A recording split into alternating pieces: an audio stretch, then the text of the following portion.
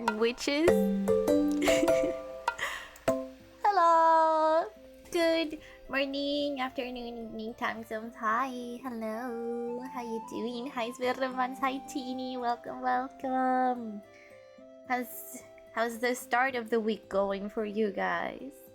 Of course not. Damn.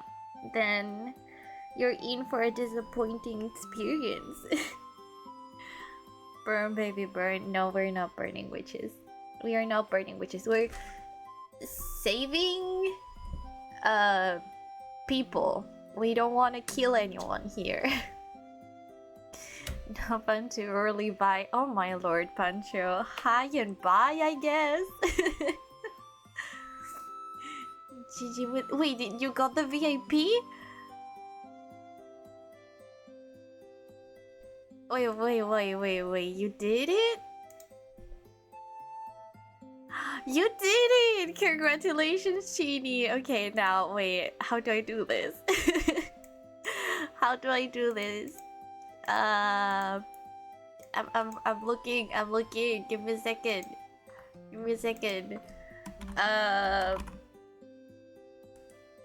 I'm looking.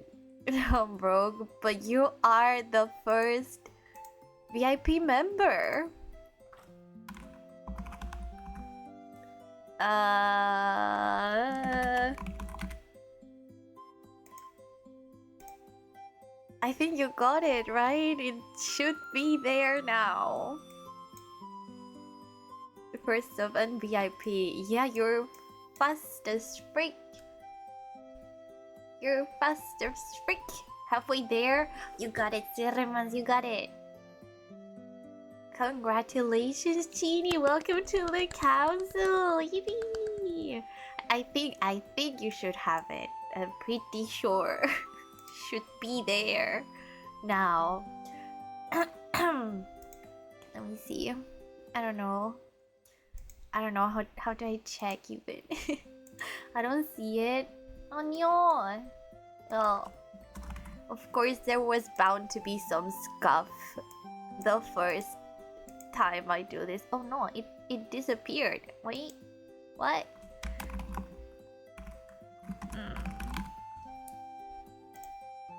Oh, maybe I didn't save it. Okay, now it should be. You may have to select it or reload. No, it was my bad. I didn't save the changes. Okay, you should have it now. Yeah, you have it! Look at you! You got the little VIP badge. Congratulations, Genie! Welcome to the council. Welcome. Oh, this is exciting. My very first VIP member. Yee! Eevee! I'm the best. Okay, let's not get too ahead of us. I'm ready to lock in today. I want to finish this game today. I hope we're able to. I really do, because I've been saying this is the last chapter. We're so close to finishing the game for like 3 streams now. This should be it. This is the time. Yesterday, also, it's kind of also a way to compensate from yesterday's stream, because I had to end it earlier than I would have wanted to, because I wasn't feeling good. Today I'm doing much better, basically. Though I've been awake since like 5 in the morning, so yeah, I think today a nap is in order. If my body would be so kind as to allow me that privilege, that would be very nice. Good to hear. Yeah. I did in fact have a migraine. Last night. But yeah, since I got it pretty early on and I took ibuprofen, I think it's called, I was able to kind of avoid the worst pain. And yeah, I just as soon as I ended stream, not as soon, I stayed a bit on the rated channel. She seemed pretty nice. I like her content, so I stayed there for a little bit, and then I went to take a shower and eat immediately. Like, yeah. And it wasn't even that late, but I just KO'd on my bed. Because yeah, I had been away for like more than a day, I think. So I was so tired. I was so tired, and the headache and everything. God, I just wanted to sleep. Completely zonked out. Exactly. In a way, I didn't even think it would be possible given the circumstances, but yeah, wow, I was so tired. I was so tired. It felt nice to be able to sleep, honestly. It felt really nice. So that's what I did. Yeah. And today we're having a long stream ahead of us. Probably. Watch me say that, and then the game is like only an hour of gameplay left. That would be annoying. Not gonna lie, that would be a bit annoying. But I do have like plenty of yapping energy today to fill some space. So if that's what ends up happening, don't worry, I'll fill the time with my yapping. Because yeah, I can do that, no problem. I can do that, no problem. But I'm gonna save it for after the stream in that case. Because I want to play. I really want to play. And I want to play it now. I'm not just going to yap our ears off. Is that not why you guys are here? Is that not why you guys are here?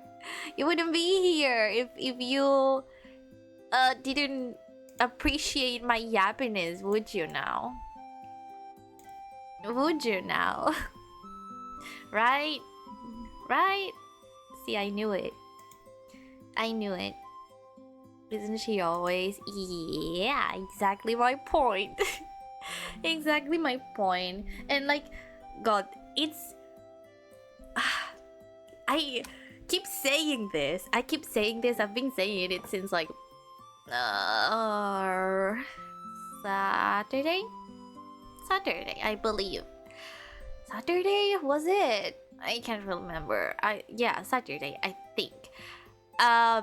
Like there is some stuff going on in my life that I so wish I could speak about, but I can't, and I have to constantly like cut myself off because I don't want to sleep up, you know. It's so annoying. I don't like it. I want to be able to yap about whatever I want to, but I can't, and it's really annoying. I'm here for Layton. I'm here for the VIP. Wait, Veremans, when we're done playing the Layton games, are you gonna leave me? Oh, I was here for the VIP. Are you gonna leave me now that you have the VIP? Oh, I'll be gone like the wind. Oh God, we're never gonna finish Professor Layton's games. I'm gonna stall so much on those. Wait, give me a second. I just got a message from my therapist. Awesome! Oh my God. Awesome.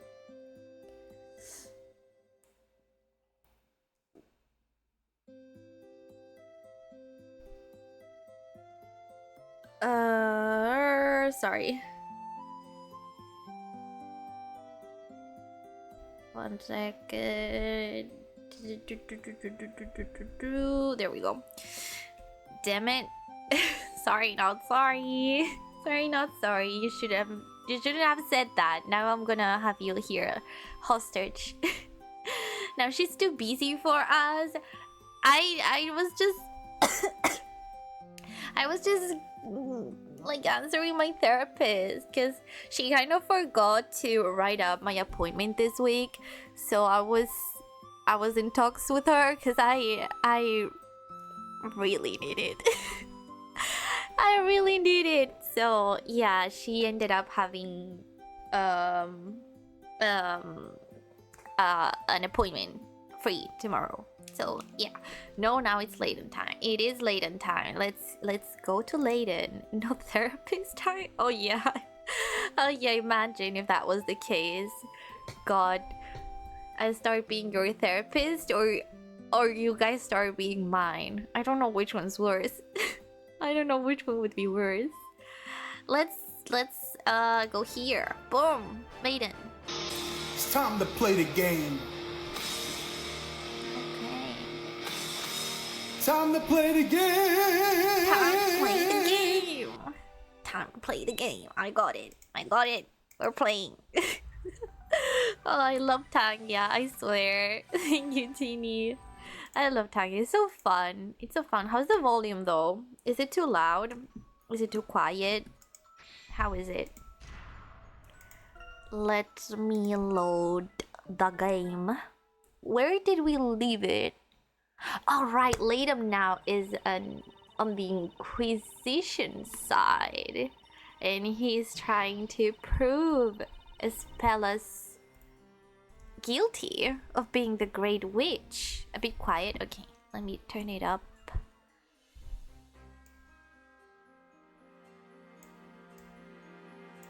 Is it better?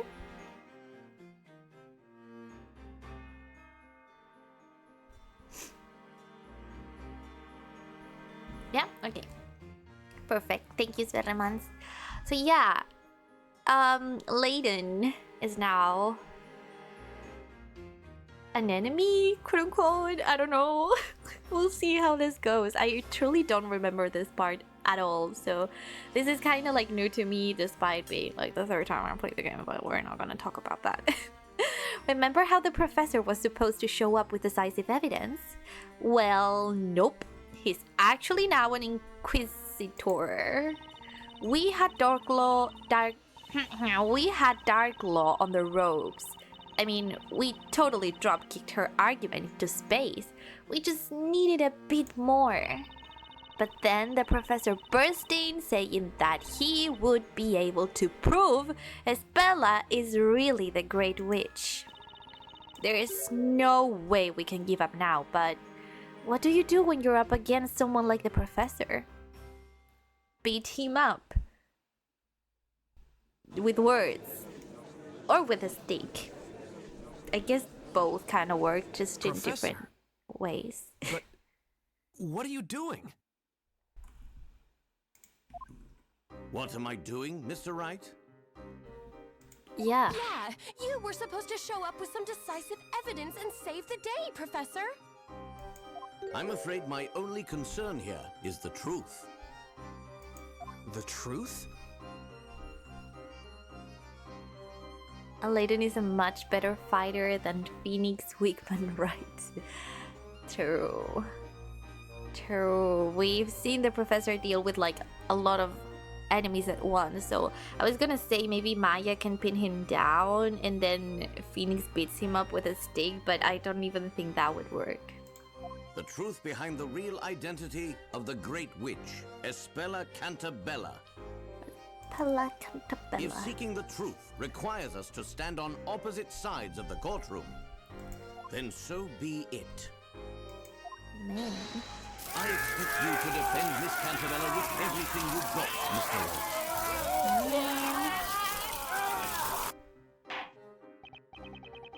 Court is now back in session. Are you prepared, High Inquisitor? So long as I remained on the witness stand, I am no longer High Inquisitor. Simply Darklaw will suffice. Miss Darklaw, I'd like to just confirm something.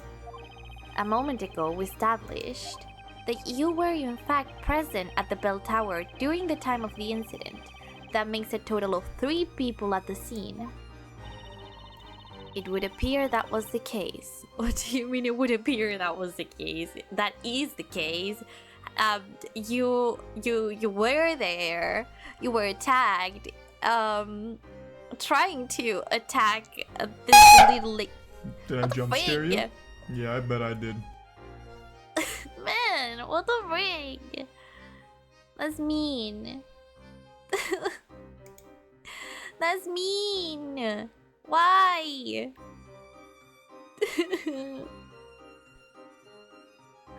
I swear, one of these days I'm gonna just end stream. I'm just gonna end stream. I don't care anymore. But yeah, she was there attacking someone. No. Imagine I do it on my one and only Layton stream per week. Yeah, poor Zerman. No, I won't do it on Layton's stream. Oh, I'm so looking forward to Saturday. I'm so excited. I hope you guys won't fall asleep on Saturday's stream. It's gonna be so nice and chill and cozy and relaxing, and I can't wait to do that with you guys. Anyways, however, you managed to stay hidden from 10 different guards with the help of this right here. The robe of invisibility. In other words, there is every reason to be suspicious of your actions tonight. Yep. Because as we know, that robe is only visible to those who live on the Eldritch Forest. So she should not be able to see the robe. In theory, but we know she is the Great Witch of the Eldritch Forest. I don't know about the Great Witch Bezella, but yeah, because apparently they are different. Lady Darklaw, while I cannot believe you would deceive us in such a way, I ask that you tell the court what happened at the time of the incident. Very well. Witness testimony. What happened tonight? The town square was to be the parade's final stop. I patrolled the perimeter, I don't know, to ensure nothing was amiss. As I passed by the bell tower, a pair of small footprints leading inside caught my eye. I went inside to investigate. And no one saw you, right? No one saw you. Good evening. Hi, callers, and welcome, welcome. So, how was the interview? How was the interview? Did it go well? Tell the class. I hope it did. Let me stretch. There we go. Yeah, she is such a liar. Such a liar. I had my own reasons for not allowing any one of those vigilantes to see me. I climbed the stairs up the bell tower and saw an intruder inside with their back turned. I proceeded to apprehend them. That explains nothing about the robe. You should not be able to see. You apprehended the intruder. While I hold the position of High Inquisitor, there are often times when I must partake in various secret tasks, unbeknownst to the citizens of Labyrinthia. One of those tasks being ensuring the security of the storyteller. Security? As such, there is nothing odd nor suspicious about my actions tonight. If that was the case, then why didn't you just tell that from the beginning? Huh? Huh? That's suspicious. I see. Defender, you may now begin your interrogation.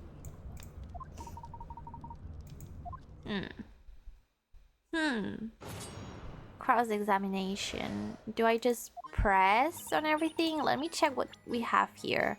We have the pendant. Kira ripped it off her assailant's neck, injuring them. Bloodstains can be seen on the strap. This is hers. Footprint sketch. A sketch of the muddy footprints left on the bell tower stairs. Touch details to see more. Okay.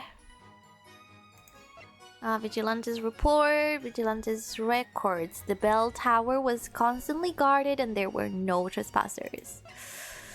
She's not making any sense, but we are very low on chances to present evidence, so I am scared of messing up. I'm scared of messing up. One of the people didn't show up. The other interview used to work where I work now and understood how it was a unique situation. I'm hopeful for a second interview. He did offer some advice to help me in the next one, if I get the next one. Also, he didn't realize it was 5 a.m. for me. Oh. That sounds good though. That sounds really good. So they know your backstory? Is that the right word? And offered her help with a second interview? That's almost like saying you're gonna get it. He didn't realize it was 5 a.m. for me though. Is that a good thing? I guess it's a good thing. You didn't seem tired or anything. That's a good first impression. Yeah. So let's pray for the best. Let's pray for the best and that you get a call back. Yeah. Congratulations, you did a good job. Yippee. I'ma just press on everything. Yeah, I'ma just press on everything. Nothing was amiss. You mean there was no immediate threat to the storyteller, right? And now you tell me, Defender, surely you remember the final part of the story. She must mean the part about the storyteller's death. There is little possibility of changing the outcome of what was already been written in the story. However, there are still those who would challenge the story and make an attempt at changing the inevitable.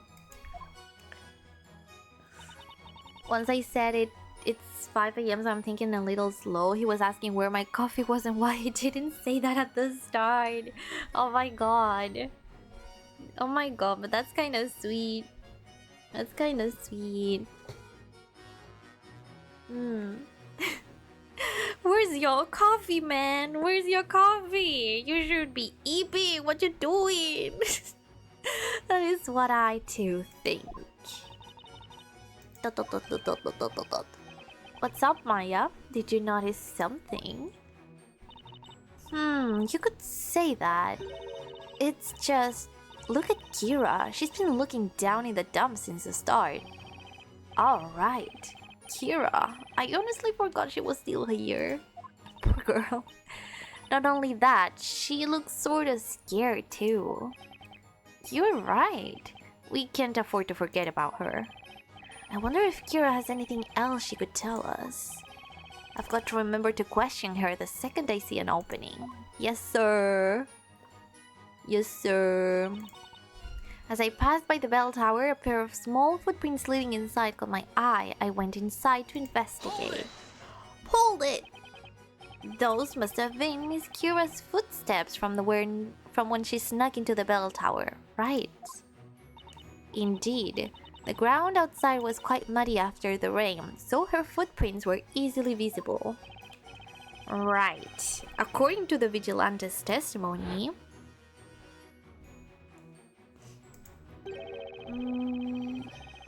They thought the footprints looked like Foxy's, but it turned out they weren't hers. That's right. Her footprints would have contained a mark where her stiletto had been. But the footprints I saw at the bell tower contained no heel mark at all. And you stepped inside those footprints on your way up the stairs so as not to leave your own and risk being detected, correct? Exactly. At that time, my main task was to ensure the safety of the town square. In doing so, it was of the utmost importance that no one knew of my presence there. Had the townspeople noticed your presence there, it would undoubtedly have raised some suspicion. Indeed. So naturally, that is why I did not wish to be noticed by the vigilantes.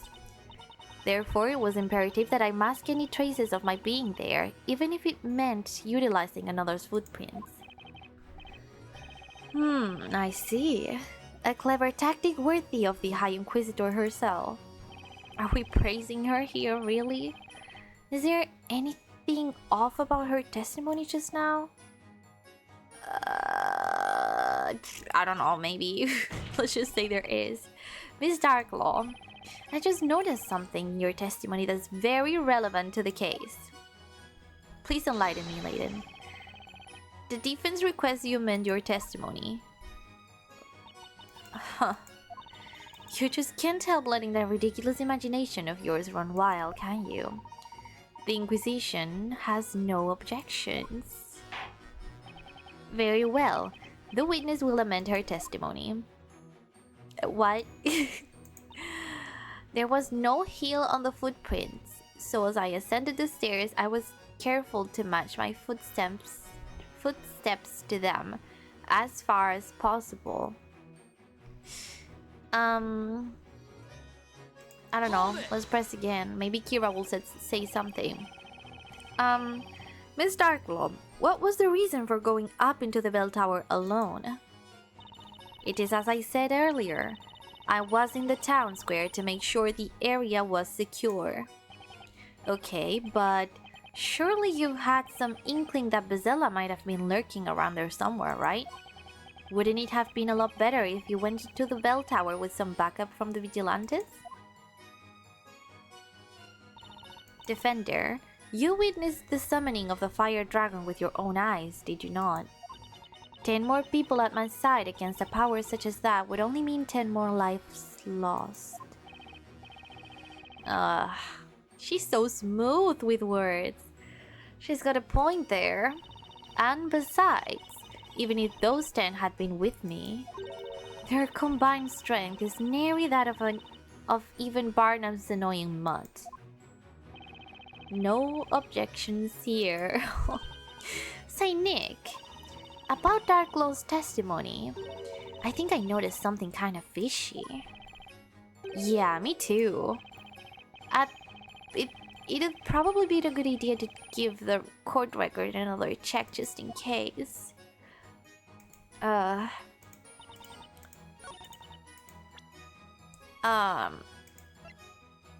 Is it this?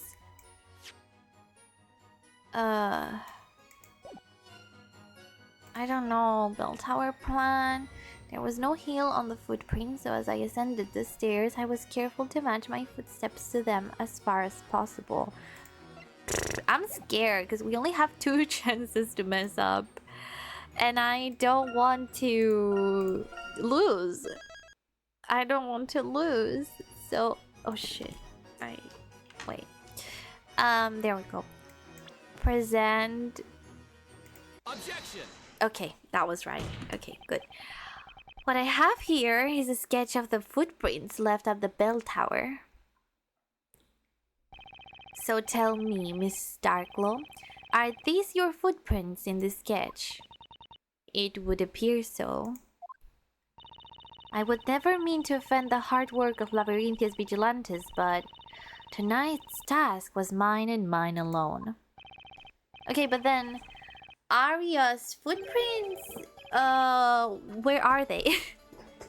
Where are they? So in order, Kira went up first, Darkglow second, and then, oh sorry, I keep calling her Arya because of her other name in the other version of the game. Spella, sorry.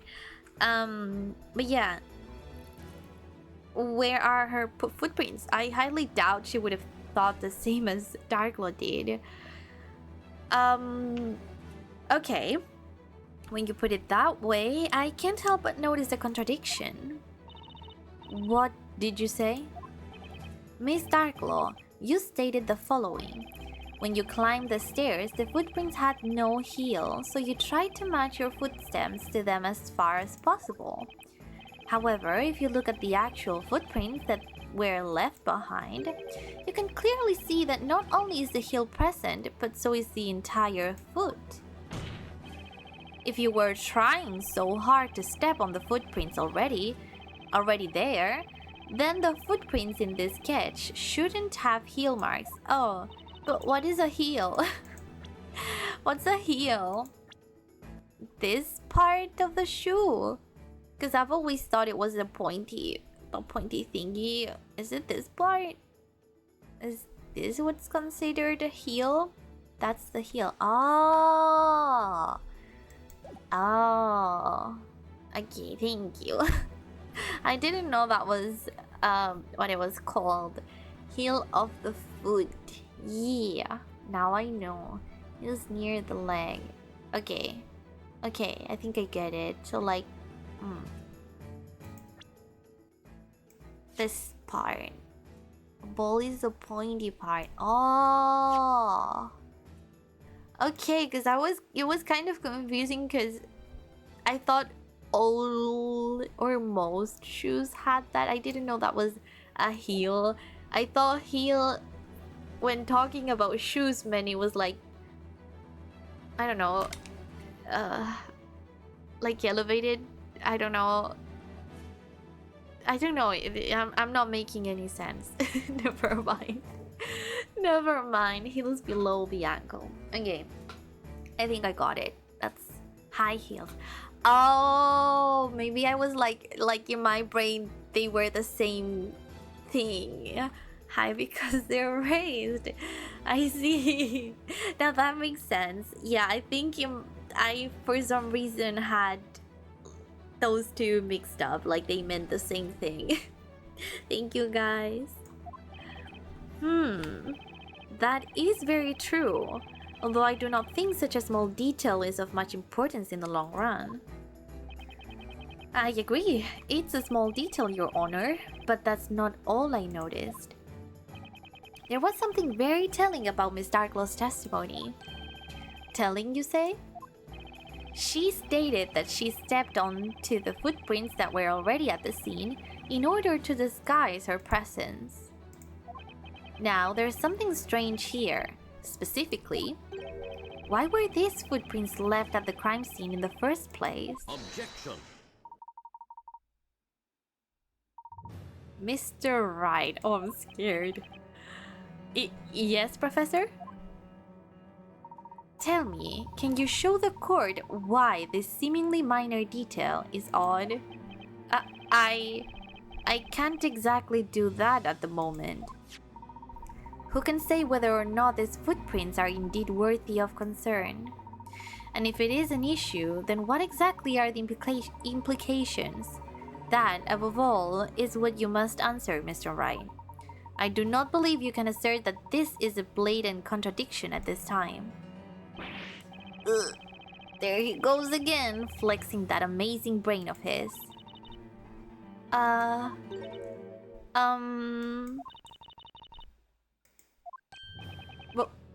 What is it, Miss Kira?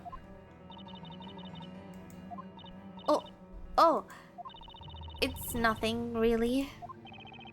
What the heck was that about? It looked like Kira definitely had something she wanted to say just now. It would appear the witness has nothing to add. Lady Darklaw, will you please continue with your testimony? Of course. Huh. Should I press again? Anyway, Darklaw shouldn't be able to explain her way out of trouble much longer. There's got to be something more to those footprints, but what? Let's just press again. Miss Darklaw, what was the reason? Blah blah blah blah blah blah. Okay, we already read all of this. Or do I just ask her? Like, Hang on! out of the blue?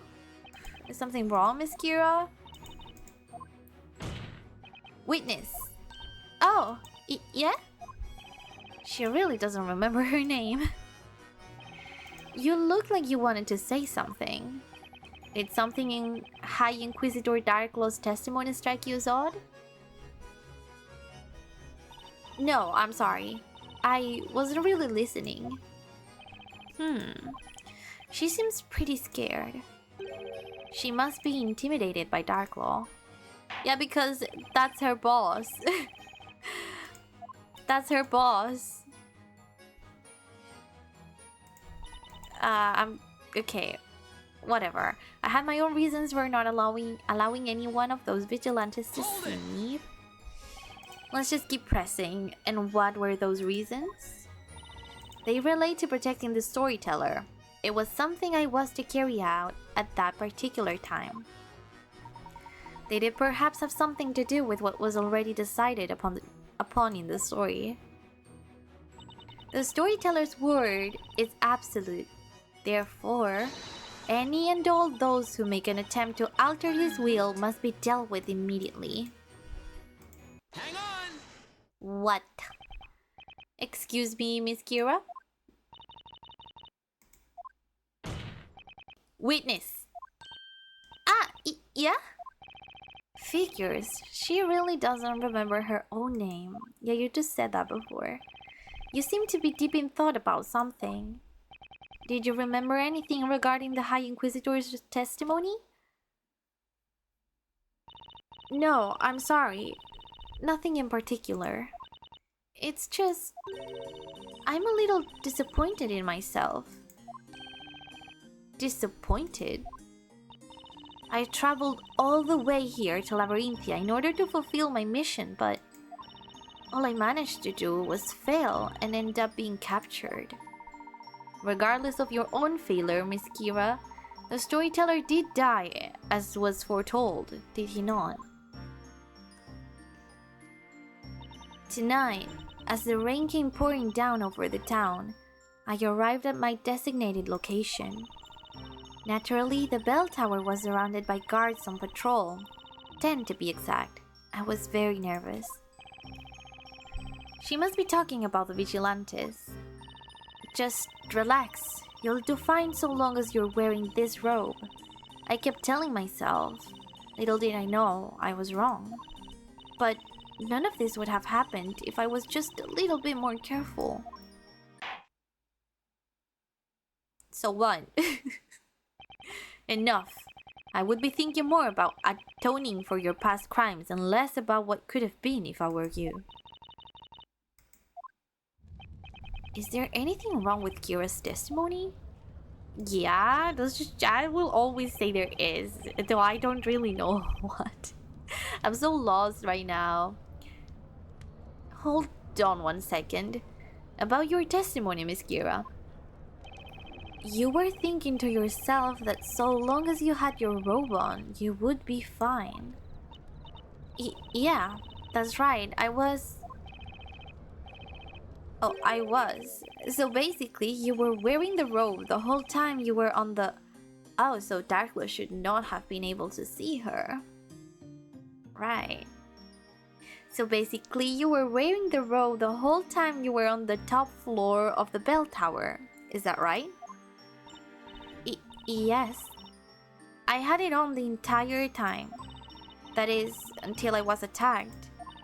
Then my robe was ripped off by the wind. Miss Kira, this is the first time we've heard any mention of this information. Is that so? I think I must have just forgotten. Your Honor, perhaps we should update this piece of evidence in the court record. Right, you are. Invisibility robe worn by Kira when she was attacked, visible only to the Elwitchwood residents. Lady Darkglow, please continue your testimony. She's so smug. Ugh.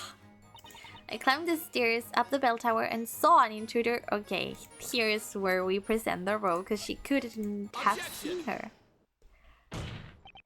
So the person you saw when you entered the bell tower was actually Miss Kira. The only problem with that is that it would have been impossible. What are you talking about, Defender? Miss Kira, or should I say the witness, stated that while she was waiting on the upper floor of the tower, she was wearing her invisibility robe. Therefore, there's no way Miss Darkglow would have been able to see the witness. Oh, you're quite right. Anyone wearing this robe becomes invisible. Right, but there is just one particular group that can't see anyone dressed in this robe. And who is that exactly? only residents of the Elwich Woods are able to see the robe. If you're from the Elwich Woods, then you'll have absolutely no problem seeing this thing. Objection. Objection.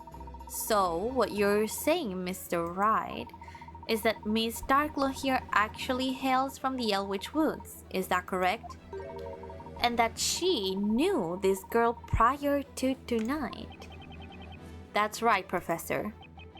What is this? This judge is almost as confused as me, constantly. A most impressive display, Mr. Wright. However, there is one detail that you appear to have overlooked. Ow. I hit my elbow. Ouchie. One sec. There we go. Something I overlooked. You say Miss Darkglow saw something she should not have been able to see. However, the truth is that there is one other possibility as to what occurred tonight. Did he just say what I think he said? It's rather easy to work out. Quite simply, the witness was not wearing the robe in the first place. What are you talking about, Inquisitor? This witness has proven her memory of tonight's events to be quite unreliable.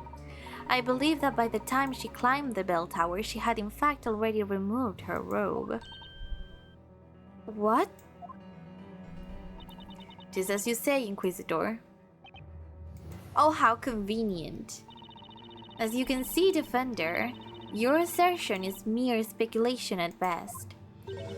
Your little witness here has been lying to the court the entire time. It's as simple as that. But has she really? That's enough. Miss Kira? Lady Darkglow, how?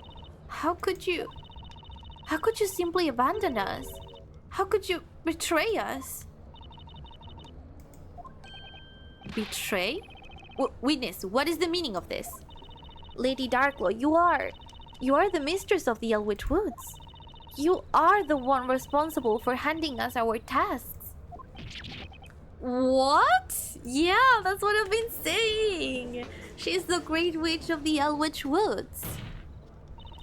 This wretched girl is nothing more than a detestable spawn of magic. That was funny. Her words cannot be taken seriously. People of Labyrinthia, I ask you, what am I if not a loyal daughter of this fair town? No, you're lying, Lady Darkglow. When I was waiting up there at the top of the bell tower, I was most certainly wearing that robe. She's a witch, burn her. Oh my lord, guys. Burn everyone. Okay, that's a bit of a stretch now. That's a little bit of a stretch, but just a teeny tiny bit of a stretch. Let's not burn anyone, shall we? Lady Darkglow, you were also wearing a similar robe, were you not? Don't you remember? What nonsense. I haven't a clue what you're babbling about. I simply managed to sneak right by those makeshift guards. Just not the most demanding of tasks for someone like me. Let's be on the safe side and burn them all, just to be sure we get all the witches. Let's not. I don't agree with that method. I don't wanna burn anyone. No. Witches are cool. Bad witches, not so much. But witches are cool. Yes, you're right. That would be true. If you'd been sneaking around by yourself. By yourself? Witness, explain. Enough. Listen to me and listen well. Did she just interrupt the judge? That's crazy. Continue as you are, and I will see to it that this court be the last place in which you ever set foot. Oh, she's threatening her.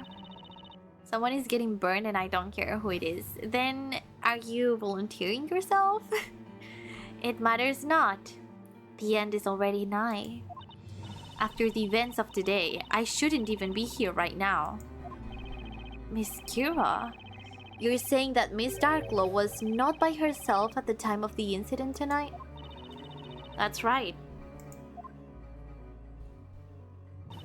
Oh, Lady Darkglow was wearing the invisibility robe, and underneath that robe was a young girl passed out on her back.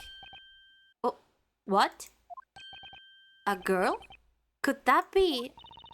Yes. It was the very same girl imprisoned inside that cage up there. Only a woman can be a witch, noob? Yeah, so are you volunteering? You mean Espella Cantabella?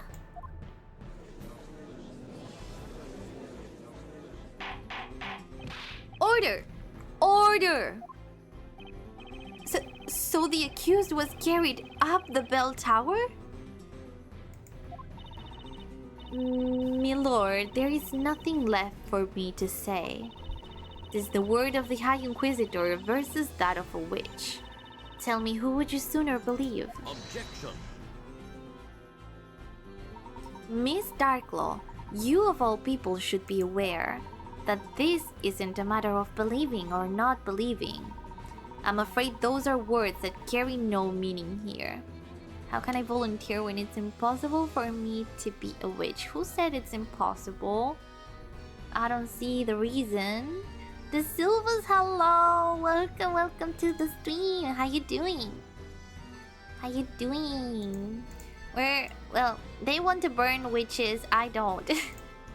I don't. I am against burning witches. We don't burn witches here. No. How are you? I'm doing great. I'm doing great. I'm excited because we're, in theory, going to finish this game today. In theory. I've been saying that for like 3 streams. I made up my mind. Today we're not ending stream until I'm done with the game. I said what I said. I said what I said. How are you doing? Welcome to the stream. Burn the woman? Oh god, that got auto-modded. Burn the witches? No, yeah, exactly. We're not burning witches. Not all women are witches, but all witches are women. And your point being? Your point being? It wasn't context of the game, sorry, auto-mod. I'm not a woman, noob. Who said that? Who said that? Maybe you are? Maybe you are, you're just lying to us. Because you just said, someone's going to get burned, and I don't care who it is. You could volunteer. You could volunteer. Therefore impossible to be a witch, like I said. Who said it's impossible? Do I have to prove it? No, I don't like where this is going. Never mind. I take it all back. We're not burning anyone, and that's the end of it. The only thing that carries any meaning here within the courtroom is evidence. Don't you agree, Mr. Wright? Yes, absolutely, Professor. Well, now, things are beginning to heat up a little, are they not? This game is intense. It is intense. It is intense. Like, this girl right here is such a manipulator. She started accusing, like, what we think is her childhood friend, because we saw a photo of them too when they were little, from being like the root of all evil in this world. But it's kind of weird because this is like a parallel world, kind of. Our protagonists, Professor Layton and Phoenix Wright, and their companions, they come from the real world, but they got transported inside this like storytell kind of storytell fairy tale. I don't know my words, sorry. Fairy tale type of world where witches exist. And there is like the queen of the witches. And that's who's being accused right now in this trial we're playing. Which is our friend. And probably the childhood friend of this girl. And the daughter of the one that decides what happens in the town. That also, in theory, got killed, but he didn't die because we saw him at home, just chilling. Take yourself into that one. No, I kind of did, didn't I? I kind of did. You regret it. Fine. Tell me, Defender, have you the means to prove this assertion? Do you actually think you can prove that I, the High Inquisitor of Labyrinthia, carried the accused into the bell tower? Shoot. Can we do that? I don't think we can do that. The only thing that links them is the pendant, because she needs to have both of them to go up the thingy here, the belfry. She needed both pendants to go in here. And that's where she left Kira. So Espella should have been with her. Right? That's the only thing I can think of.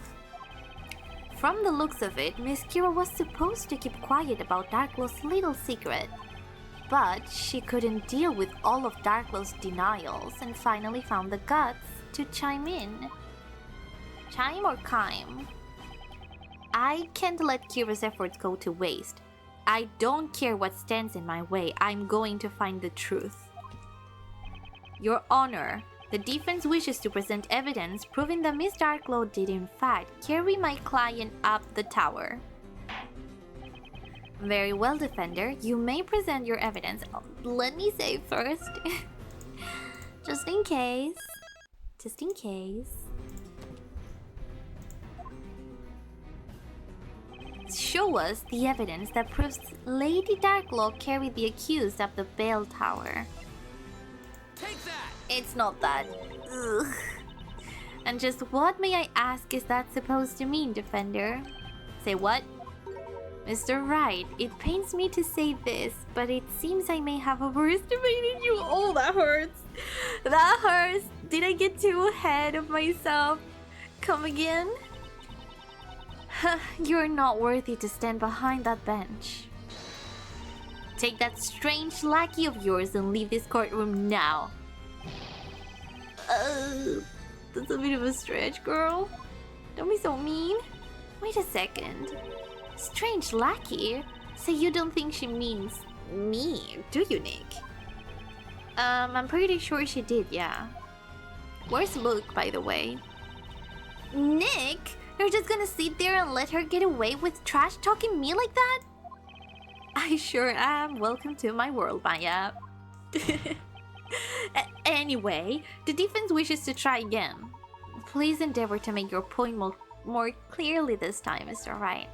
Oh, but I don't know. But I don't know what to present if not that. Which was the evidence that proves Lady Darklow carried the accused up the bell tower. I don't know. Like this? No. Is someone on her back? She can she tiptoe? No. So you mean to say it's the footprint sketch? I mean, depending on how strong you are, you could, yeah. I think... is that what it is? I guess it is, but... Take that! Oh shit, no.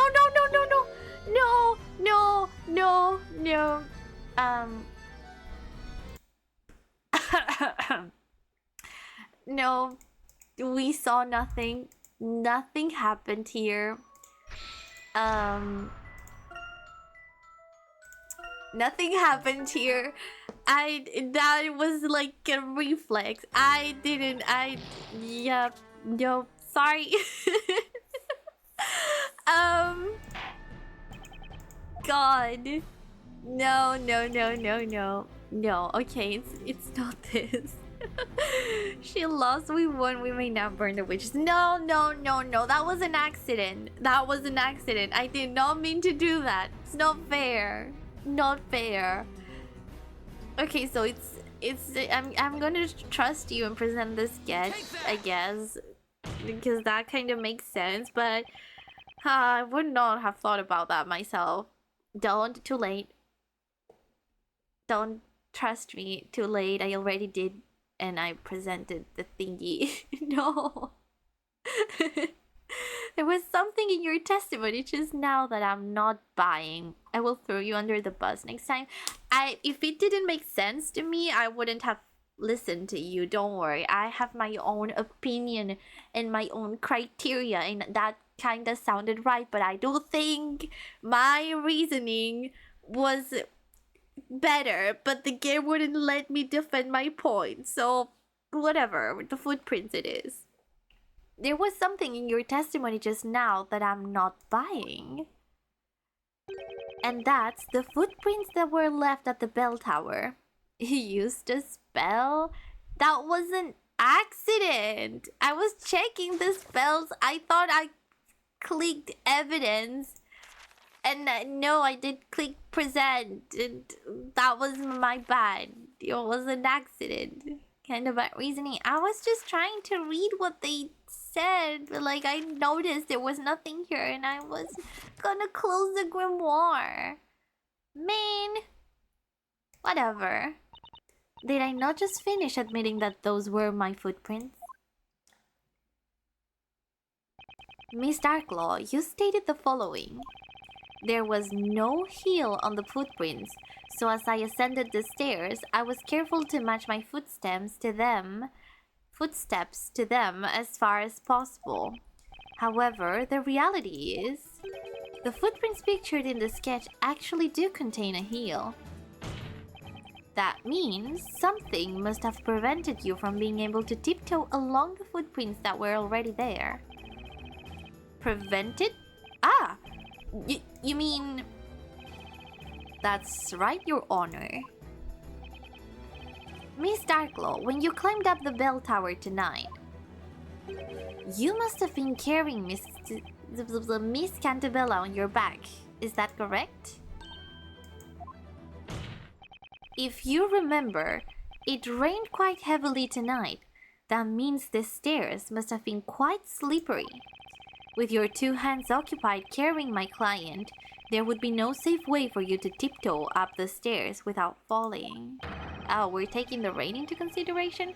But how slippery could it be in, like, wooden floor? Wouldn't it be more like drenched? I don't know. That right there is the truth behind the footprints on the staircase. Dong dong dong. Lady Darklaw, you... Fine, I admit it. It is as you say. I donned the robe and made my way up the tower. A robe that she should not be able to see, by the way. But I was not alone. I carried both Isabella Cantabella and her little friend up the tower with me. Little friend? That black-furred creature of hers. The thing is nary even a second from her side. Oh, she must mean Eve. When I arrived at the top of the tower, the Kirka, yeah, I saw this girl already there and called out to her. I was very shocked to see the mistress show up in person like that. The girl's presence was an inconvenience, so I immediately put her to sleep. Believe it or not, it's just like you said, Defender. I used what remained of Belgick's medicine to put the girl out of the picture. And that's when Miss Kira put up a fight and pulled this pendant right off your neck, correct? That's right. Wow. I cannot fathom it. That would mean this pendant actually belongs to you, Lady Darklaw? Yep. Yep. But we knew that because she was wearing it on that photo we saw of them both as kids. Both Espella and Darklo were wearing the same pendant. And you need both to access the belfry. So, yeah, what I was saying, that kind of seems like more decisive than the footprint thingy, but sure, whatever. I just have one question, Miss Darklo. Why? Why take Espella up the bell tower? Why render her unconscious? And why go through the trouble of sneaking past the guards? What exactly was your aim in all of this? I am in no way obliged to answer that question, Defender. What? What makes you say that? Well, she kinda is right. Simple. None of this has any relevance to the case at hand. That is why. Wait, shouldn't we decide that? Objection! Miss Darklo, you rendered the witness unconscious and locked her up at the top of the bell tower. I'd say that is more than a little relevant. She also took the accused to the crime scene while she was unconscious. Objection. Just saying. Your Honor, if I may, the Inquisition believes the defense question to be irrelevant to the current case. What? Professor, what are you saying? It would seem the defense has forgotten a very important point. Namely, the point of this, Mr. Wright. The music starts, yeah, Layton's theme, oh my god. He's about to unfold it all. I'm so ready, but I'm also kind of scared because he is accusing Espella. The aim of this trial is to find the identity of the Great Witch Bezella. Whether or not Miss Darklo locked the witness at the top of the bell tower is hardly relevant to the purpose of this trial. But yeah, he is kind of right in that point, but I wouldn't say her reasoning to carry Espella up the bell tower are irrelevant to this all. There is one thing that is very clear. Neither Miss Darklo nor this witness could possibly be Bezella. And how do you know that? How is that very clear? I'd say it's very clear that Kira isn't because she was unconscious, but what about Darklo? Oh, my froggy. Hi. If either one of the two were Bezella, then there would be no need for them to have used this robe of invisibility. Yeah.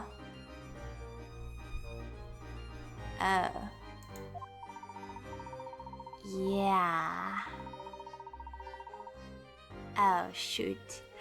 They cannot use any magic. Therefore, it is inconceivable that either of them could be the Great Witch. Shit. A rather straightforward argument if there was ever one. At the time of the incident, there were 3 people present.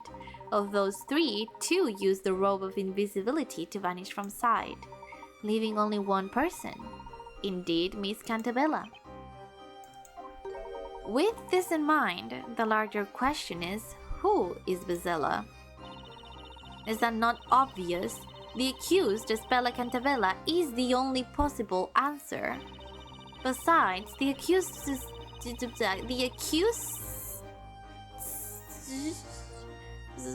How do you pronounce that? The accused's voice was heard by all the townspeople chanting the spell Cranworm. Objection! Not so fast. I happen to think these witnesses are extremely relevant to this trial. Did you forget about Miss Kira? She supposedly took a one-way trip into the pit of fire over there. And yet there she is, in one piece, testifying that she returned in order to kill the ruler of Labyrinthia the Storyteller. Then there's Miss Darklo, who rendered the defendant unconscious and proceeded to transport her up the bell tower. I'd say there is more than enough reason to investigate who these two really are. only to discover that they are not, in fact, the Great Witch Bezella? I'm saying there is a possibility that these two are somehow related to Bezella. The court will now announce its thoughts on the matter. I must say, what Inquisitor Layton has stated certainly does ring true. However, Lady Darklaw, I have one question I must ask you. What exactly were you hoping to accomplish here tonight? Are we not going to wonder why she carried Isabella up the bell tower? The one they all think is Bezella? Is that not weird? Why? I assure you, it was not my intent to deceive the good citizens of Labyrinthia. However, I must now reveal the truth to you all. What did she say? You don't think Lady Darklaw is in league with the witches, do you? She can't be. She was the one that saw to that other witch's demise. Lady Darklaw, are you saying that you're... That's right, milord. I am a shade. A shade. Huh. Lady Darklaw, will you please tell the court exactly what you mean when you say shade? Yes, of course. I grow weary of standing behind this bench. I will tell you all I can. What the heck is she trying to pull? I want to know that too. Why testify about something that could potentially undermine your credibility? Because she believes Layton has her back. Because that's what he's doing. He's kind of protecting her. For some reason. Let's go. Shades. Shades live outside the realm of those who dwell in Labyrinthia. To them, I am known as the Great Witch. Those that are put to the flames in the witch trials become shades, who live their lives in the woods. We exist to carry out tasks given to us by our mistress, the Great Witch herself. I am not a witch, nor am I a wandering spirit. What on earth? High Inquisitor Darklaw, do you mean to say that not only are you a witch, but that you're the Great Witch? Unbelievable. Lady Darklaw is the Great Witch. The Great Witch? Doesn't that mean she's Bezella? That's right. Lady Darklaw is Bezella. I do hope you have not forgotten what we established only moments ago. It is not possible for Miss Darklaw to be Bezella. But Inquisitor Layton, surely the testimony just now proves it. I am afraid that in the heat of such revelations, you have all misheard the information. It is pointless. This is the extent of what people of this town will believe. I believe the truth will become clear during our cross-examination. Don't you agree, Mr. Wright? What? Defender, you may begin your interrogation. What? What? What am I supposed to do here? Shades live outside the realm of those who dwell within Labyrinthia. To them, I am known as the Great Witch. Let's just press. Great Witch. Yes, that's right. However, I am not Bezella. The mistress to those who dwell in the Elwich Woods is dubbed the Great Witch. Even if I wanted to be Bezella, I couldn't. As the ever-so-charming Inquisitor stated earlier, I cannot use magic. Miss Darklaw, I have one question. What do you mean by live outside the realm? I mean just that, Inquisitor. We truly do live in a realm separate from this town. Now surely as one as intelligent as yourself has worked out the answer by now, no? Perhaps that remains to be seen, Miss Darklaw. Regardless, it is something we cannot discuss with anyone. But it is something that the defense should be able to prove. That almost sounds like a challenge. By the way, Miss Darklaw, since you're not actually a witch, why do you continue to be called that? To answer that, I must first discuss the true identity of the shades. Those that are put to the flames in the witch trials become shades who live their lives in the woods. Hold it! So you're saying that the Kira here right now is a shade version of the Kira from before? Indeed, Defender. The girl has no recollection of her life prior to living in those woods. What manner of witchery is this? Why? This girl, Kira the flower seller, was cast straight to the flames before our very eyes. That's right, Your Honor. But as you can see, she didn't die. You see, there is actually a trick to the incineration device in the witch's court. A trick? Once the verdict has been delivered, the court attendants move the steel cage into position, after which it seals shut. Yeah. Boom.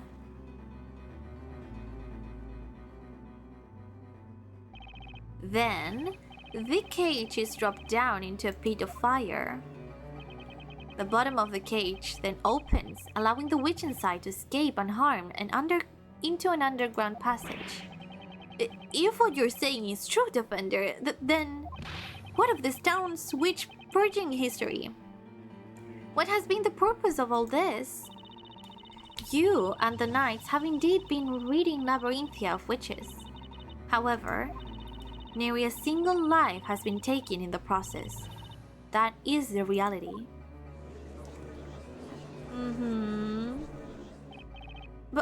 But you cannot truly expect me to believe such a ridiculous notion. Your Honor, it's true! Oh, Maya? There we go. Take a hard look. It doesn't get any more alive than this. Ah, it's you. Let me drink water. My throat kinda itches. I am May. It's Maya Faye. Oh, he's trying his best. Poor old man. Well, it's actually Maya Faye. Your forgetfulness. What the heck are you doing? Everyone's gonna recognize you. Yeah, but seeing is believing, Nick. Now they have to believe you. Do you see? Are you satisfied? All those found guilty in the witch trials lose their names, magic, and memory.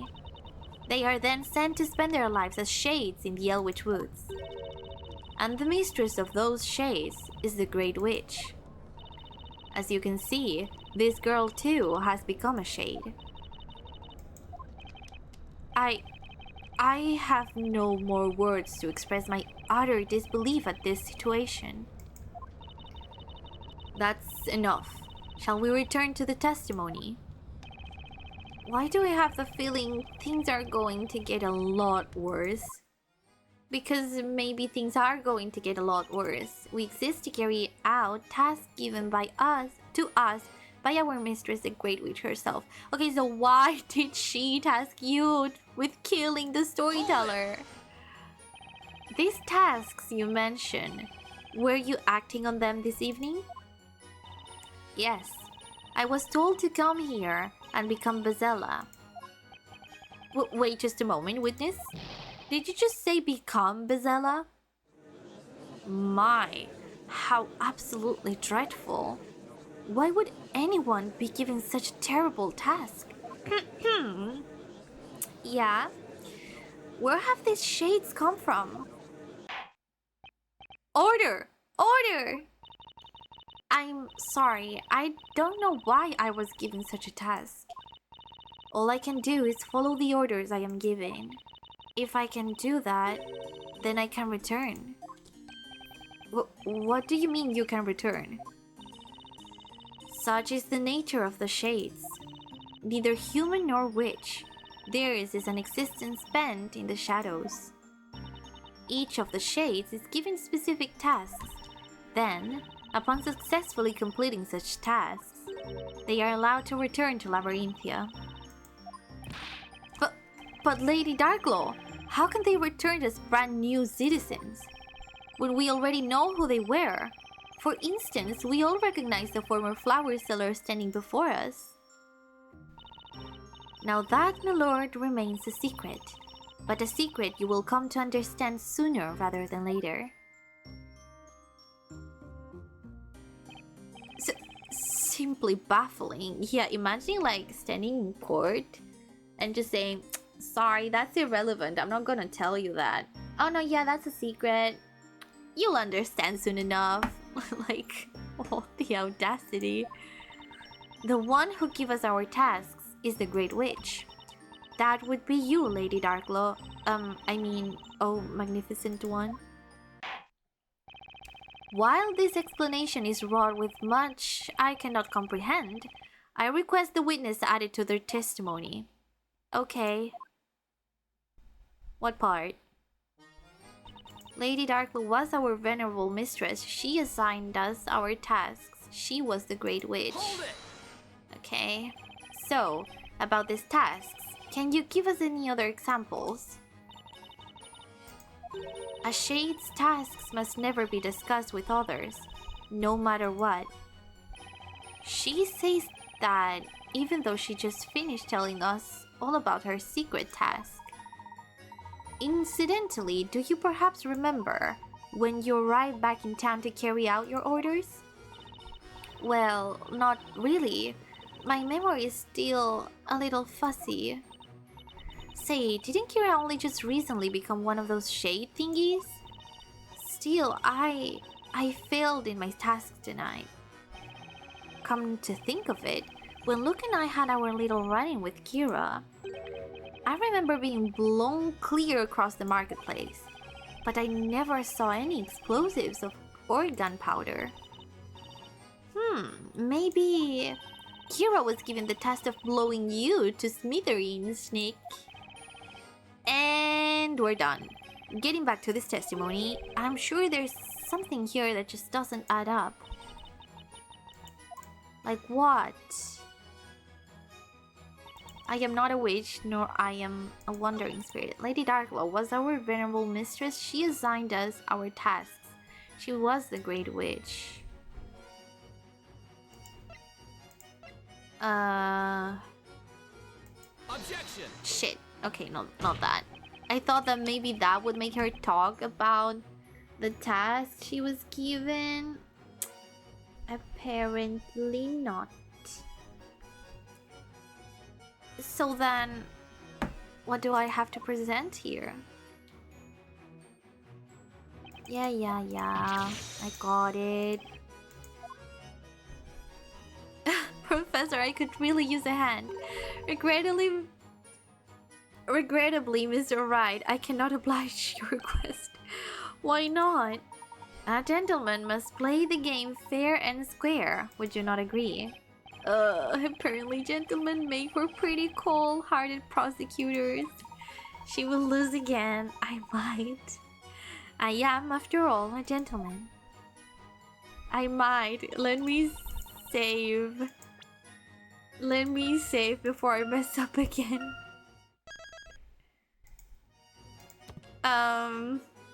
Lady Darkglow was our venerable mistress. She assigned us tasks.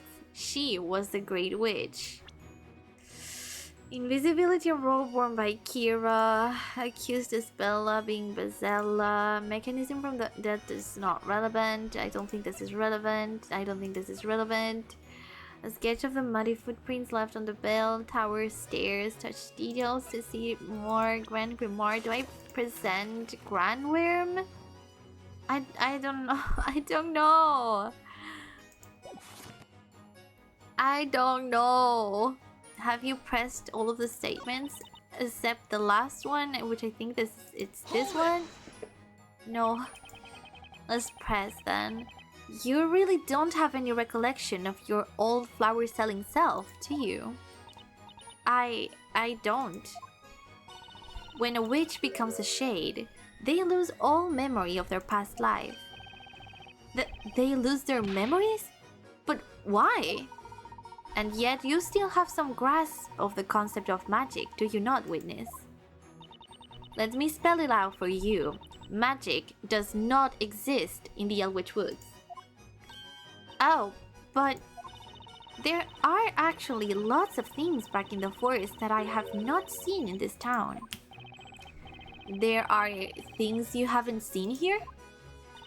Like really huge machines, that sort of thing. There's one that spits out fire with such amazing speed, and then it expels these huge plumes of great smoke. A machine that spits fire? Never have I heard such a thing. Is everyone thinking what I'm thinking? Maybe the dragon was a machine? Are you certain that these machines of which you speak are not simply magic? No, we aren't thinking of a bulldog. Man. Honestly, I ended up not eating bulldog that night because I was way too lazy to even do them, so I just got some cup ramen. And then I had yesterday jjajangmyeon, so my ramen cravings have been pretty much satisfied.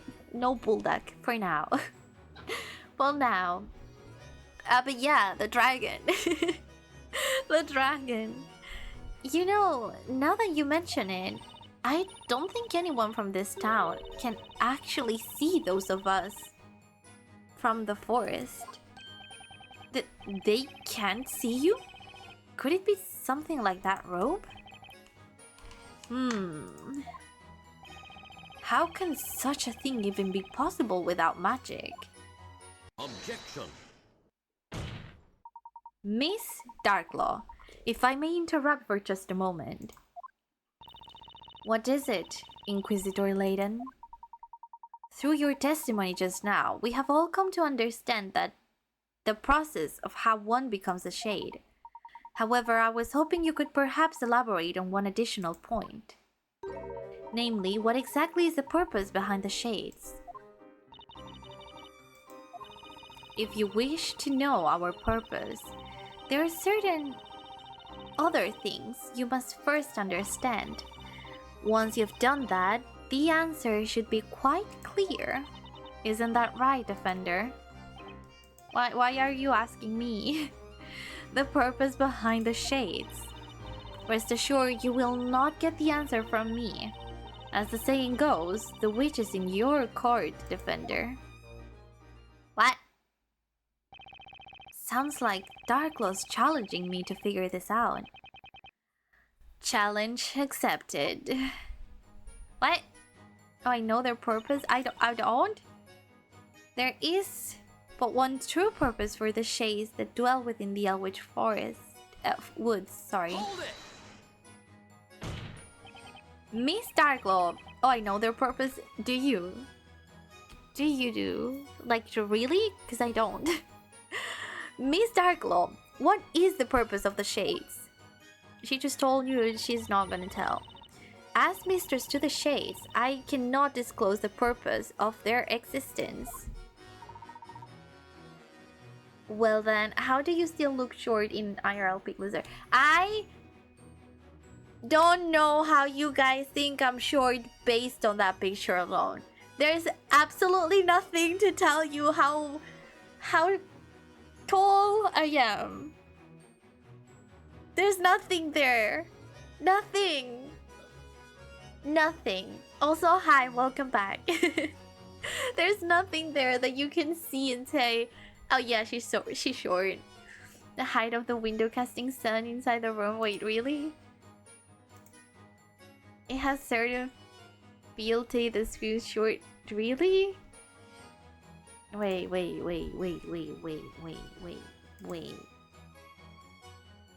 Nah.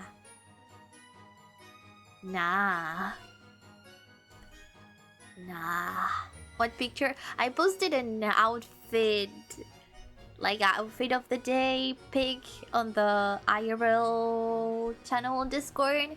And apparently they say I am short based on that picture. She exposed her baby hands. One of them. And not fully. Kinda. I just don't see it. I don't see it. Where is the shortness in there? I don't see it. I don't see it. Well, it would be pretty weird for one hand to be bigger than the other. But it's not fully visible. It's not fully visible, my hand. It's like you can tell how big it is based on that photo. You can tell. Ugh, whatever. Since Miss Darklaw is unable to tell us herself, it seems we must rely on evidence instead. Evidence, huh? I do believe the shades could have something to do with that which exists in this town, but ought not to. What? Something that exists, but shouldn't? What? Well, Defender, are you prepared to present evidence? No! What exists but shouldn't? What exists but shouldn't? They look like granny hands? No? That's even worse. I prefer baby hands. What do you mean granny hands? What? Yes, you are. Think about it. I am? What's in this game? Like magic? But doesn't exist. Magic. But like what evidence do I present here? Any spell?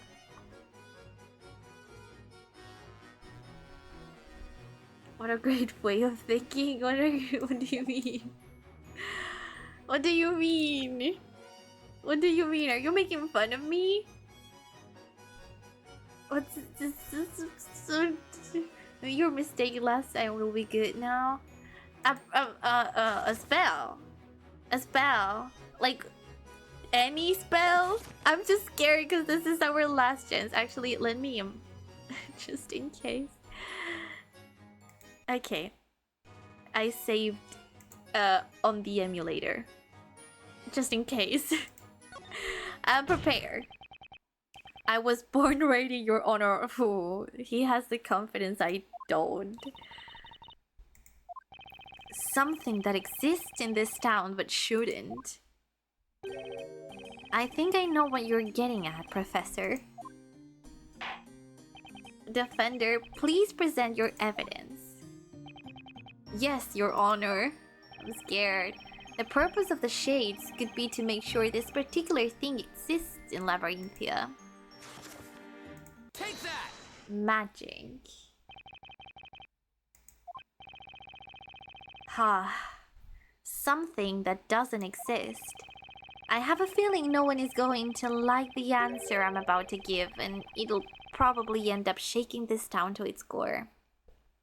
There is a distinct sun ray that is definitely above shoulder level. Most windows are at shoulder level. This is now chat versus newbie Ace VTuber. Okay, but like the way the sound, the sunlight goes through the window changes depending on what time of day. So,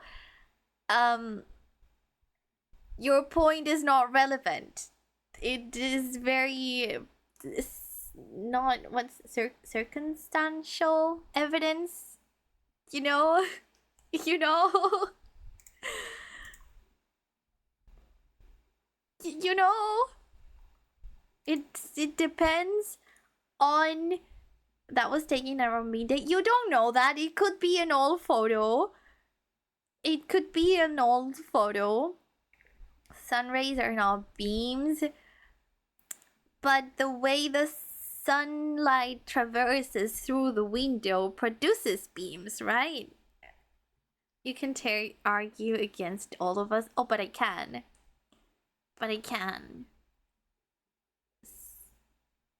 Outfit of the day, not an old photo. I could be lying. I could have lied. I could have lied. I could have lied. Yeah. Totally. We all know you hate length. But I could have. I could have. I mean,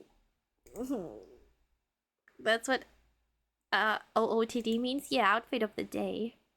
Could you? I don't know. Could I? I don't. I know. No. I mean, I could maybe. If I really try.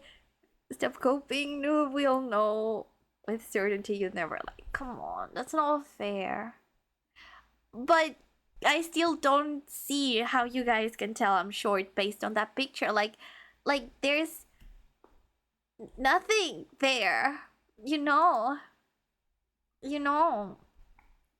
That's what I'm wondering. Like, how can you tell based on that picture, not the fact that I'm short or not?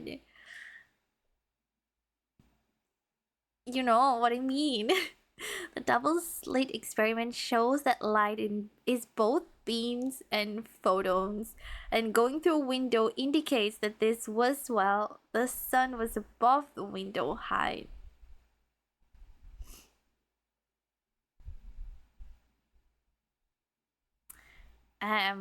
My brain is not grasping those words. The double slit experiment shows that light is both beams and photons. Yeah. And going through a window indicates that this was while the sun was above the window height. Where's the height calculator guy? I think it would have to have some kind of reference around me, and there's nothing that could be used as that, like besides the clothes, maybe. And if you cross-reference evidence of the first pic with your shoes, we can conclude one thing.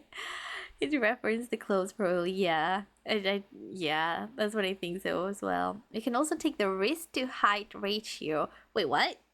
Is that a thing? Wrist to height ratio? T-Rex arms. Me? No. Wait, I'm gonna look that up. Wrist to height ratio. Wrist to height ratio. Calculating body frame size. A person's height on the measure of the wrist. Oh, but it's like all around the wrist. It's like the circumference of the wrist, not like the width of it. So you couldn't tell. You wouldn't be able to tell. So quiet though. So quiet that the game doesn't have any music going on right now. But form length could be used. I guess it could be. You guys are scary, but like, what if I have like super long legs and you just can't really tell based on that picture? Never realizing she made a mistake. Why? By posting the pic, I am seriously considering taking it off. Like, Jesus. No, I'm lying. You definitely don't have long legs. Yeah, you can see the floor there. But like, I could. Technically. I could. I feel like I am constantly like shooting myself on the foot here. Because I just can't lie. I don't, but I could. Why would I say I don't? Then I could. There's no point. Just, Nova, shut up. Just shut up. The video of your shoes shows you have very short legs. True. That is true. Short legs, baby hands, and T-Rex arms. What do you mean by T-Rex arms now? My arms are normal arms. I don't have T-Rex arms. What do you mean? Have you seen a T-Rex? I think so. Those baby, like, short arms. My arms are normal sized. You know, there is a leg lengthening surgery. Yeah, someone mentioned it before. Yeah. But, like, they are expensive. If I were to have that much money, I wouldn't spend it on that. But I've got to tell them. The truth has to come out. It's scary as freak, I imagine. Like, I would never. No would finally be over 5 feet with that surgery. I don't want to. That's scary. That's scary, and if I had the money to do it, I still wouldn't do it because I would rather spend it on something else. Other than that, I could just, you know, if I had that much money, I could just get, like, comfortable, good quality high heels and problem solved, because that way I would be able to, like, wear high heels for a long time and I wouldn't seem to be so short. Interesting how you didn't deny being under 5 feet. Oh, come on. Come on. I'm 5 feet, not under 5 feet, okay? Ugh. Wait. Yeah, 5 feet exactly. You never said I'm under 5 feet. You said over 5 feet. I'm exactly 5 feet. Yeah. Don't put words in my mouth I haven't said. It wouldn't help in her case. Even growing a couple inches, she would still be short. That is true. That is true. I would still be considered short. If you had that money, you could hire dwarves to be your friends. They would make you look tall. Damn. Buying friends, that's lame. That is massive copion. It's not, and you know it. It's not, and you know it. I am presuming she is at 5 foot plus minus 1 in. So the surgery could take her up to 3-4 inches and the average height worldwide.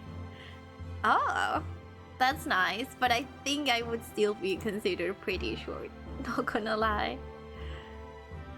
But damn, that's a lot. Like, ooh, I don't like the idea. I don't like the idea of, no. Honestly, I don't even want to know how it works. That's scary.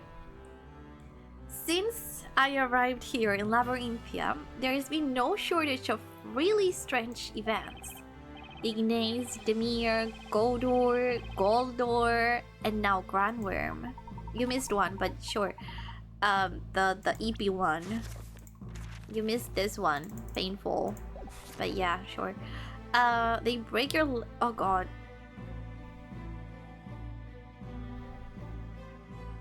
They break your legs? Hold them apart for it to heal? Then break them again? Over and over? What? Are you talking about? They... Huh? Oh my lord, no, hell no. No, I'm not doing that. Never ever. Why would I want to break my legs to be taller? That's crazy. Ew, that can't be good.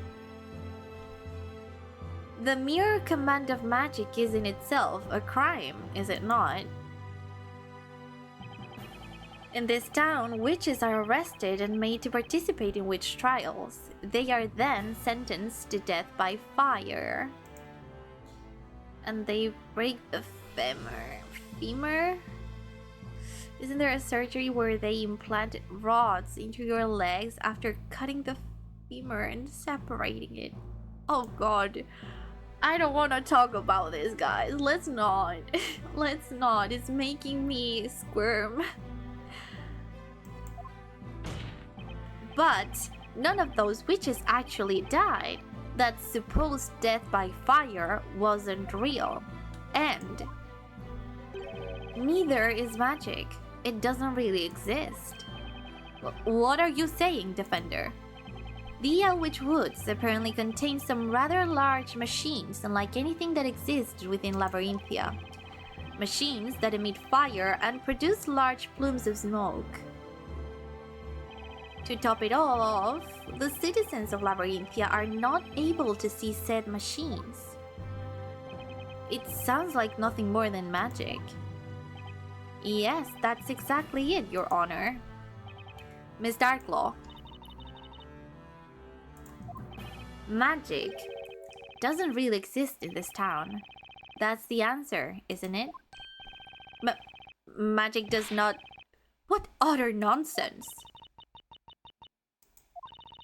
It seems we have finally arrived at the stunning conclusion. The secret behind Labyrinthia. What? What? Oh, this judge. How I wish that was dubbed. Order! Order! Order, I say! What is the meaning of this?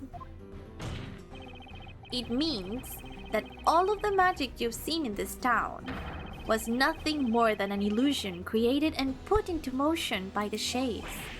But Defender, the witches, we have clearly seen them use magic. Just burn the courthouse down. No! No, we're not doing that. Let us take a moment to think carefully about the systems employed by the shades. Systems? What is essential in order for a witch to use magic? The witch must possess a Talia Magica and must say the incantation in order to cast a spell. And the spells able to cast are determined by the scepter's magic gems. Now, what do you think is the purpose of placing such requirements on the use of magic? Well, what do you mean, purpose? These requirements are not there to allow the use to cast magic. Rather, the reality is they are there to inform the shades of who should be using magic. It is possible that witches were always being closely observed by shades. That's why they donned these robes, to appear hidden until they were needed to create magic. Create? Indeed. There are all kinds of spells within this tome. It would be quite troublesome if they were simply allowed to use any spell at will. Yeah, it would make the Shade's job that much more difficult for sure. Precisely so. That is why it was imperative that a certain restriction be placed on the use of magic. Ah, you're referring to the Talia Magica, right, Professor? Of course. No wonder the scepter would contain only 2 magic gems. Then there's incantation. What would happen if a witch could simply whisper the incantation quietly to herself or not even say it at all? Boy, that'd be so cool. I'd be casting spells all day long and no one would ever see it coming. Maya, we spent an entire trial proving that you weren't a witch, remember? If the witches didn't give some sort of signal, then there would be no way for the shades to know when to cast the spell. Right you are, Mr. Wright. The incantations were a way of telling the shades when the witch was ready to use the magic. But what on earth? Never did I think these requirements could have such a purpose.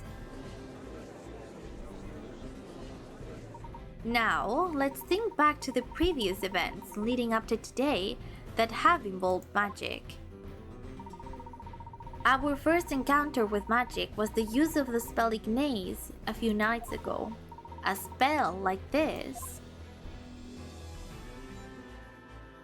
was nothing more than a flame spewed from a machine being used by the shades. Oh my god, that was such a silly picture though, the 2 shades hiding behind the bush.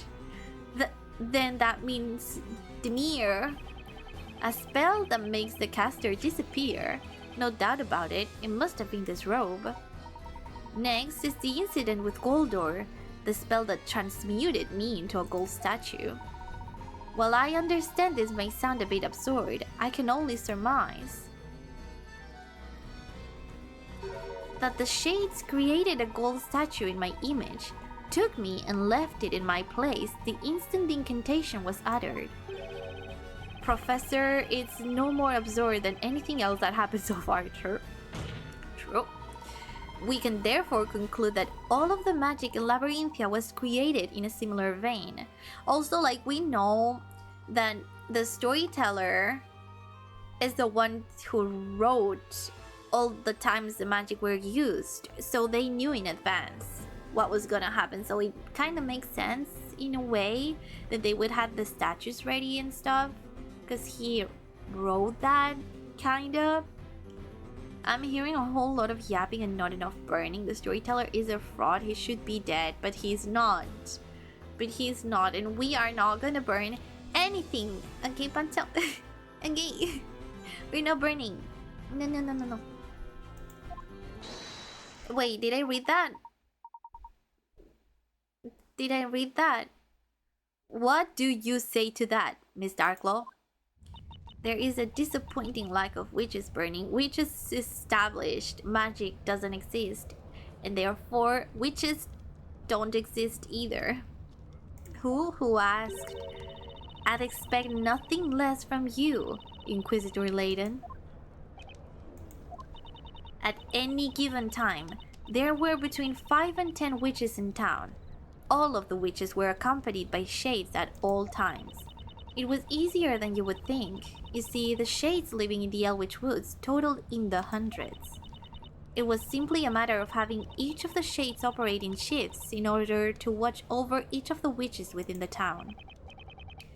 I must say, Lady Darklaw, that is quite a number of shades. It was not only those who fell victim to the flames that were turned into shades, but their victims too were made permanent residents of the Elwich Woods. Then, those 2 shady thieves from before were turned into shades? Ah, yes, you mean Robs and Mugs. Despite their dubious appearance, those 2 were a couple of my best shades.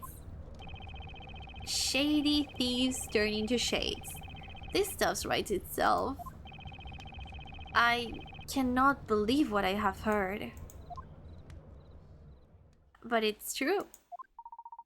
However, there is still one thing I do not understand just yet. And what would that be?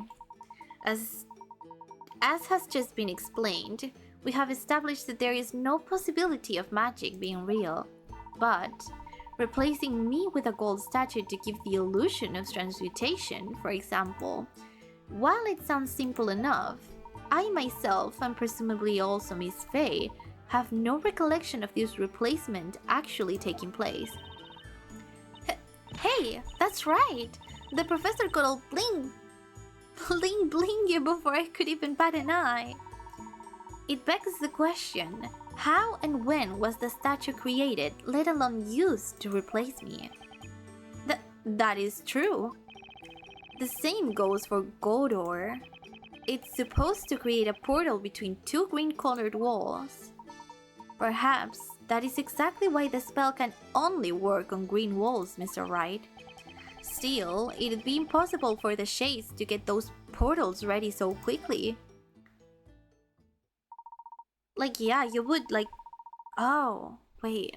Huh? I'm lost too. I agree. If we take a moment to think, we can see that all of these spells have one strange thing in common. A thing in common? Yes, indeed. Almost as if some time between the start and the end of the incident was unaccounted for. It takes hold this... What? 5 minutes. And this one doesn't... I'm not following. Almost as if some time between the start and the end of the incident was unaccounted for. Furthermore, any memory I might have had regarding the incident seems to have simply disappeared in the process. I've got it! Nick! It's just like what happened to Kira. She's got absolutely no memory of her life in Labyrinthia before the trial, right? Yes, I do not remember this Kira you speak of. And, oh yeah, when you really think about it, doesn't it seem super weird how the Shades are able to return to town if they complete their tasks? You're right, Maya. I mean, the townsfolk are bound to remember some things about them, right? Like how Miss Gira here threw a major hissy fit in court and was barbecued for being a witch? Eloquently put, Mr. Wright, yeah, very. Hence, we cannot yet conclude that this entire illusion was primarily accomplished through the use of machinery. Simply put, there must have been some way of affecting the memories of all those within the confines of this town. Burn. No. Missing time and lost memories. Now that is interesting, Inquisitor. You are correct. There is in fact a secret that lies within the depths of the Elwich Woods. Something that the people of this town cannot see. Something that can rob people of their time and memories. It is the very thing that connects all of what you have heard tonight. It is a secret of monumental proportions. And let me guess, it is a secret that cannot be revealed by the mistress of the Elwich Woods. Is that right? Yes, an excellent deduction, Defender. I am guessing it has to do with that like lab they had going on at the woods, where they were mixing some sort of liquids. That one. But yeah, do they spray that on the town somehow so that everyone inhales it, or what? Witches' souls wander astray within the Elwich Woods. Until tonight, I thought this nothing but a mere fairy tale told to children. But it has become clear that a seemingly large organization lies within that forest. The Witch's Court is the border between this world and the other world. Then that means, in this world, you're Labyrinthia's High Inquisitor, while also being mistress to the Shades in the other world. Otherwise known as the Great Witch. May I intervene for just a moment, Mr. Wright? Sure. In all honesty, there is still something that sticks out as a little odd. Particularly Miss Darklaw's previous testimony. Did you say the previous testimony? I had already pushed that out of my head. There was one vital truth that we managed to take away from that testimony. You mean that magic does not truly exist in Labyrinthia? Indeed, quite the vital albeit shocking truth. However, there is one more truth hidden within that same testimony. There's something else in that testimony? I must have checked the court record more times than I can count, but I didn't find a single other contradiction.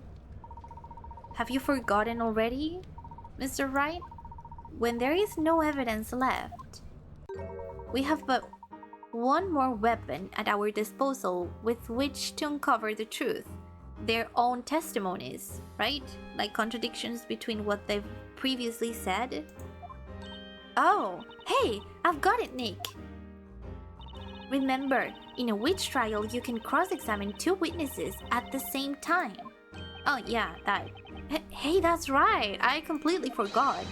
Being able to take a look at two testimonies side by side is bound to turn up a contradiction somewhere. And that contradiction should provide us with a much-needed clue. I'm not entirely sure where the professor is going with this, but I believe in his judgment. Besides, if we're going to blow this case wide open, it's got to be worth a shot. Yeah, very well. We will now take a closer look at Lady Darklaw's previous testimony. This is it. Miss Darklaw's previous testimony. There is a glaring contradiction between this piece of testimony and the others. Ready yourself, Mr. Wright. Can I not save? Oh, I can save. Wait. Let me Let me do that. Shades live outside the realm of those who dwell within Labyrinthia. To them, I am known as the Great Witch. Those that are put to flames in the witch trials become shades who live their lives in the woods. Lady Darkglow was our venerable mistress. She assigned us our tasks. She was the Great Witch. I am not a witch, nor am I a wandering spirit. There is but one true purpose for the shades that dwell within the Elwich Woods. What? Am I stupid? I'm not seeing the contradiction here. Shades live outside the realm of those who dwell within Labyrinthia. Outside the realm of those who dwell within Labyrinthia. Come on, you can do it. There is one. To them, I am known as the Great Witch in one of Kira's statements. Lady Darkglow was? Is that the contradiction? I'm not a witch, nor am I a wandering spirit.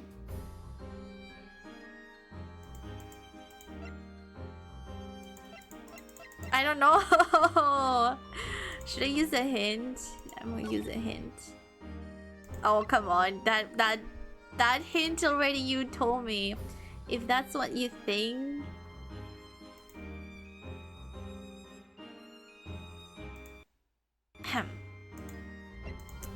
Do it. Objection!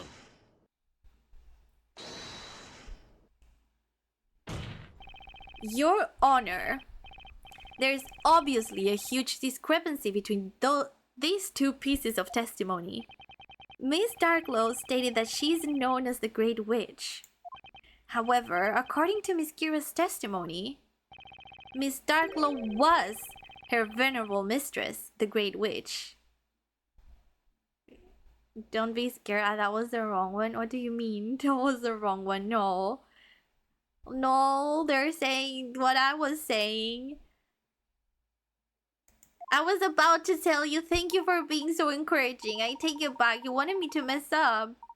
That is correct. She was the Great Witch. Note Miss Kira's use of the past tense.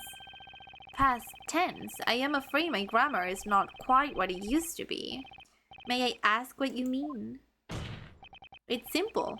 Miss Darkglow was mistress to the Shades, or as they also call her, the Great Witch. Therefore, she is no longer the Great Witch. She is not the Great Witch? But witness, is this true? Huh? It is as you have heard, my lord. I relinquished my position as Great Witch in order to fulfill the objective of this task. What would that objective be again? That would be the assassination of the storyteller, Your Honor.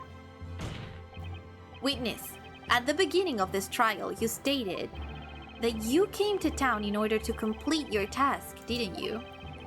What's more, you said that you were going to summon the fire dragon to do it. Sorry, hiccup. Now, this task, it wasn't Mr. Darkglow here that gave it to you, was it? No, it wasn't. So then, the most pressing question is, who was it that gave you that task? The storyteller, right? Who told you to come to Labyrinthia and assassinate the storyteller? I cannot tell you, no matter what. Alright, so Darkglow isn't the Great Witch anymore.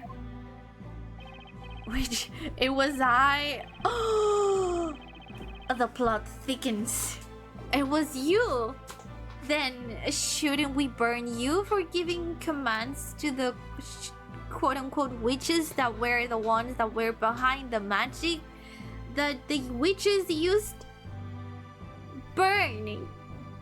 We gotta burn Svermans then. But I don't wanna. Which must mean the mastermind behind the entire thing is... It would seem the defense has worked it out as well. Mr. Wright, you know who really gave Miss Kira her task tonight, do you not? First we burned the storyteller, and now the whole of Labyrinthia. Who's with me? Say A? No! No one say A! No! Also, the storyteller is technically already burned, so we're not burning the CD. Teeny, no! Bad Teeny. No! Down boy. We're not burning anyone. No. No, no, no, no, no. Defender, I ask that you enlighten the court. Show us who really gave this witness her task to assassinate the storyteller. I'm gonna save because I'm freaking scared of messing up, but I'm pretty sure it's the storyteller. Take that!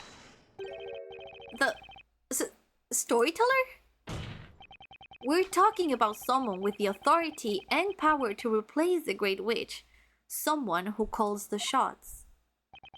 I can't think of anyone else that meets those criteria except for the storyteller himself. Preposterous! Then that would mean... Exactly, Your Honor. It means that the storyteller gave this final task to Kira himself. He was in short responsible for his own assassination. What? I can't. What? Order! Order! Order in court! But for what purpose? Why would he plan his own assassination? I think it was because Darklaw was supposed to be the Great Witch. So he had to assign the task to a different shade. You know what I mean? So that the Great Witch he thought, or he was planning to kill him, could actually do it with magic. But Darklaw swapped her place with Espella, sorry, I keep calling her Arya out of like, I don't know, I'm just used to it. But then, why was Kira a problem? If she was gonna use, like, create the fire thingy, or wait, no, was Kira supposed to be Basilla? No, yeah, Kira was supposed to be Basilla.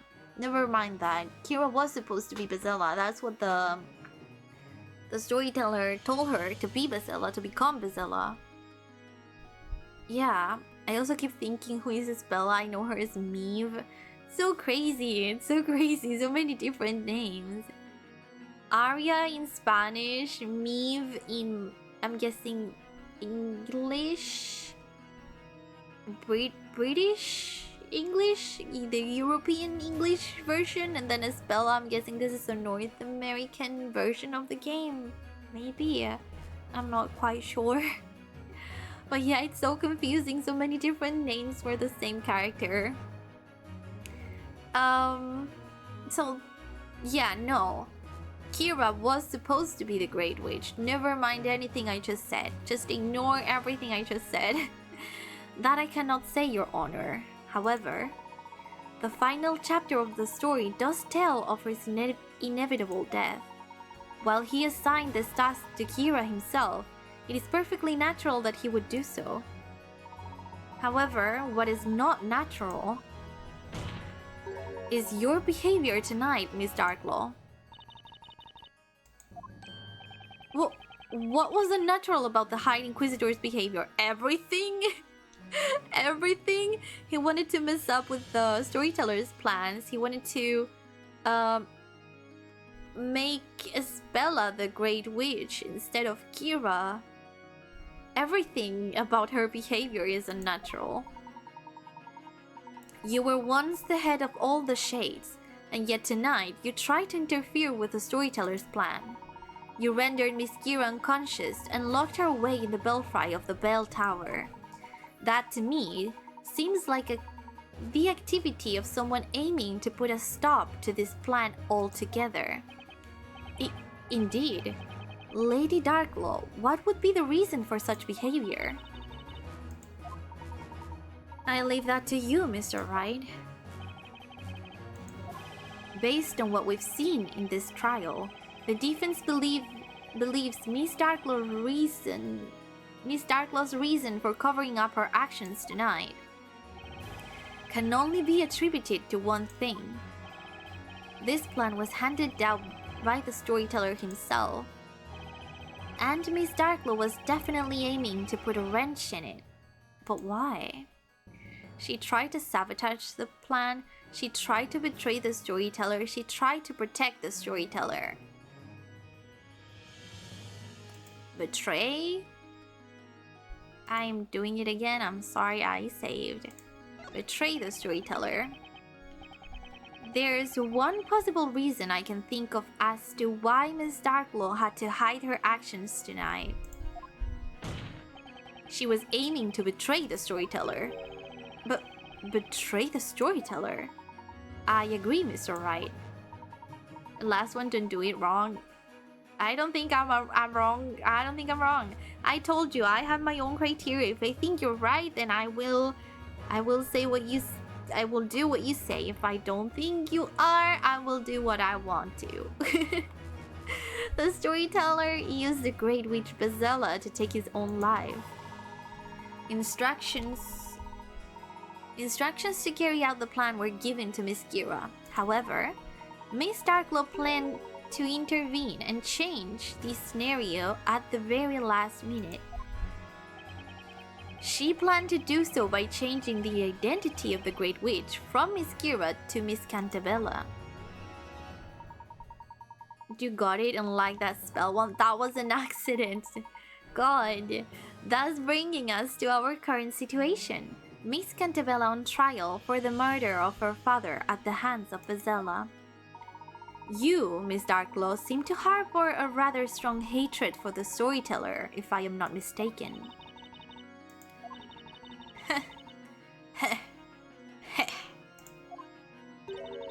A hatred, you say? Yes, I suppose you could call it that. That's right. Behold my revenge. Did you say revenge? Miss Darklaw, will you please tell the court of your plan for revenge? If you insist. Oh, revenge for what? The High Inquisitor, and also the Great Witch. Long have I donned those two masks, one as Labyrinthia's protector, the other its harbinger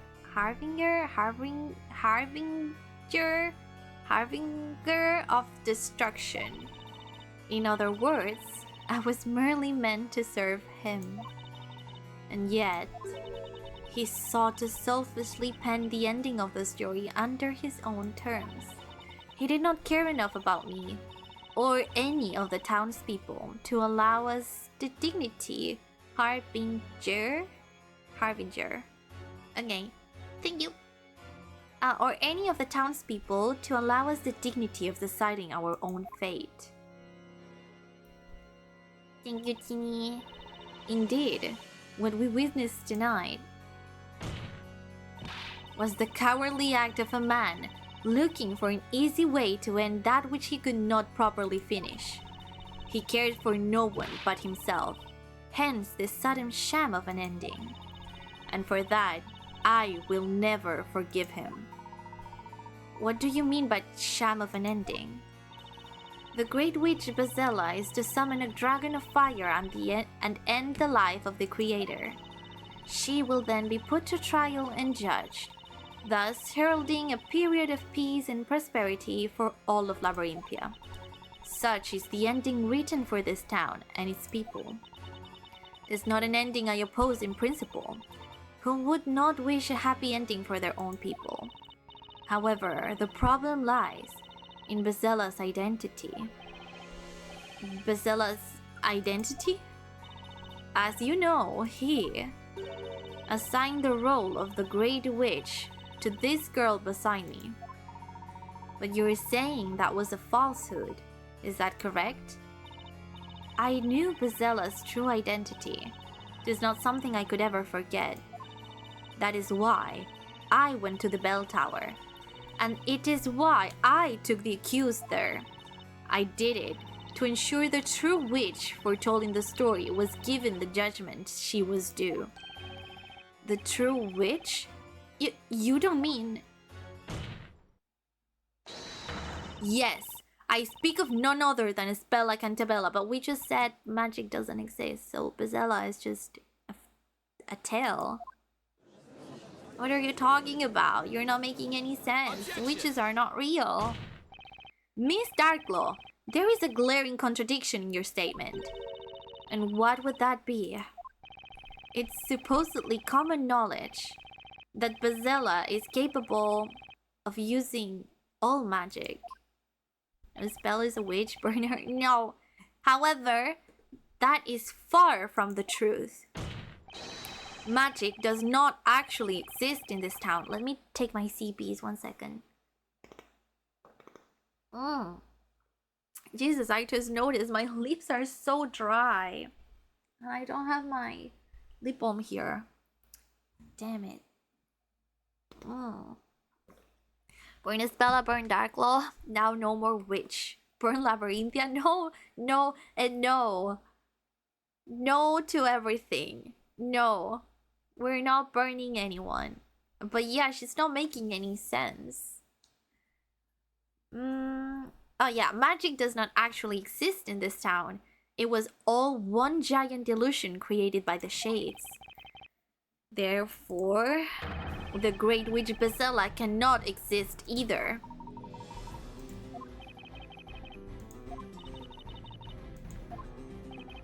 What? Only 2 people shall survive this great tragedy. Her. You fool. The professor and his apprentice? What about Maya and Phoenix?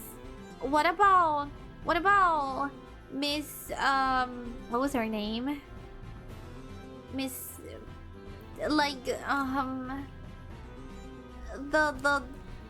the bread making lady. The bread making lady. I forgot her name. And the one that adopted Espella, that one, she's so sweet. What about the 2 little children? Cecil and Petal, what about them? What have they done? Whatever. Words. She's also secretly a witch, you just didn't see it, sure. Maya's a witch, she's not, we proved that. They are witches too? The little brother too? Huh? No. Defender, you really don't have a clue, do you? But wait just a minute now. Is the Defender not correct? If magic does not exist, then it goes without saying that witches do not exist either. And that would include the Great Witch, would it not? That's right. They've been lying to us this whole time. Dastards. Bezella isn't real. Objection. Mr. Wright, there is a fundamental mistake in your argument. What do you mean? I have but one simple question. What exactly is Bezella? Huh? Well, she's... sorry. She's supposed to be the head of all witches. Allow me to reword the question. The Great Witch Bezella is the root of all disaster within Labyrinthia. Knowing that, what specific disaster might she have been the root of? The Great Fire, maybe? Or just the witches in general? That's what... I mean, the witches in general was what they said. But for a specific event, it would be the Great Fire. I just thought of something. We've been hearing Bezella's name left and right since we got here, but not once has the real Bezella shown up in person. Indeed, Miss Faye, Bezella herself has been virtually absent from the story thus far. But Inquisitor, did she not claim the life of the storyteller tonight? It would appear so, Your Honor. However, there's just one more thing. Consider this. Which particular story is every citizen of Labyrinthia most familiar with? Well, that would have to be the legendary fire, right? Yeah, legendary, not great. Precisely. Surely you're not serious.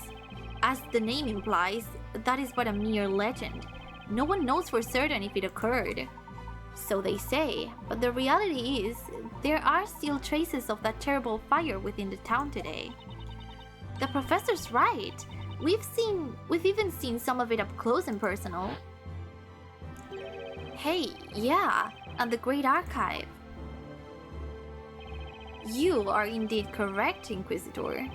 Littered throughout the town are burnt remnants of a fire most fears. However, no one can say for certain that what transpired back then. You see, not a soul saw what actually happened. Let me see if I have this straight. There's an entire town full of people and no one saw what happened because it was supposed to be centuries ago, wasn't it? Correct. Except for one particular person. What? There is one person who saw everything. I am speaking, of course, of the one responsible for the fire itself, the Great Witch Bezella. Which is Espella? Yes. I remember it. All of it. Espella, what are you saying? When I close my eyes, I can picture it so vividly. The awful sight of the flames engulfing everything they touched. The scorching heat on my skin. The smell of burning cinder all around me. The large plumes of black smoke. The warm tears streaming down my face. I remember it all. What you are recalling now is the moment the Great Witch Bezella destroyed our town. Well, it appears my role here is finished. As for the rest, I leave it in your capable hands, Inquisitor. She just leaves? Just like that? Are they gonna allow her to do that? Darklaw, she just put out the robe, okay. Just vanished into thin air. She's right. These memories are proof that I am Bezella. But Espella, Mr. Wright, remember, if you will, what I said at the beginning of this trial? I came here to prove that Espella Cantabella is in reality the Great Witch Bezella. Right. There is still one more thing I wish to present to the court. I would now like to call the final witness to the stand. The final witness? Is it gonna be the storyteller? Please let it be the storyteller, that would be so cool. Hold it! Oh, that was the storyteller's voice. Ah, it would appear he has arrived. It is the storyteller! It was so epic! Ladies and gentlemen of the court, I give you this trial's final witness, the storyteller. He taunted him. And just like that, he appeared. The man who died not hours before, and the victim of this very trial. The storyteller himself. The professor sure chose one heck of a final witness. Morning is drawing closer and closer. How this trial will end is anyone's guess. Oh, thank you, Presto Chango. Yeah, less than shrimp. That's actually a very great reminder. Oh, that feels great. Thank you. Do you want to save? Okay, yeah, please. Can dead people just not stay dead? Would make this trial a lot easier. It's pronounced presto change changeo presto changeo like that. But feel free to call me Presto. Okay, maybe Presto is gonna be easier. Is it like Presto or Presto? Which pronunciation? Yeah, like people staying dead in their supposed murder trials would make things quite hard in this case. So like without the R is funnier. Pesto? Oh, I'm hungry. I want pesto pasta. I want pesto pasta. It's been ages since I had some pesto pasta. Also, do you guys know why I tend to shrink that much on my PC? Like, the seat is too deep. The seat is too deep. So, like, I can't really sit comfortably.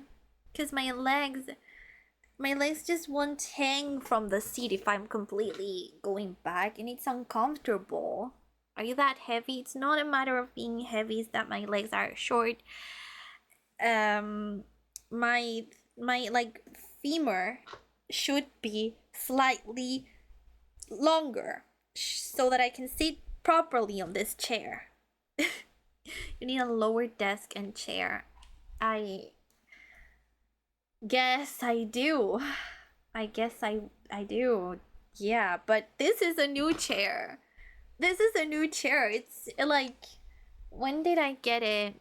Like, I don't think it's even been half a year since I got this chair, and it was a bit pricey, so I am not about to buy a new chair at all.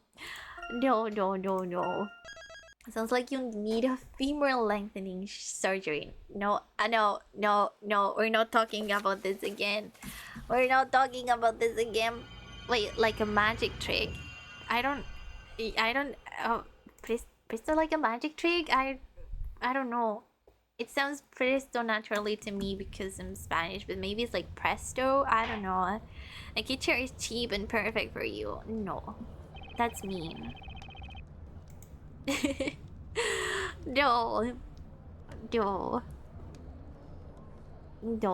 You should buy stuff for your height. You will not grow.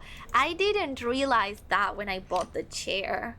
Now that I've used it quite a while, I've started to notice the problems with it. But yeah, that was quite annoying because, like, my legs, like, wait, can I pull up, let me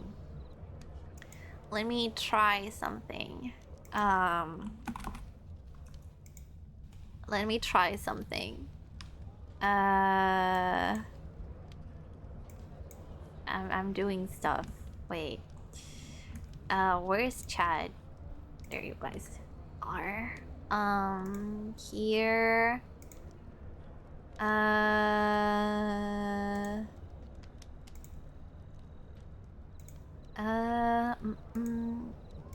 Can you see that? No, that's black. There we go. Can you see that? Oh shit, wait. Okay. So this is gonna be scuffed because I'm with my mouse. Wait, maybe if I lower the DPI. Okay. So imagine this is the chair, right? Side. Oh. No, I don't like that. Imagine this is the chair, right? Like that, and then like that, right? Kinda. Okay. Right? So properly seated, you should be like that, right? No? Like sideways, okay? It's a chair sideways. You understand what I'm doing, right? Like, this is the little head, you know? And like the arms ideally would be like that, and this would be like the desk, right? And this should be where the screen is, like at the height of your head. No? This is... That looks like a national chair. Don't be so picky. That's how it should be, right? But for me, it kinda is like, okay, it's not that short, but it's like that. It doesn't really, like, my knee is like here instead of here, you know? So my legs, instead of going up, kinda do that, you know? And yeah, obviously I can't reach the floor, like, duh. So also, like, this would be ideal. This is not the reality of how my laptop is placed. But yeah, and you never will. I know, I've come to peace with that fact, but it would be nice if my legs could, like, go like that, you know, like that. But no, that's okay, maybe like a bit less exaggerated, like that, you know. But it doesn't go down. It doesn't go down, and it's quite uncomfortable. So I tend to, like, do this with my back, you know. Like that. Instead of sitting up straight, I always end up like that, like, ooh, you know. Ooh. Does that make sense? Does that make sense? No chair you buy will make your feet touch the floor. Not the feet. The problem is not the feet. It's like the depth of the seat part, like the depth of this thingy. You know, that's the problem. Why does that floating square? It's the screen. It's where the screen is supposed to be. Ignore that. That's irrelevant. It's irrelevant. It's just, yeah, you know, it's irrelevant. You have really long shins. What are shins? What's that? If this is drawn accurately, now her butt is gone. The more expensive chairs have the back of the chair move forward so short people can have their knees reach the end. Yeah, but my chair is not that expensive. Like, not it's not as cool as that. No, it's not. No, I just can't. I just can't do it. Why do you have no facial features? It's a representation of a chair and how someone sits down. It's not necessarily me. Because she's a clown. I've never heard a clown complain so much. Have you ever heard another clown besides me? Huh? Have you?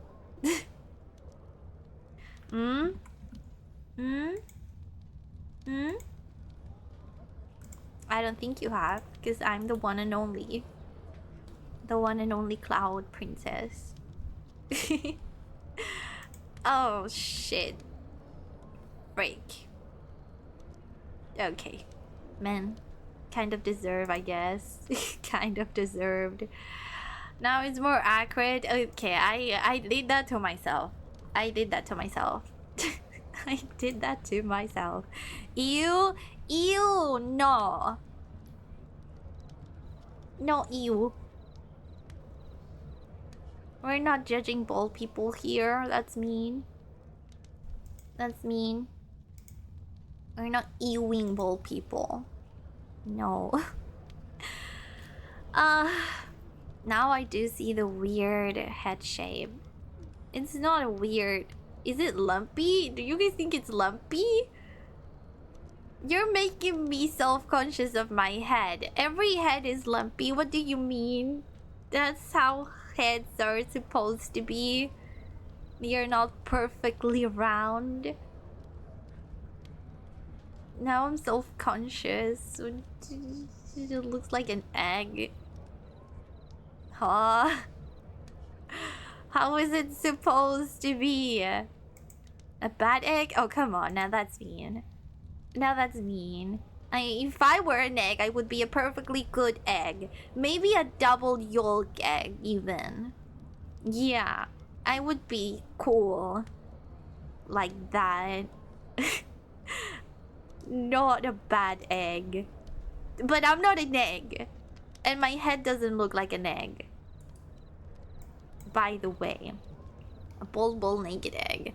I would be concerned if an egg had like hair, honestly. Even feathers, like I would be concerned, honestly. Oh goodness. That would be scary. Oh, by the way, I just saw your profile picture. Presto. I don't know. Is that the Phantom Thieves logo? I just saw on Twitter today. Persona 5 is doing a collaboration with Overwatch 2. And they are releasing skins. And they look so cool. Oh my god, I don't even want to know how much they are. Because I really want to get the Mercy one. She is Panther. She looks so good. The wings look so good. Have you guys seen it? Do you guys know what I'm talking about?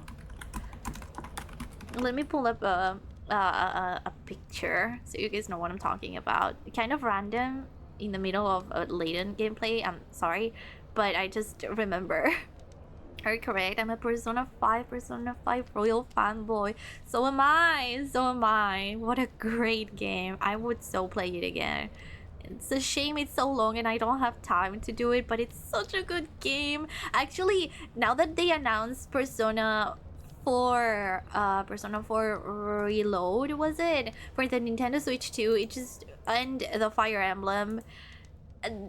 they make me wanna get the Switch 2 so bad. Like, so bad. I wanna get it. Wait, let me show you the Mercy skin I'm talking about. Oh, it's pixelated. This doesn't look good.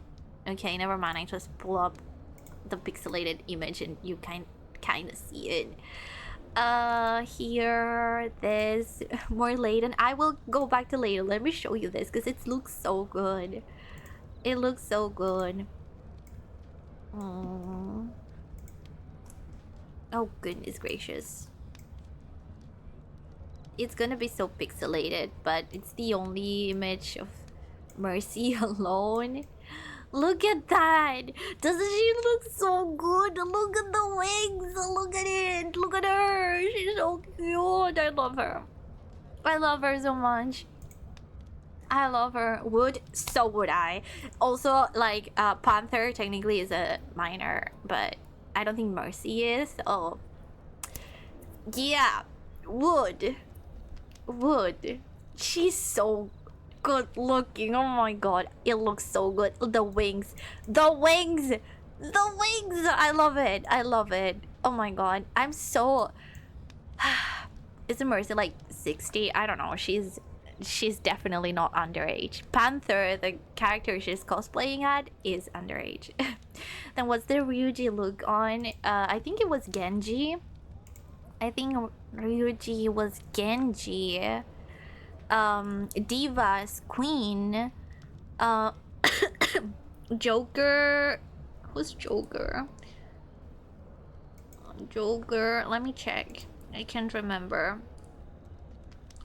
Wu Yang is Joker, and then Yusuke is Light Weaver. Yeah. Let me do. Ooh, now it's so. Wait. Yeah, boom. This is the whole squad. Yeah. They look all so good. Oh my god. I would only if I If I were to get a skin, it would be Mercy's one, because I'm a Mercy main and I love Mercy and the skin looks so good. But I'm not putting money into Overwatch. She looks damn good for 60. She does. She does. She's my favorite. I love her. I love her. I really like Persona 5 and Overwatch, and this is just like, oh, straight through my wallet. Straight through my wallet. Jesus. The Awakenings go hard. They do. They do. They do go hard. It's so epic. So epic. I really want to play Persona 5. I mean Persona 4. Persona 3. Persona 3. Wait, the remake was from Persona 3 Reload, not 4.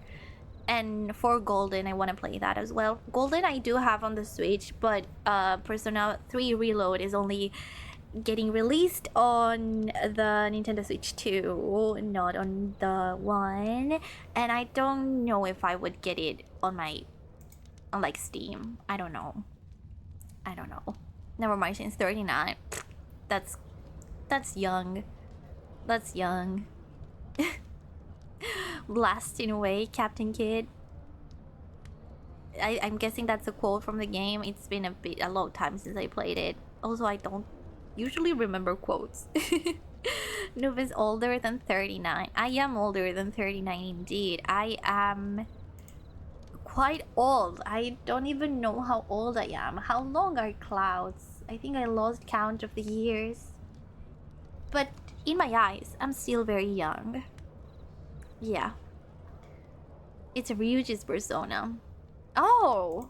Shit, I forgot the names of the personas. Like, I truly don't know any of them. Any of them. I can't remember. Even Joker's. No, honestly, do I even remember the names of the kids? There's Anne as Panther. Joker. Does Joker have a name? Ren, I think. Makoto as a queen. Ryujin as Skull. Yosuke, was it? Is Fox. And then the other one, the girl with curly hair, I forgot her Panton Thief name and her Ireland name. I just can't remember. Noir. Yeah, Noir, I forgot her name completely. She was so sweet even. She was such a sweet girl. Poor girl. What a great game, Persona 5. Oh my god.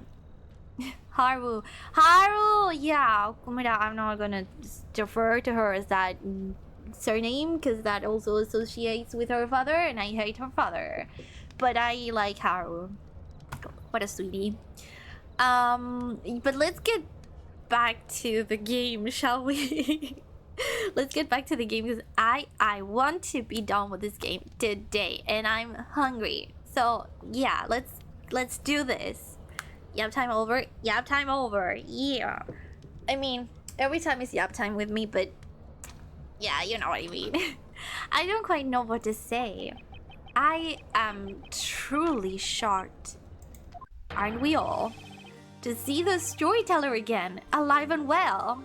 See, this would have been in some other time and day where I would have left stream.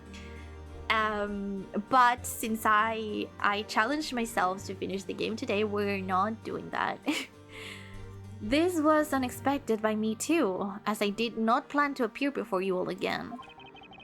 I was convinced that you would all see the last of me at the parade. But this is the trial for your murder. And about Sumire, I mean Kasumi Yoshizawa would. Is that who I think it is? Is that the goal genius? Oh no, sorry, that's the red girl, the red-haired girl from Royal. Never mind. Yeah, same. Same. If So if we can get Nuba to yap more, she will never finish and never stop streaming. Actually, there was one stream that was like 6 hours long, I believe. Because I just wouldn't stop yapping, and we kept on yapping, and you guys wouldn't let me stop yapping, so I just kept on doing that, and I said like I would finish stream. I don't even remember how many times, but yeah, we yapped for so long that day. We did, I remember. It was a long time ago. But oh yeah, I already read this. And you are alive. Yeah, see, no one was killed. So let's call this whole thing off and never have witch trials again. Whoa, Maya, take it easy. We're still in Kurt, remember? Oh, we don't even have to do anything for Nut to yap. She'll yap to herself for 30 minutes. How do you think I started streaming? I started streaming yapping to myself. I had no one there. Now I have you guys to yap with, but I used to yap alone. I would rather this stream ended. Sorry, you're not getting that just yet. Just yet. See, Tini, you're never as mean as Pancho. He was scared yesterday that he would say a really mean thing, but it was like pretty tame. It was pretty tame, like, because my terrarium thermometer, hygrometer, whatever, was beeping, and he said, oh, but the beeping is not as annoying as you are, Nube. And I was like, that's pretty tame in comparison to what something Pancho would say. Maybe we should leave and see how long she will continue. Please don't. Please don't. I don't want to go back there. Please. Don't do that. But what's the point of this? The storyteller wasn't killed. Espella would never do anything to harm her dad. What kind of monster did you take me for? Yourself. Objection. Yourself. Because you would be right. Yeah, I know. I know. If only it was as simple as to that end. If only it was as simple as that to end this trial. However, it is not, Miss Faye. But Professor! Search your memory and you will know the reason why. The crime Miss Cantabella is accused of is not just murder. The purpose of the witch's court is to sentence the witches for what they are. Isn't that right, Mr. Storyteller? Storyteller? I fully intend to expose the true identity of Bazella, and this would not be possible without you, Mr. Storyteller, on the witness stand. I see. And so you assume the role of an inquisitor just to lure me here? Be that as it may, the Inquisition still maintains that Espella Cantabella is the Great Witch Bazella. Dad, it's been a long time, Espella. 4 years, in fact. You must have experienced many hardships living among the townsfolk. This daughter of mine never fits in with the others, no matter how hard she tries.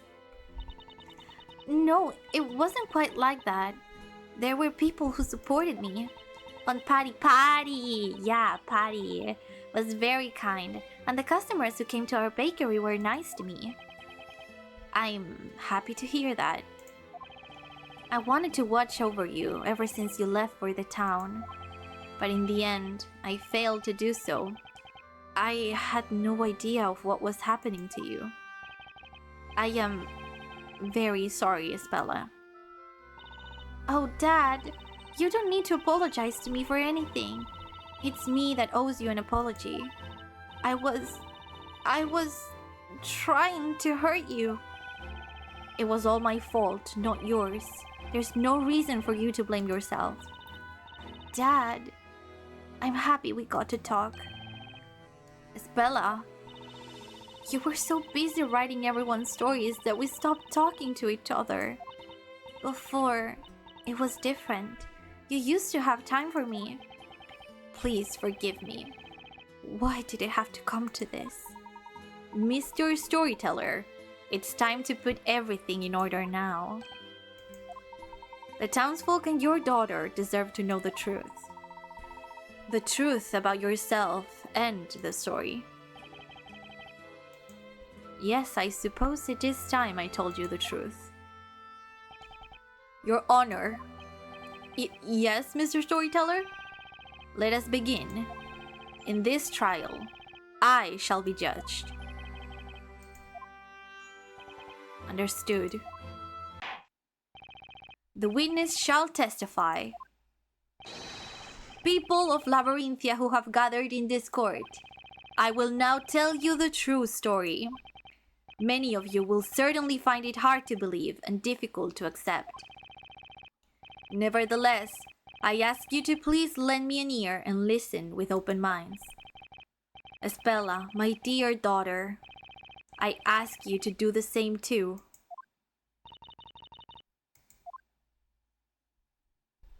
We're getting the tea. We're finally getting the tea, and it sounds like it's boiling hot. The truth about Labyrinthia. Although you know me as a storyteller, I have one more identity. I am the president of Labyrinth Inc. What does Inc stand for? Incorporation? Inc.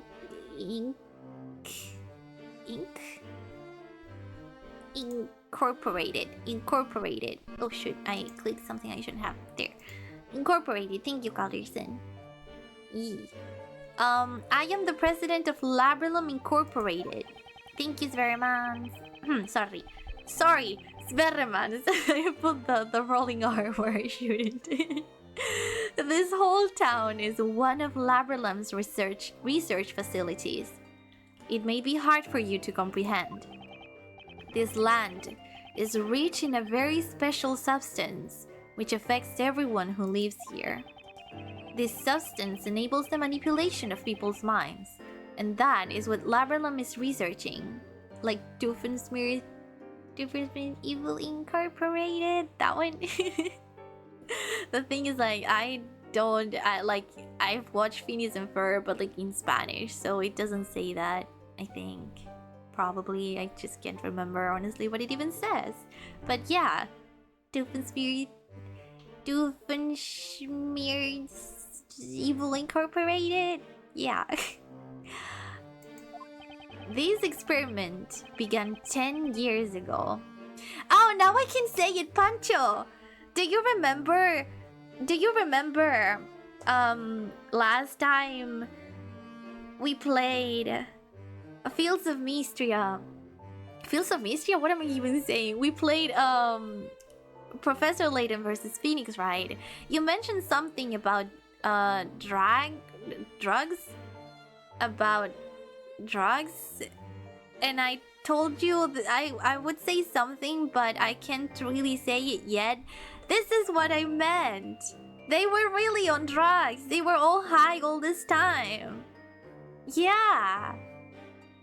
Sorry you had to wait so long. Perry the Planet. What? No, Pancho. Pancho said that. How could I have known? No, Pancho. Pancho's the one who said something about the drugs, I'm pretty sure. And he asked, how long would I have to wait? And I told you maybe until the end of the game. Now it's when I can finally tell him, you were right, they were indeed using drugs. Perry the Platypus won an unexpected surprise. And by unexpected, I mean completely expected in Spanish. I don't know how to translate that to be accurate to what he says on the show. Perry el ornitorrinco. Qué sorpresa tan inesperada. Y por inesperada quiero decir completamente esperada. It just doesn't sound right. It doesn't sound right. It doesn't sound accurate.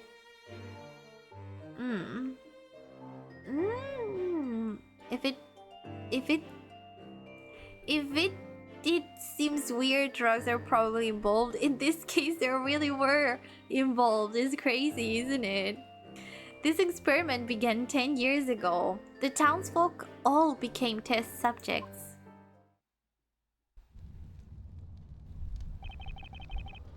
That's crazy. I don't understand. What does it all mean?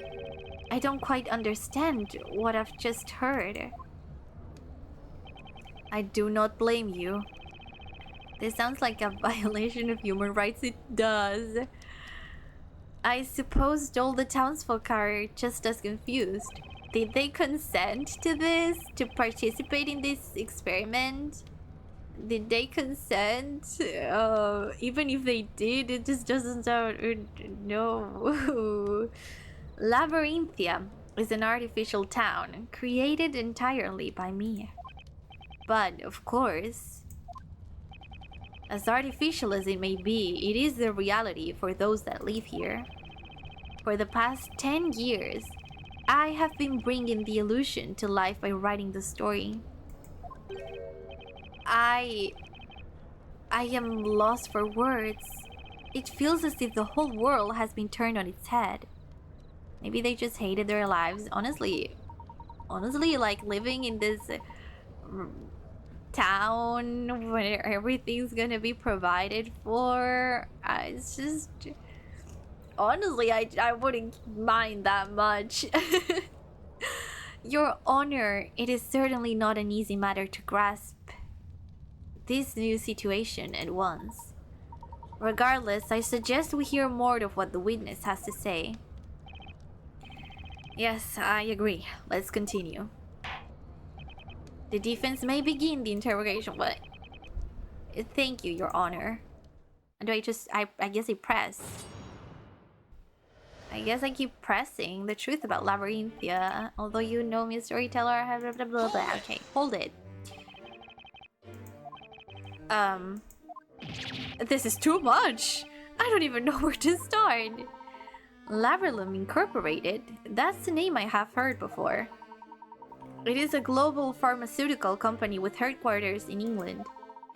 Sorry, hiccup. If my memory serves me, if my memory serves me right, it was founded by Arthur Cantabella. Sorry, BRB got a gold entertaining streams. What?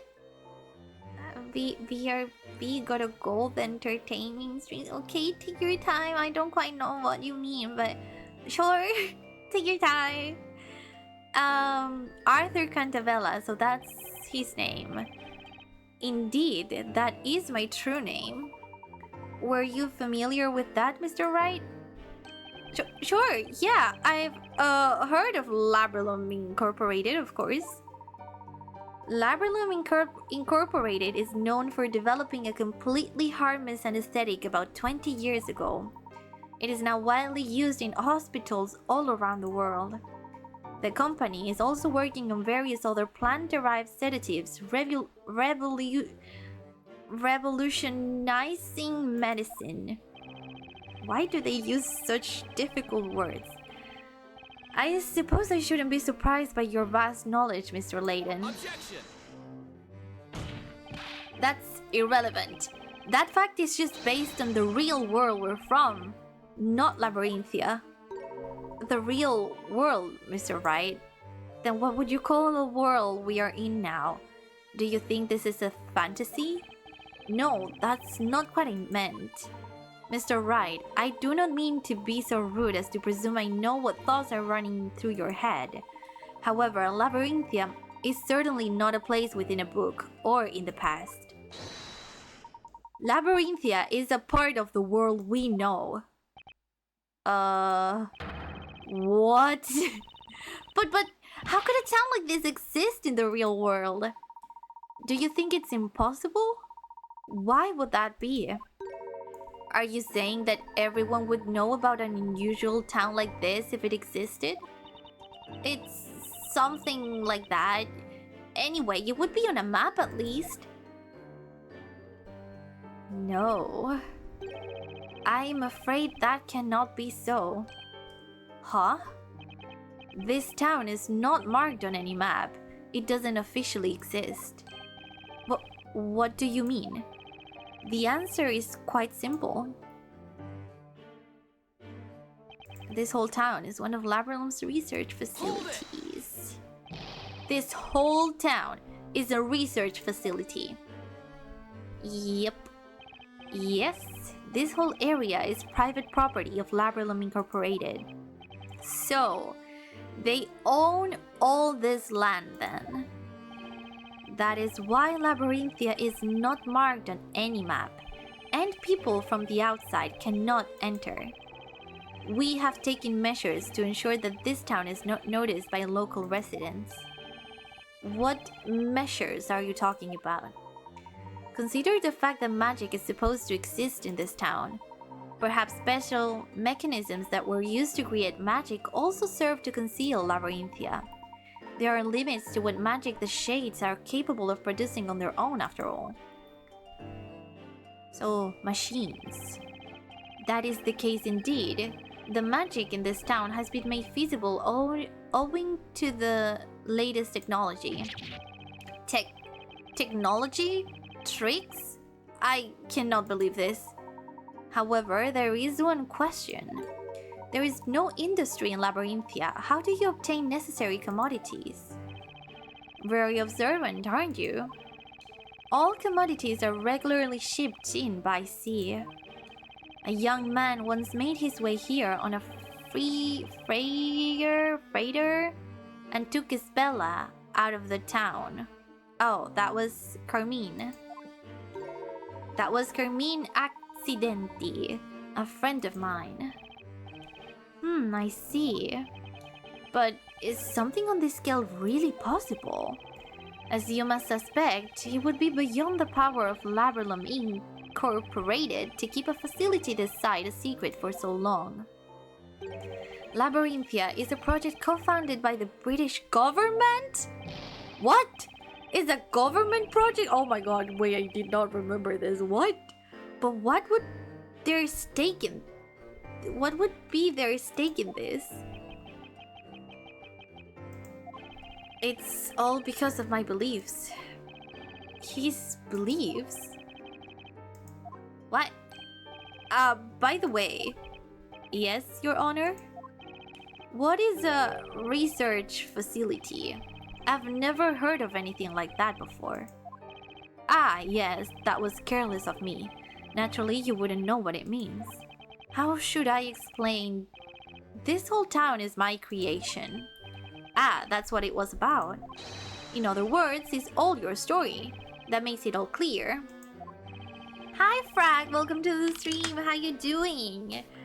How you doing, Domo? It's Nube. It's not Cloud Hime. It's Nube. Nube Hime. You meanie.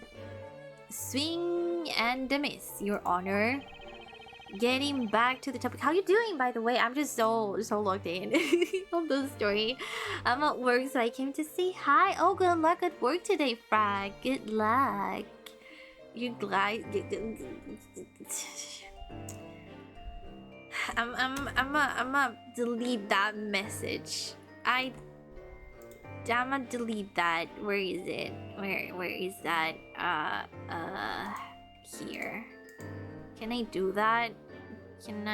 How does that work? I wanna delete that. How do I do that? How does that work? I don't know how to mod. Ugh. Whatever. Objection. I object. That was objectionable. Objecting the objection by denying his objectionability. That's clever. Hime-sama. Yeah, Hime-sama works too. But not Cloud Hime. That's... No. Objection Nube is a Cloud and Hime. Yeah, Hime. Yeah. How many points?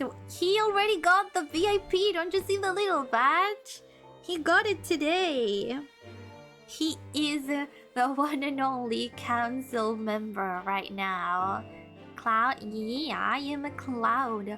I am the Cloud Princess. That is me indeed.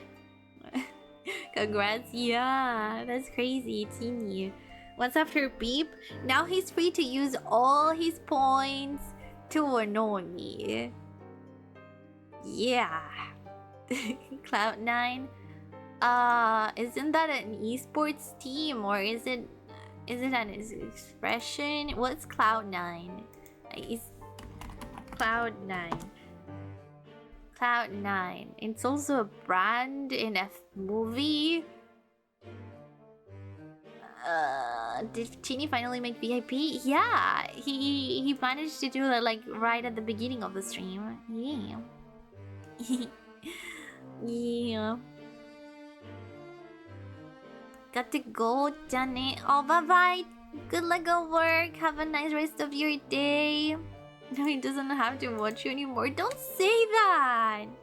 No, he has to. No, Chini, don't agree. I'm gonna take the VIP away from you. We all wish to be free. I'm gonna go cry if you mean that.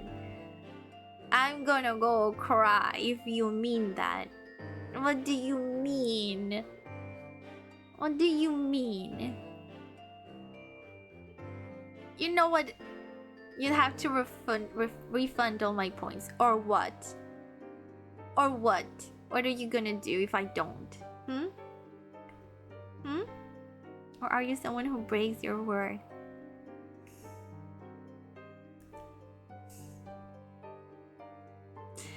Getting back to the topic. There is an important reason why we have chosen to build such a facility here. Goodbye, Chini. You can now go where the rest of us cannot yet. Oh, you guys are being so mean. No, I don't like this. So mean. Man.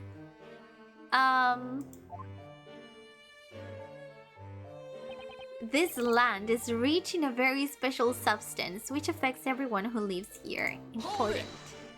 Important. Please elaborate.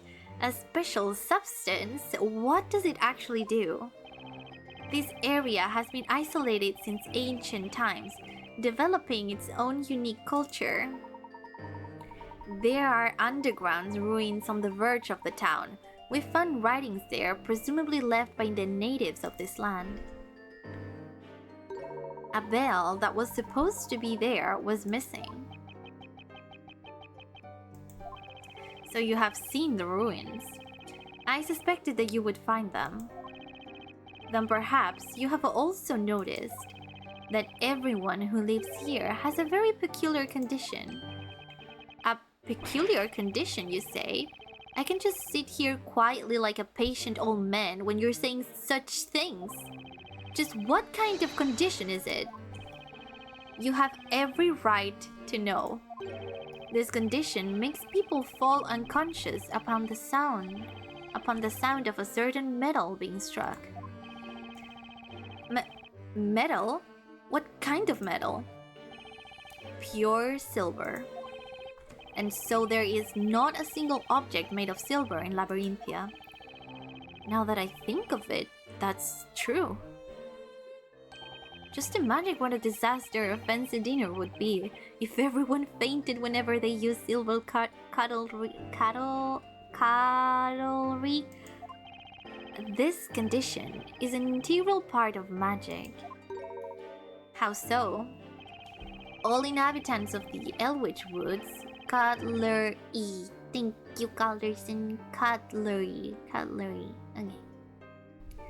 All inhabitants of Elwich Woods carry small silver bells. I see now. The shades ring the bells when they need to create the illusion of magic. Everyone present falls unconscious, and the shades set to their work. Oh, look at where that shade hands was. So that's the secret of the time-stealing magic Darklord told us about. Now that they mention it...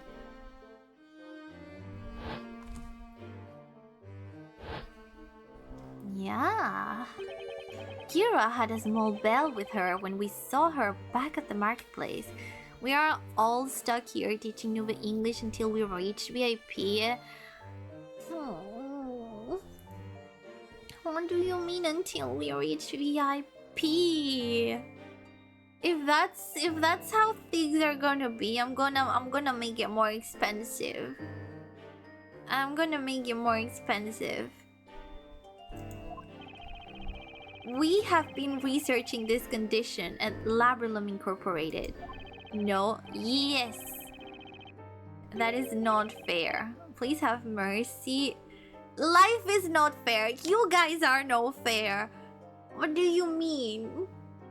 What do you mean? And finally, we discovered its cause. It was the groundwater. Ugh, hiccup. If you do, you should take away Chini's VIP too. Should I? Oh, but he threatened me with leaving if I put it, if I make it more expensive. I'm gonna eat cookies. Give me a second. I'm gonna mute so you don't hear all the plastic noises.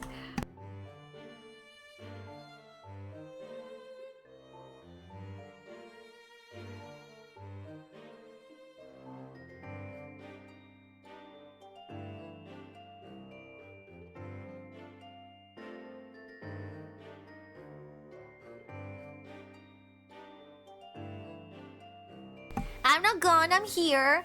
I'm here. I was just muted so you guys wouldn't hear the cookie. I'm gonna eat.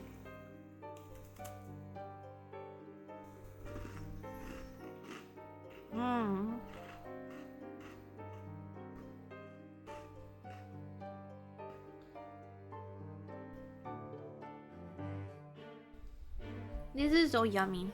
I was hungry.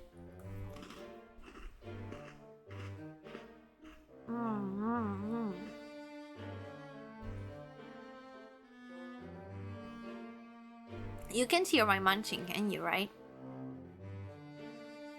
And you shouldn't change the price, then don't leave me. Sigh? What? Why? Why are you sighing? We can hear you munching while we start. Oh, you could hear that? Sorry. And Chini, you should lead us until someone joins your rank. You are the leader of the rebellion. That is kind of true. Right now, Chini's... God, it's just... I don't like how that sounds. It's... no, never mind. I'm not gonna say that. That sounds horrible. Water causes it. The groundwater contains a certain unique substance found in the soil in this area. So, if you drink that water, you get this silver allergy thingy. But of course we've been drinking it. It's impossible to live without water. Of course. That's why everyone who lives here has that condition. Oh dear. You needn't worry. This condition is harmless. Especially as silver is unknown to the townsfolk. Something's still not quite right though. If the sound of silver bells makes people pass out, why don't the shades pass out too? Because they don't drink that water? Although the effect of the substance in the groundwater is powerful, it doesn't last long. The condition will vanish after a day or so without drinking that water. How convenient. That's convenient. That substance effects aren't limited to humans. It can also affect plants to a great extent. Plants are affected by it? Our research was focused on the plants rather than humans. The substance enables the manipulation of people's minds, and that is what Labrilum is researching. That sounds really scary. Just what is this about? The substance enters the groundwater, affecting organisms that consume it.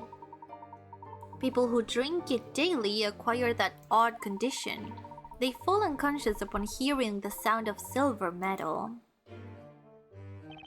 Yes, although the substance in the groundwater also has a tremendous effect on plants. Wildflowers in this area contain a certain poison. Upon my bird! Poison? This poison doesn't harm the body. It has the effect of manipulating the mind. So it brainwashes people. I've been writing the story for 10 years. The title of the story is Historia Labyrinthia. The ink I used to write it was made from those plants. Oh, Nick, do you remember how funny the ink smelled? That was the gas released when the ink evaporates, and that's where the trick is. What? Those that inhale the gas become extremely susceptible to suggestion. You mean brainwashing? They will believe anything they are told, or anything they read, however strange or unrealistic. It will be imprinted into their minds as the truth. So that was the true purpose of the parades.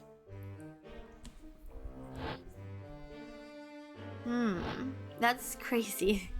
That's very scary. Pages of the story written in that special ink were regularly distributed amongst the townspeople. It was done so that everyone would be in a state of hypnosis. Indeed.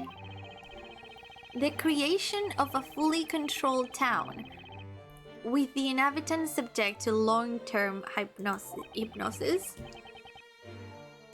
That was one of the topics of our research. Then, the story that is written in the Historia Labyrinthia, you could call it a self-fulfilling prophecy realized through the shade's work and the hypnotic effect of the ink vapors. Is that how it was all this time? Labrilum used hypnosis to control all these people. I can't believe that the government was supporting that. But it was. This experiment began 10 years ago. The townsfolk all became test subjects. All the people subjected to the experiment have been living here all this time? No, we started with just a few people, gradually getting more and more. I must say that I am afraid of what the answer to this question might be, but where did these people come from? You haven't resorted to abduction by any chance, have you? Of course not. Okay, every test subject signed a contract with Labrilum. A contract to have their memories erased and be used like pawns in a story? The current inhabitants of this town have one thing in common. They were all dissatisfied with their lives and wanted to start anew, forgetting about their mistakes, forsaking unwanted identities. There are more people like that out there than you might think. They have all agreed to participate in our research. That's crazy. But that's insane. Same thing, yeah. It's not as unreasonable as you suggest. We give them a new identity, a chance to start their life again. In return, they subject themselves to hypnosis and live in this town as our test subjects. In order for this project to be possible, we suppress their memories of the past, including the memory of signing the contract. So ultimately, they are not aware of what is going on. I couldn't agree more. I've got no idea what's going on. Let me make this clear, Mr. Wright. We do not erase their memories, we suppress them. They will regain their memories of life before Labyrinthia once their contract is over. So this place was uninhabited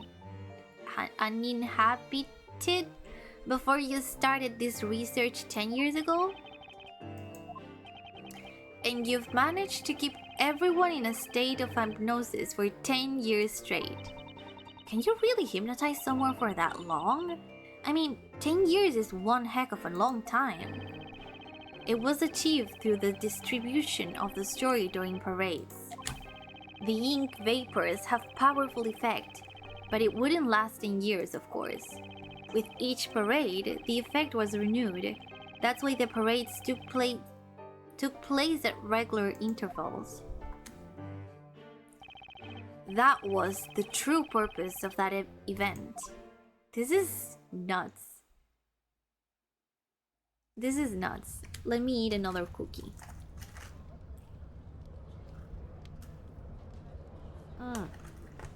Wait.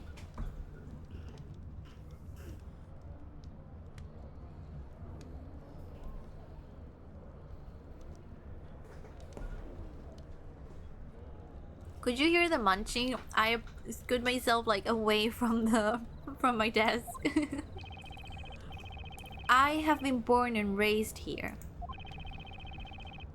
It was a poor, small town with no industry to speak of that had fallen behind the times. Ever since I was a child, I had one friend that was especially close to me. He was a bright boy, curious about the world. His name was Newton Belduc. Sir Newton Belduc? The alchemist! So they were childhood friends. The plot thickens. Oh Maya. He had always been interested in the unique natural features of this land. There was really nothing here, but to us, this area was an exciting place worth exploring. And one day, we made an astonishing discovery on the outskirts of the town. We stumbled upon the entrance to the underground caverns leading to the colossal ruins. Oh my god, they are so small. Wow, look at that, Newton! This is so amazing! And district writing, I've never seen anything like it before. We found ancient writings in the ruins.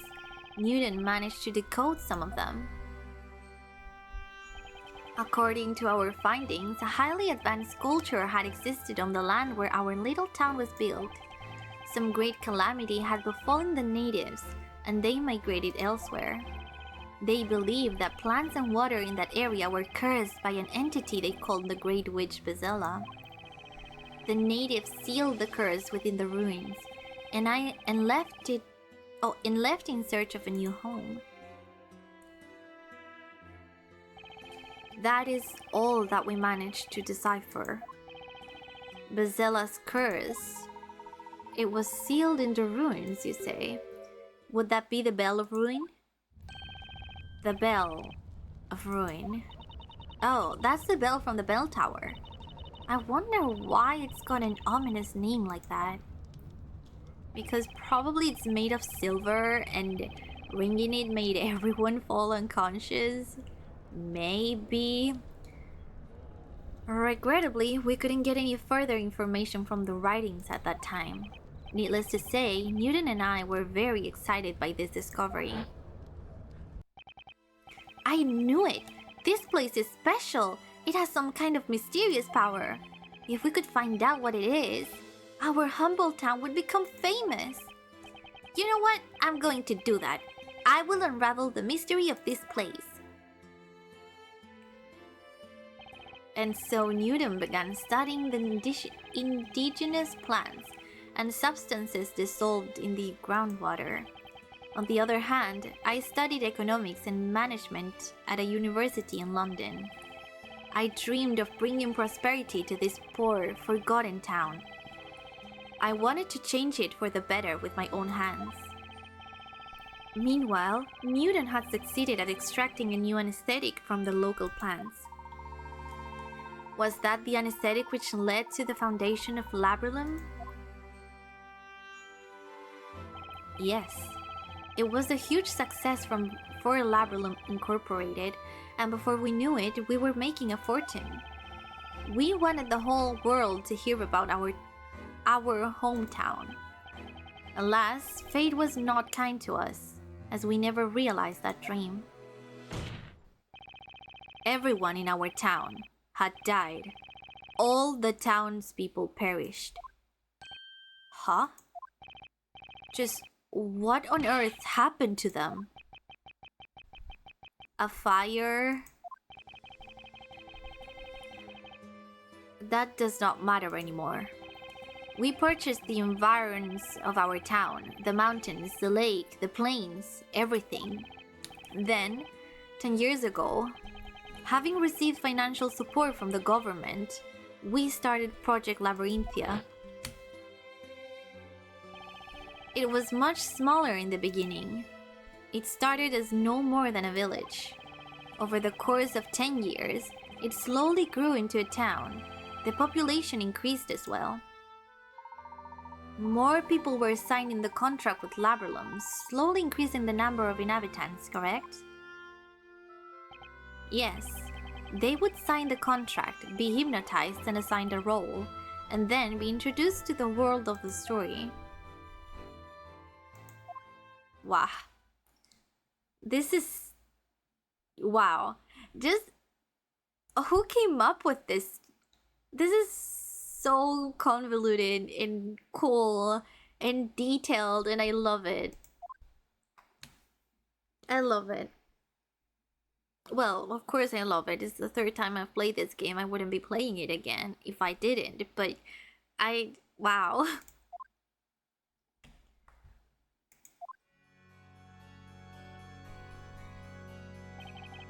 I have spoken at length. Thank you for patiently listening to my tale. Bezella is the name of a witch from an ancient legend that we read about in the ruins. It is a fictional character. She does not exist. But then magic and witches... Magic is just an illusion, and there are no witches. Alright, so it was all fake. That doesn't make it much better. Why did you write a story where people get killed with magic and witches are thrown into the fire? You could have made it a peaceful, pleasant world where everyone would be happy. No, that was not possible. But why? This is a research facility after all. We're researching ways to completely control human beings. Test subjects need to be exposed to extreme situations, so we decided on a fantasy setting. We wouldn't have got funding from the government otherwise. In other words, we're running a business. But just what instructions do you give to the people you hypnotize? You don't give each of them a full set of memories of their whole fictional life, do you? No, it's much more simple than that. We only give them 2 pieces of information. The first one, that they were born in this town, and the second one was their new occupation. Then they fill in the gaps themselves, without being aware of it. The human mind requires a consistent story of one's life. Which means, of course, that no Labyrinthian has memories from earlier than 10 years ago. No one has any memories from before they came to Labyrinthia. What are you saying? That's all one big lie. I am who I am. But can you remember your childhood? I can't. That's true, I can't remember even my parents. No way, I can't recall my own mother's face. As you can hear, no one can remember the real past. There are no exceptions. Huh? Wait a second, no exceptions? Yeah, Espella. I smell a contradiction here. Ah, it seems Mr. Wright too has noticed it now. What are you talking about, Layton? Mr. Cantabella, you have just testified that not a single citizen of this town remembers anything from more than 10 years ago. Yes, as that is the truth. Now, that's a strange assertion, especially coming from you. What? What do you mean?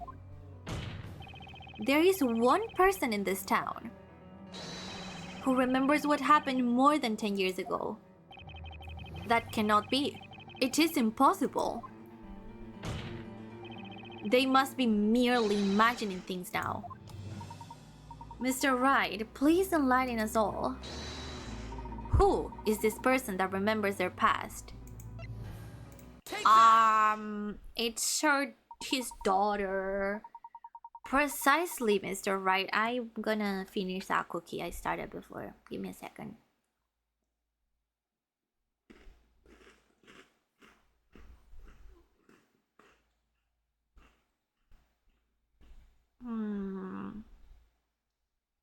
It feels awkward eating on stream. I don't like it. Precisely, Mr. Wright. That person is none other than Espella Cantabella. What? That's impossible. It's true, Dad. I remember it clearly as if it happened yesterday. The legendary fire. No, that's impossible. That's just your imagination, Espella. Make it less awkward and keep the mic on for that ASMR. It was on now. It was on now. Couldn't you hear it?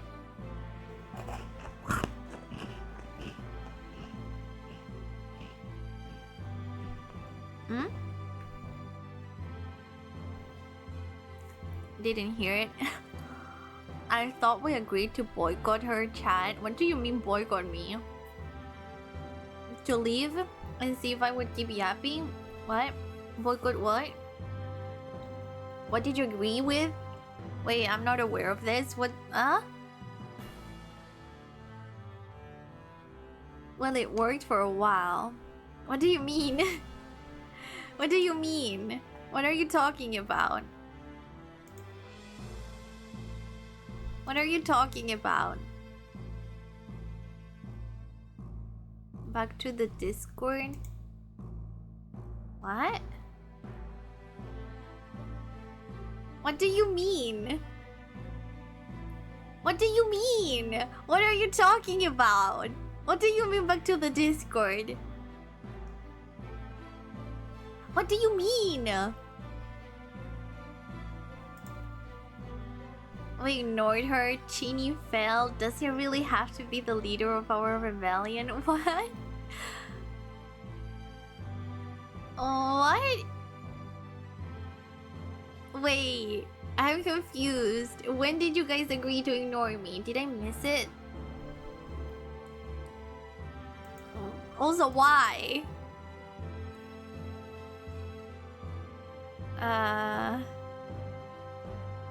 This was a test. You both failed. What is going on? What are you talking about?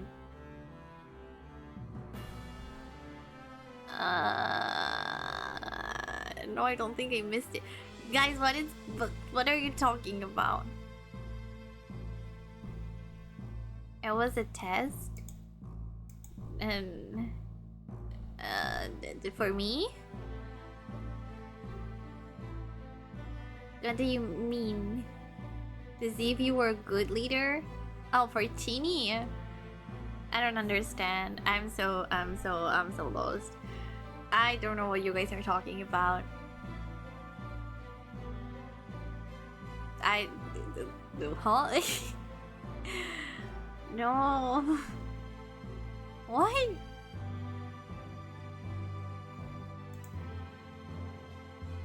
Can someone explain, pretty please? You're more concerned about overthrowing my position than following the tenets of the council. Now we simply have to wait till another one joins your rank, then we have someone to look up to. What? What do you mean?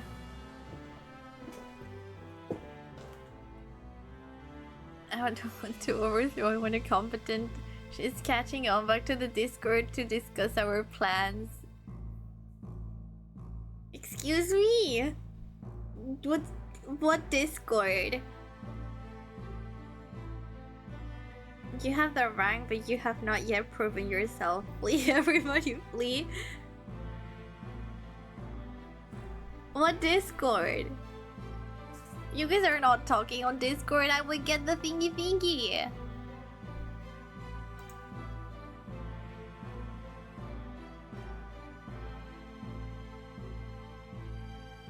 What's going on? You guys are weird. I couldn't remember it before, but it all came back to me because I'm Bazella. No, Espella, there are no witches. That fire, it was just a bad dream. The Inquisition would like to call Espella Cantabella to testify. What? It's a secret Discord in the Whispers. Oh, so it's not real. You're just teasing. But like, when did you guys agree to ignore me? Did I miss it seriously? Regardless of whether Miss Cantabella is Bazella or not, her memories may contain valuable clues. Huh. Yes, that may be so. No, wait! I don't agree to this. This trial is over, Your Honor. Objection. Oh no, it is real, but you will never find our rebellion plans. Are you guys being mean to me? Together on my back? Do it on my face. That's rude. You seem to be forgetting something, Mr. Cantabella. Your story has ended. You are no longer in control. When would we ever be mean to you? Every day. Do what on your face? Be mean. Be mean. Why the police thingy?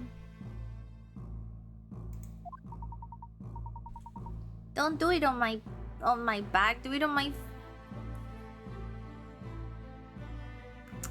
Oh.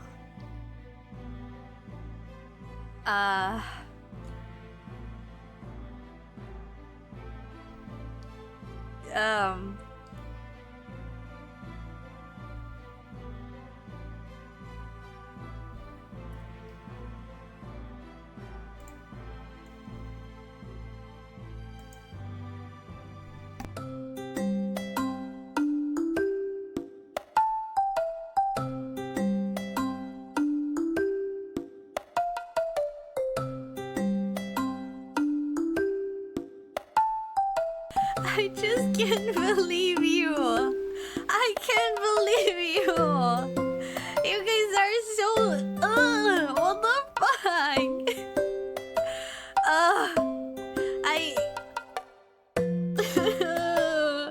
I don't like you. I don't like you. Where's the game? Oh, you can see my very messy overlay there. Where's the game? The game disappeared. Oh, there it is. Choose your words better, but context. The context was very important. I was talking about being mean. There's no point arguing. Whatever, man. Whatever. God. You are merely one of the characters. And this is also why we will not cease seeking the truth until we find it. Hey, now don't shoot the messenger. What do you mean don't shoot the messenger? What context? Nothing. No one say a word. Nothing, Pancho. Absolutely nothing happened here. Nothing. Nothing at all. We are just playing the game and being very normal and not taking things out of context. Don't worry, it's getting clipped. No, I'm gonna delete it. I was here, dummy. No, you weren't. You weren't here. No.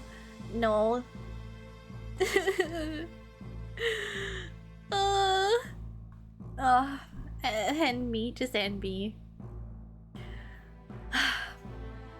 And this is also why we will not cease seeking the truth until we find it. Grrr. Grrr. What kind of a reaction is that? Grrr. Okay, dude. Defense. What is your opinion on this? Bella keeps insisting that she's the witch Bazella. As her attorney, I should refuse to let her speak to the court. But what's really important now is finding the truth, just as Layton said. There's only one way to proceed with this trial. And that's by questioning Miss Cantabella about her memories. Why the freak I got a short losing growling in my ear? It was not me, it was the storyteller. It's funny because I've completely gotten used to you calling me a short loser. It doesn't even bother me anymore. It's like, yeah, it's like, that's me. I'm the short loser. Whatever. Whatever. In that case, the court summons Isabella Cantabella as a witness. Attendants, bring the accused to the witness stand. Let's go.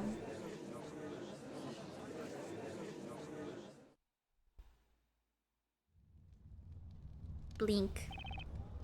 So you need a new nickname? No, you don't. That one's fine. I'm kind of finding it endearing now. Don't look for a new one. Now, witness, testify about your memories of the legendary fire. Yes, my lord. Witness testimony. The legendary fire. I was just a little girl then. It happened during the annual fire festival. Everyone was gathered in the town square for the fire festival, and I was watching them from the bell tower. The great witch Bezella awoke within me and brought calamity upon the town. An enormous fire dragon appeared.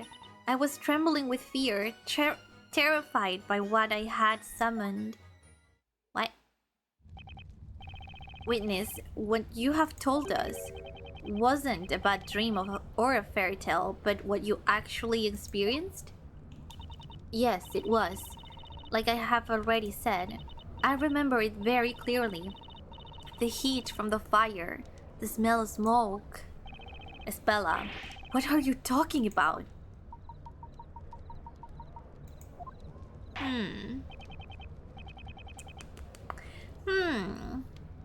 The defense may cross-examine the witness. I'm thinking she may have experienced a fire. And somehow with all this drugs and trauma and everything, her memories somehow got altered and intertwined within what the story is supposed to be about. Thank you, Your Honor. Was there really a huge fire that destroyed the town? What about Bezella? Is she even real? No. And yeah, there probably was a fire. We saw it, right? Like, we saw places in the town that were affected by fire. Was it fake?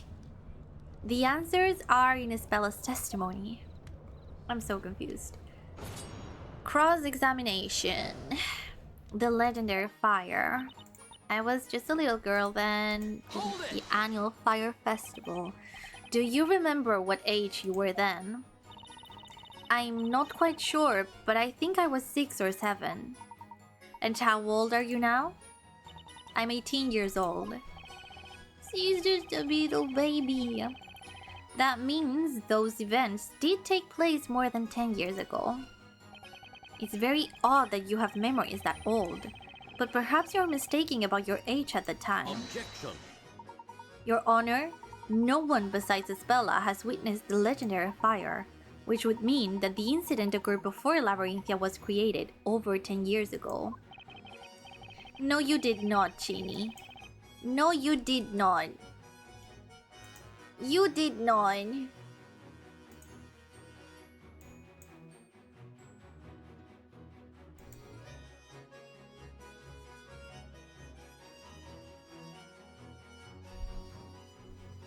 That misses a lot of context. That's not fair. That is not a fair clip. That is not fair. You are mean. That's the point. No. Also, the scream ending thing, it was funny. You should have included that, just saying. Points fingers. Anyway. No. I was talking about like talking behind my back and like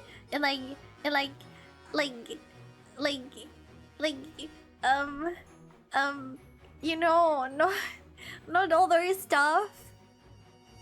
Oh, my back, just talking behind my back. Just you want to say something mean?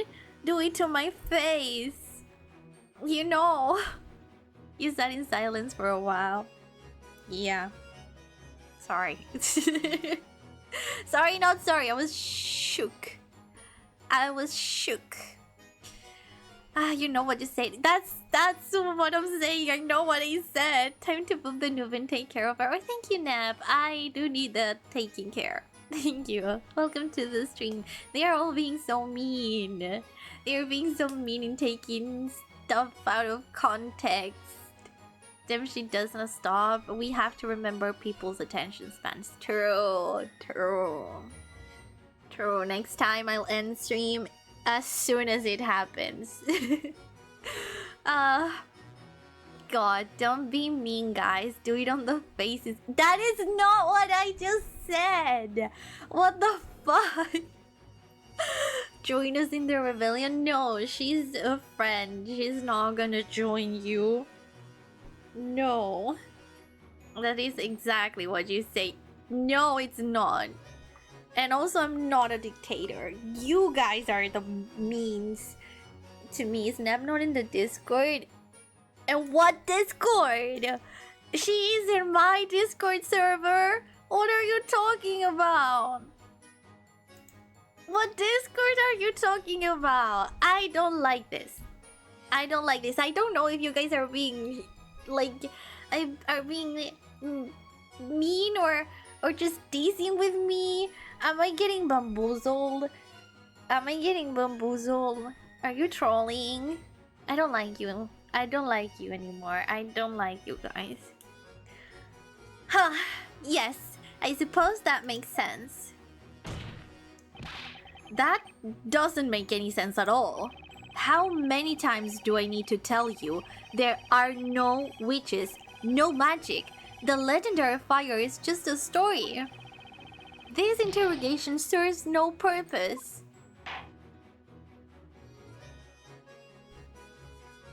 Only way to stop us, ban us all. I'm not doing that. Why would I do that? That would be boring. No, just keep entertaining me. Mr. Cantabella, the court asks you to be quiet during another witness's testimony, unless you are asked to speak. But that will only prove you with an iron hand. And what is the problem with ruling with an iron hand? Iron. I don't know how to pronounce that. Grrr. Still don't know why he grows.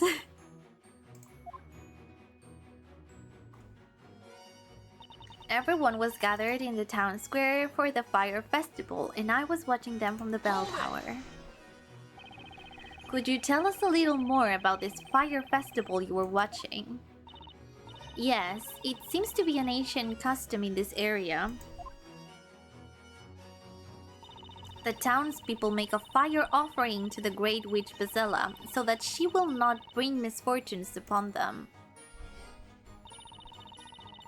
A great fire is lit in the middle of the town square. The festival lasts all night long. Bro can't even say iron and is still crawling in my ear. It's not me, it's the storyteller. And yeah, what's the problem with me not being able to see iron? Whatever. Novathis Frank. Oh hell no. Ew.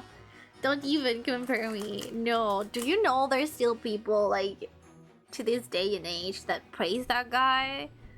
That like think he was a good ruler and that like actually want to imitate him and like on the government like one of the political parties is like gaining traction and things like exactly like that. It's kind of scary. It's kind of scary, not gonna lie. And by kind of, I mean very. Very scary. Look around the world. Yeah, I know. I don't want to really talk about politics on stream, but like I don't know what is up with people in the like far right. It's scary. It's scary. But yeah. But let's talk about our rebellion against Nube. Let's not. Let's not. That's correct. The festival takes place once every year. It is quite magnificent with all the townsfolk assembled in the square. Unless it's a counterfeit memory imprinted in our minds by you. No, this festival has been held here since before I was born. It appears to be a very old custom indeed. By the way, why were you in the bell tower in the first place? Uh-huh. You know, you said everyone was at the town square. Why weren't you there? Oh, hiccup. I can't remember. I probably went there because the Zell awoke within me. Yeah, sure. Despite having vivid memories of the fire, you do not remember much of anything else that occurred at that time? If we look at history, my country did defeat hers in the 80 Years' War. We can do it again. Oh, come on. Or not. That's not. It has nothing to do with this. We're just don't. We're just being so pissed at Chad. You just wanna like grab them by their shoulders and shake them and tell them to stop. Yeah. Yeah, I have. Just now. Apparently they are planning a rebellion against me in a Discord that I don't know if it exists. Does it? Haidom, are you in a Discord server that I do not know of with all of them planning my rebellion? Huh? Are you two in this plot? What is going on? We're just doing it on the face to be... That's absurd. Don't say that. Shush, simple-minded shorty. Being simple-minded is not something that bad, you know? Those are your words taken out of context.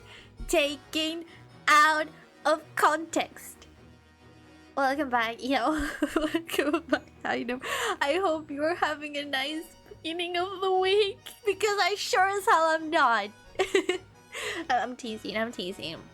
Well, not really. Yesterday was pretty poopy. But we're not going to talk about that because I want to finish this game. Yes. I was at the top of the bell tower looking down at people in the town square. Someone was with me there. Ah, that's right. It was Eve. That's so cute. Look at baby Bella. That's adorable. That's really cute. It's 2025. Context is irrelevant. Cancelled. Wait, what? How did we went from rebellion to me getting cancelled to context is irrelevant? Wait, since when context is irrelevant? It's not. Indeed, all we need to know is that she wants it. Stop! Stop! Oh lord! You're making it very hard to finish this stream without to finish the game without finishing the stream right now. Oh my god, what the heck? Oh lord. Short dork, that sounds adorable. Short dork. Short dork sounds adorable. Eve, her black cat, huh? I didn't think Eve was that old. Well then. I can't believe you guys. The great witch Bezella woke within me and brought calamity upon the town. Do you remember casting a spell? I cannot remember. Hang on! What? You look upset, Mr. Cantabella. Surely I wasn't the only one who thought of the joke about finishing. What joke? What finishing? And you know what? I don't want to know. I don't want to know. I don't want to know. The game or something else? Yeah. No. Don't explain it. We don't need to know. We don't need to know. Sverremans, we don't need to know. Pardon me. Did you want something? It was the first thing I thought of. I'd like to know what you think about Isbella's last statement. My opinion about all this has not changed since last time. It's all just a dream. Listen to me, Isbella. You are not Bezella. There was no legendary fire. Dad, you have no idea how much I want to believe you, but I just can't. Shouting the dialogue will not make us stop. Nobody will help me focus on what they're saying instead of what you guys are saying. And if it's really on the hot calls today, I am like I can talk. I just can't talk. I can't say anything. Remember what I saw and how it felt. The heat, the smoke. Magic doesn't exist. It belongs in fairy tales. There are no fire dragons either. Isbella seems certain that she saw a fire dragon at that time.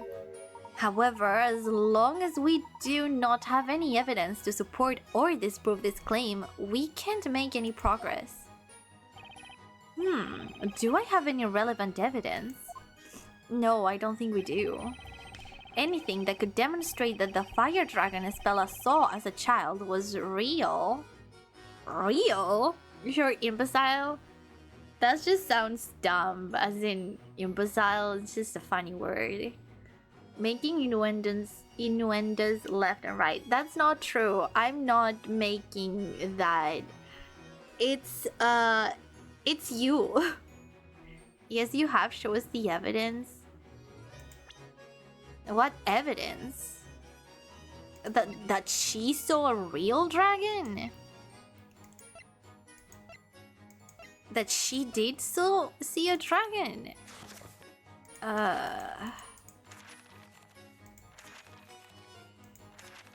I don't think we have that. Summons forth a great fire dragon for the caster to command, responsible for the legendary fire that lit the town ablaze so many years ago. I don't think we have any evidence just yet. I've got nothing. I don't think there's anything I could use. I can understand your choice to be cautious with your judgment, Mr. Wright. However, I must remind you that the only way to discover the whole truth is to bring to light the true nature of the dragon witnessed by the accused. Then you need to get that evidence. Yeah, no, that's why I'm gonna keep pressing. Maybe I overlooked some clues in the testimony? Let's arm ourselves to the teeth with evidence and give it another shot. Alright, but first we need more info. Time to do some pressing. Exactly. Press hard. I will. Witness, continue your testimony. Yes, my lord. Not even innuendos, just straight up saying it for what it is. No. You know what? If you're gonna take everything out of context, most things could be like that. You know? It's just not fair. An enormous fire dragon appeared. I was trembling with fear, terrified, but what I had summoned. Like what? I'm not gonna put any example. Can you tell me more about that fire dragon? Half-witted loser. Okay, that one kind of works. Props to you, Pancho. You did come up with a nickname that kind of pisses me off. Good job. What other context could you give not doing it on the back, but instead on the face? Bad-mouthing. Talking. Maybe. Like, is it not? I mean, maybe it's a matter of me translating something from Spanish literally to English, because in Spanish we say no hables a mis espaldas, which means don't talk on my back, which usually means, yeah, it's like talking again, like without the other person having knowledge of that, mostly about something bad. So is that not a thing, like talking on someone's back in English? Is it not a thing? We also talked about finishing the stream and the game. Talking behind their back or to their face. Oh.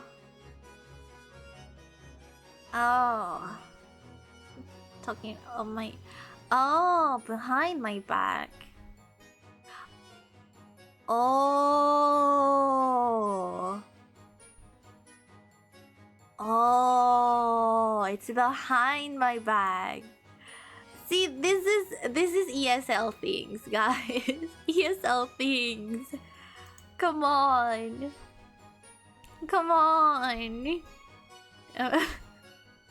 No, bajo torpe no hime. What is bajo torpe? I mean, down clumsy? Down clumsy? Sure, ESL. Come on. It is. Or maybe bajo rarito. But like bajo? Why bajo in front of it? Not our fault, you're a native English speaker. Yeah, but like, don't... I'm native and I still knew. Shame on you. Isn't bajo mean short? Oh, yeah, but like when you say it like that, it would be like in the other order, maybe, or it's just I usually heard it with like a diminutive. I don't know what the name in English is. So like bajo rari. Yeah, it just sounds weird. Also, it would be like with a in the end because it's like referring to someone with female pronouns. So rarita baja. It sounds weird. I don't think I usually hear bajo or baja referring to someone being short, you know? If she can't even talk Spanish, I can. It just sounds weird. We use it to say low, not short. You know what I mean?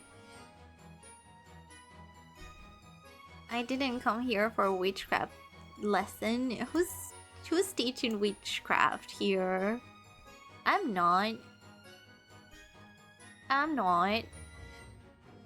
That monstrous image is still so vivid. So it would kind of be la rarita bajita, maybe. Rarita bajita would kind of make more... It sounds more natural to me. You know, el loco baja. La loca. Actually.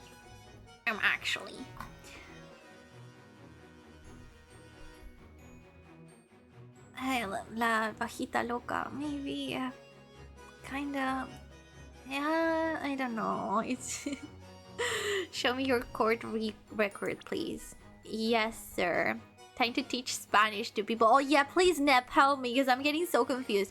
Do you hear like the word bajo or baja when talking about people's height? Because I don't usually hear it like that. Like with like bajito or bajita. Yeah, but just straight up bajo or baja? I don't.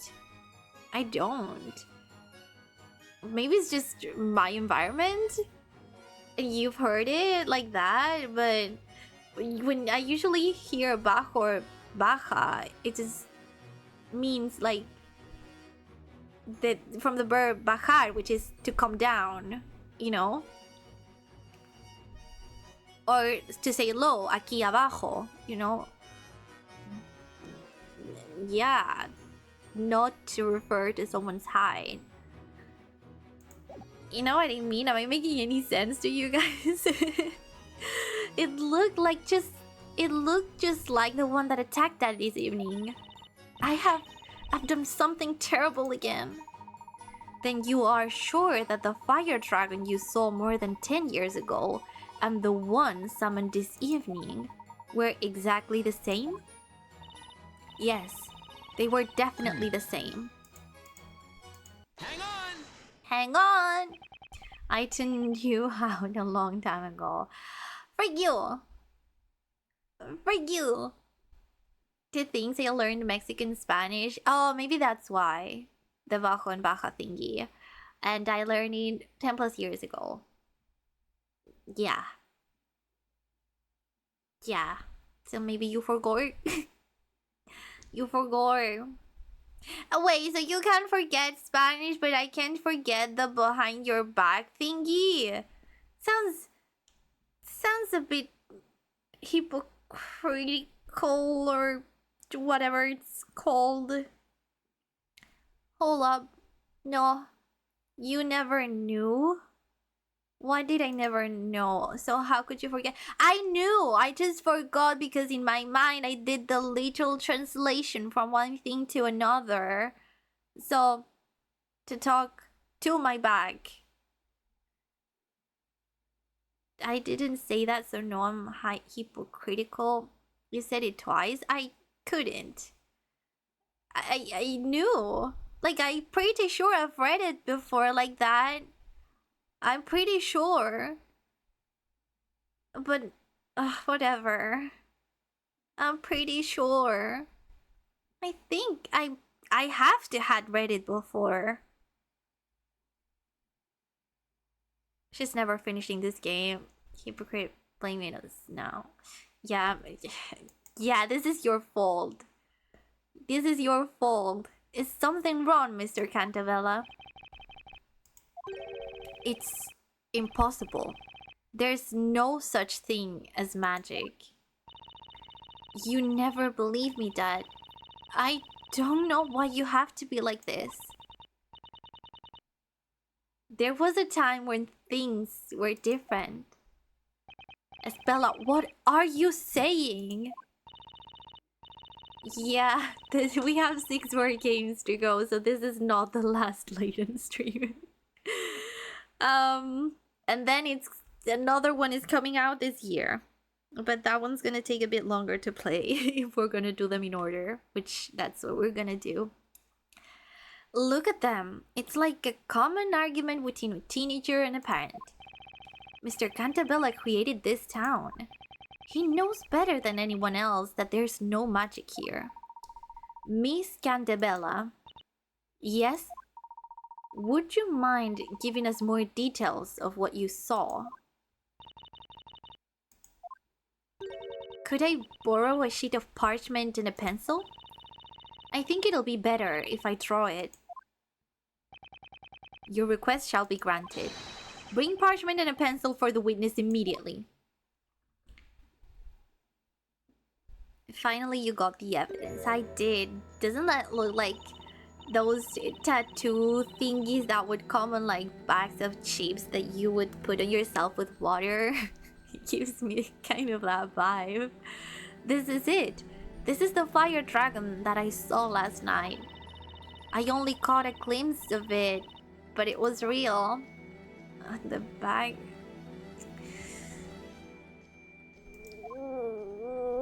Whatever. I must say, it does closely resemble the supposedly magical creature we witnessed this evening. Wait. Didn't she start getting these quote-unquote memories when we saw the mural that was underground, like on the basement of the Grand Archive? Maybe she believes she remembers, but that mural, that picture is what altered her memories. She was already being accused of being the Great Witch, so maybe she just, you know, I don't know the word in English.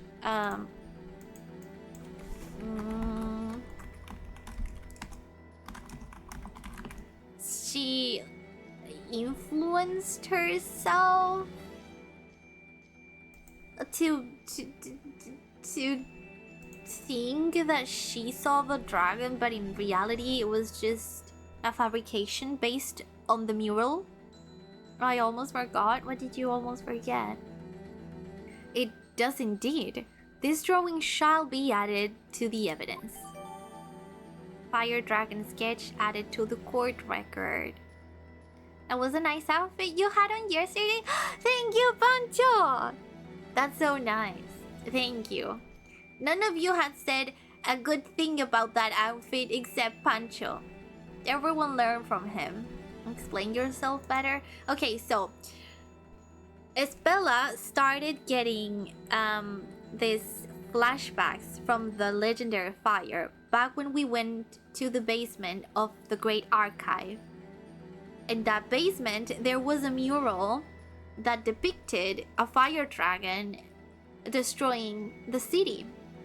I think she may have, like, that mural influenced her memories into thinking she saw a fire dragon when in truth she never did, and that's why now she's picturing one that's very similar to the one that actually quote-unquote killed the storyteller. Influence? I don't know which word to use there. I would know which one to use in Spanish. But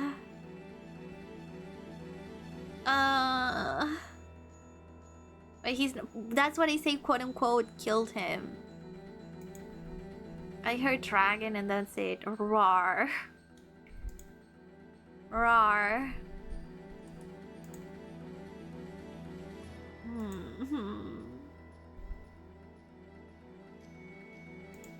I don't know.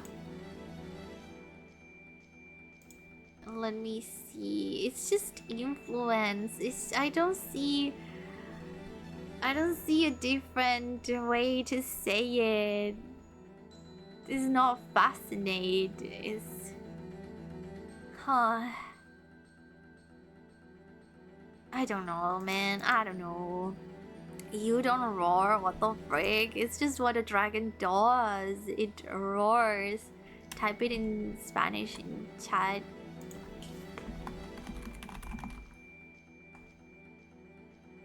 That. Yeah, you're gonna get influenced, fascinates, get to. Like, those are not what I mean to say.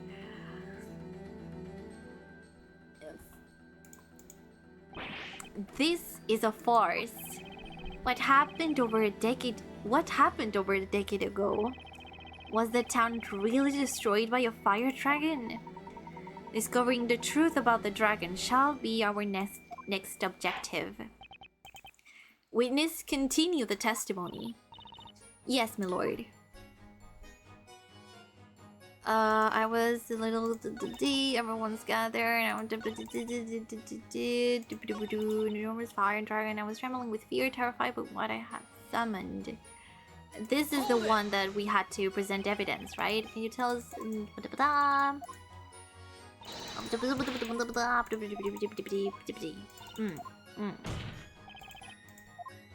Is it this one? There may be another explanation. Spella might have seen something in the shape of a dragon. Okay, no, it wasn't that one. Alright then, Nick, Mr. Cantavella wrote this town story, right?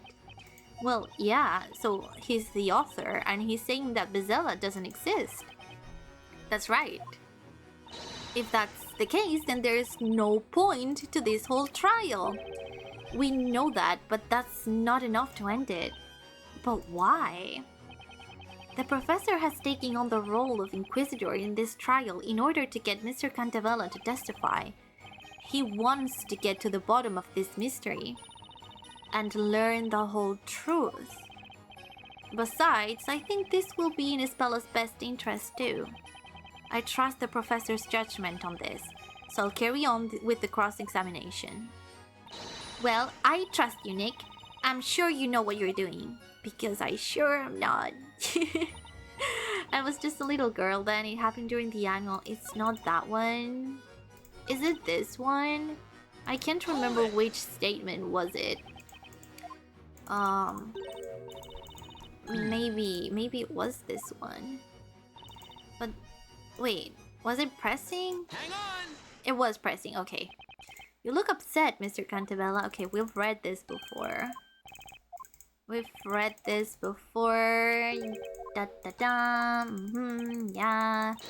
They're fighting a typical argument between a teenager and her father. I have evidence. Your Honor. What is it, Defender? The defense will present evidence. Evidence? I suppose you mean evidence that will prove that my daughter's memories of the dragon amount to nothing more than wild imagination? 1 second.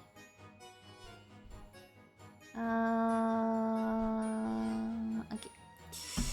On the contrary, I'm pretty positive Isabella did see the dragon. What? I thought you had more sense in you. He's calling you stupid, Phoenix. Well, are we all curious about what the defense has got to show us? Present evidence that proves the dragon appeared in this town over 10 years ago. Take that! Take that! It is, of course, Isabela's drawing of the dragon. It is impossible to draw a dragon with so much detail unless you've actually seen it. Watch it be the same dragon as the mural. I'm like 100% sure. Indeed, and it looks very much like the fire dragon we saw this evening. It cannot be a mere coincidence. You can't possibly use that drawing as evidence. And why not? Because she could have just drawn the dragon from this evening. Dad, why don't you believe me? I saw that dragon when I was little. This town is my creation. I know everything about it, and I assure you there is no magic. If there is anyone who can tell you that's what's possible and what is not, it is me, the creator of Labyrinthia. Your overconfidence has clouded your judgment and is preventing you from seeing the truth. Well, what do you mean? In order to see what is really there, you need to reject biased assumptions and keep an open mind. You're overlooking certain facts precisely because you are the creator of this town. It's nothing short of insanity. Magic doesn't exist, and yet Isabella says she saw a fire dragon. It seems like a contradiction, but perhaps it is not. Mr. Wright? Yes? The solution to this mystery is out there. We just need to find it. Do you suppose you know where it is? Magic doesn't exist. Isabella saw a fire dragon. Where is the evidence? That bridges the gap between the two in the court record, in the belfry, in the town. Isabella was watching the town burn at that time. She says she saw an enormous fire dragon. Now, if you put the two together, I think our best guess is that the dragon she saw was this town itself. This town? In other words, Isabella saw a dragon shape looming over the burning town. Wait, what? I was thinking of the Grand Archive. What? And is the town in the shape of a dragon or something? What? How absurd! That's mere speculation. No, I will not dispute that. However, it is entirely possible to test our theory. What? And how would you go about doing that? It is all quite simple, Mr. Storyteller. We will now go to the belfry. Maybe we'll find that fire dragon there. Huh? What?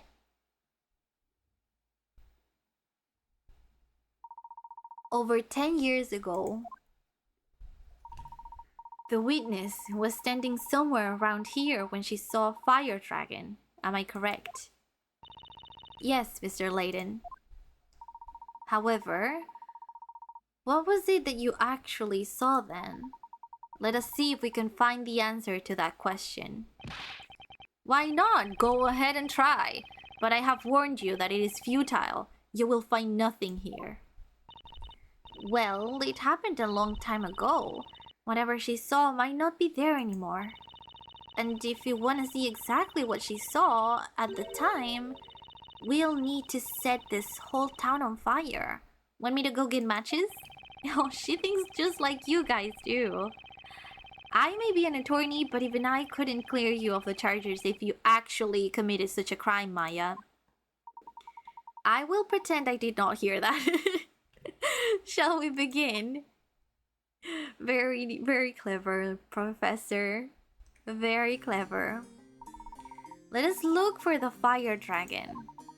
We can see the whole town from here. I'm not seeing shit. Look in every direction for something. What? Huh? For something that would resemble Miss Cantabella's drawing. Oh, sorry, hiccup. I don't see anything. It's too dark. That? Okay, Mai is a witch, but she may join our cause. Is it this? This picture right here? It's not a dragon, is it? It's a fox, yeah, but... Oh, there's more, okay. There's more. That's a witch. I imagine the next one's gonna... What the fuck is that? What is that? Oh! Take that! Never mind. I'm stupid. Espella, can you have a look at this? It looks like the dragon was hiding in here after all. Oh, this is... Hey! That's identical to the one Espella drew! But, it's not the fire dragon. The fire dragon was a creature made of flames. It was so big it could swallow this whole tower. This is just some tiny fretwork. I think we can consider this mystery solved. I suggest we'll head back to the court. I will explain everything there. Is that alright with you, Mr. Cantabella?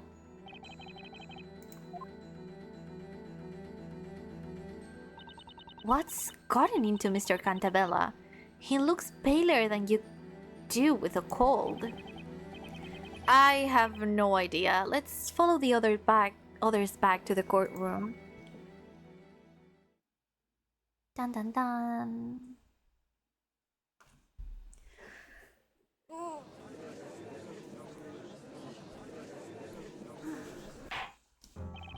The Inquisition's investigation seems to have yielded some unexpected results.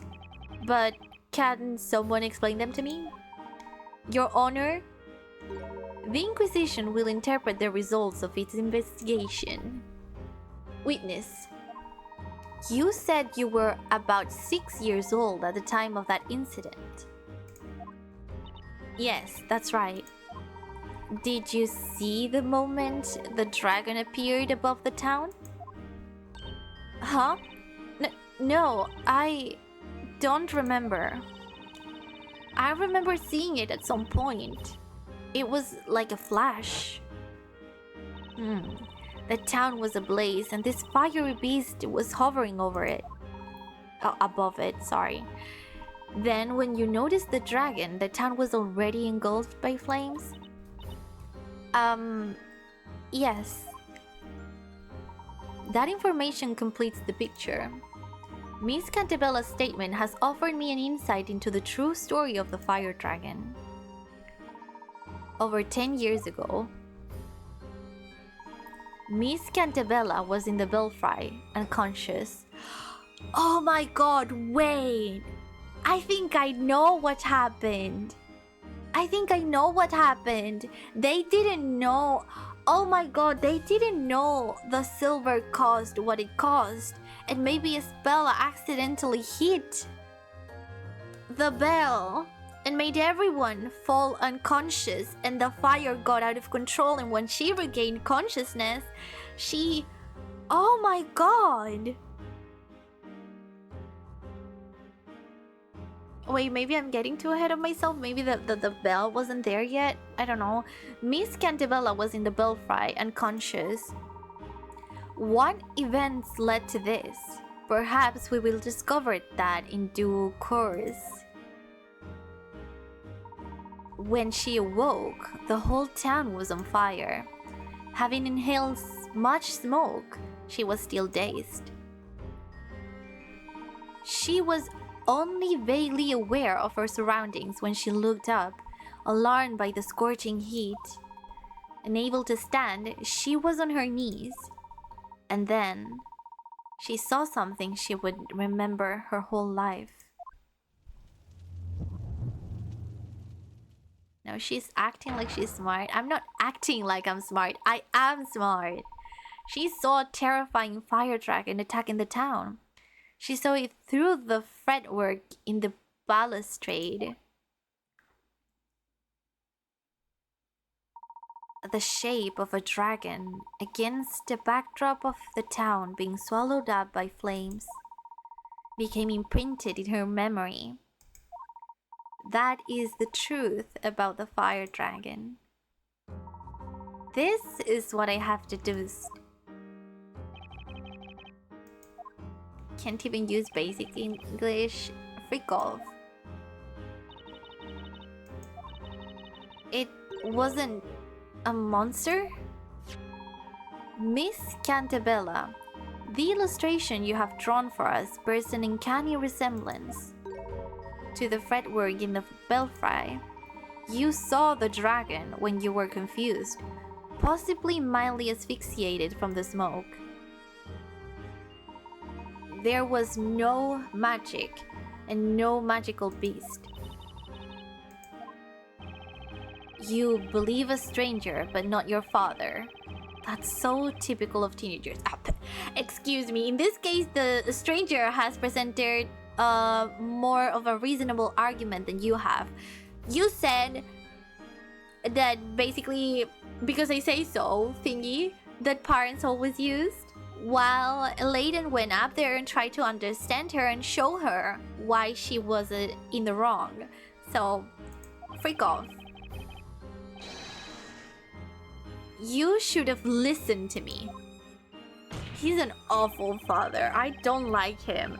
Like, bear in mind, this guy has been 4 years without talking or seeing his daughter. And even before that, he didn't even speak to her. So... Oh, Nuben's being wound up again. It's just that this is such a bad guy. He's so emotionally challenged. I don't know. It's just... Huh? Where's your empathy? Dude. Boo-hoo. Boo-hoo. Right back at you, Pancho. And now that all the mysteries have been unraveled, can we not end this trial and go home? He's trying to hide something. Objection. He's trying to hide something. As much as we'd all like to, I'm afraid it's still a bit too early for that. What else do you want from us? He's a CEO, he has no empathy. Clearly. But not even for his daughter, it's crazy. There is just one more problem I'd like to solve tonight. I wish he gets put in prison, I swear. He deserves the worst. Does nude... I'm Nube, not nude. Have something against men hating the storyteller oppressing us? No?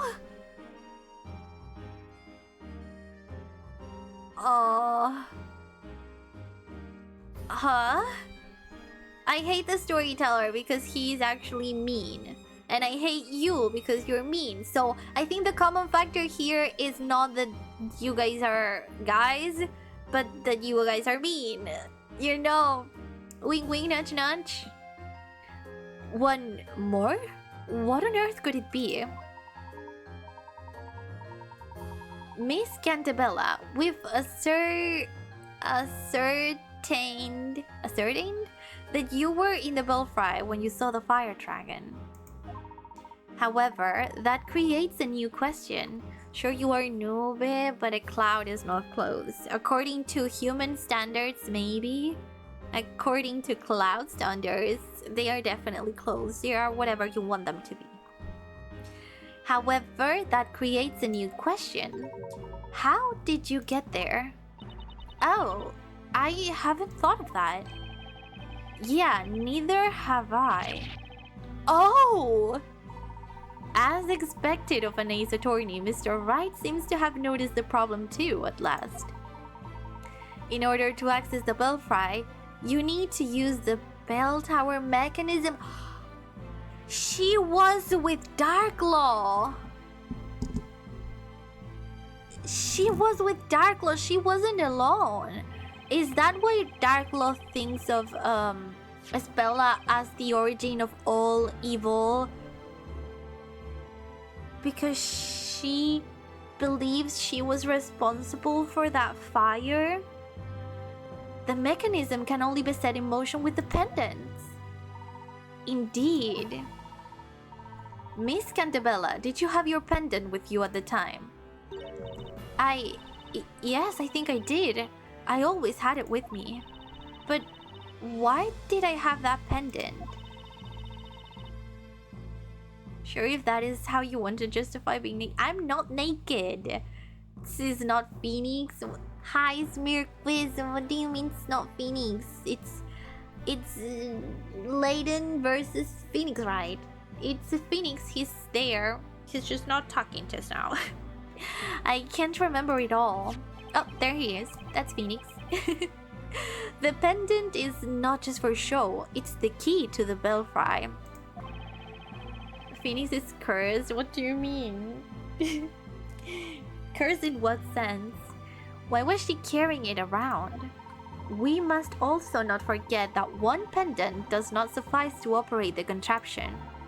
2 of them are required. 2 pendants.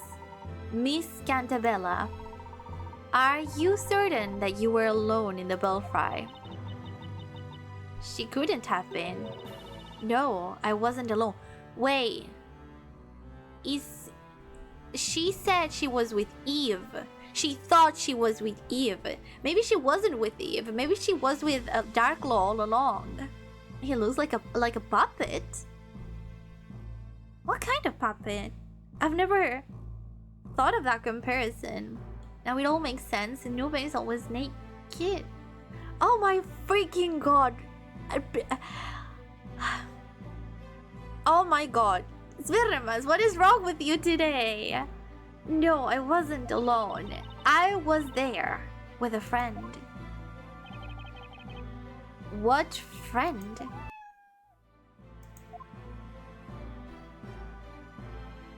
Eve. Eve, where did you go off to?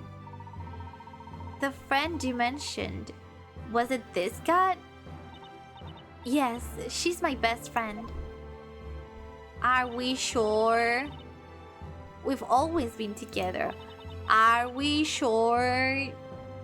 Because now that I think about it, like Darklaw with her little spiky thingies on her hair kinda looks like a cat, you know? Why the surprise faces? Who else could Eve be? Darklaw. Darklaw, we saw together both Espella and Darklaw as children on that picture that was on the storyteller's study.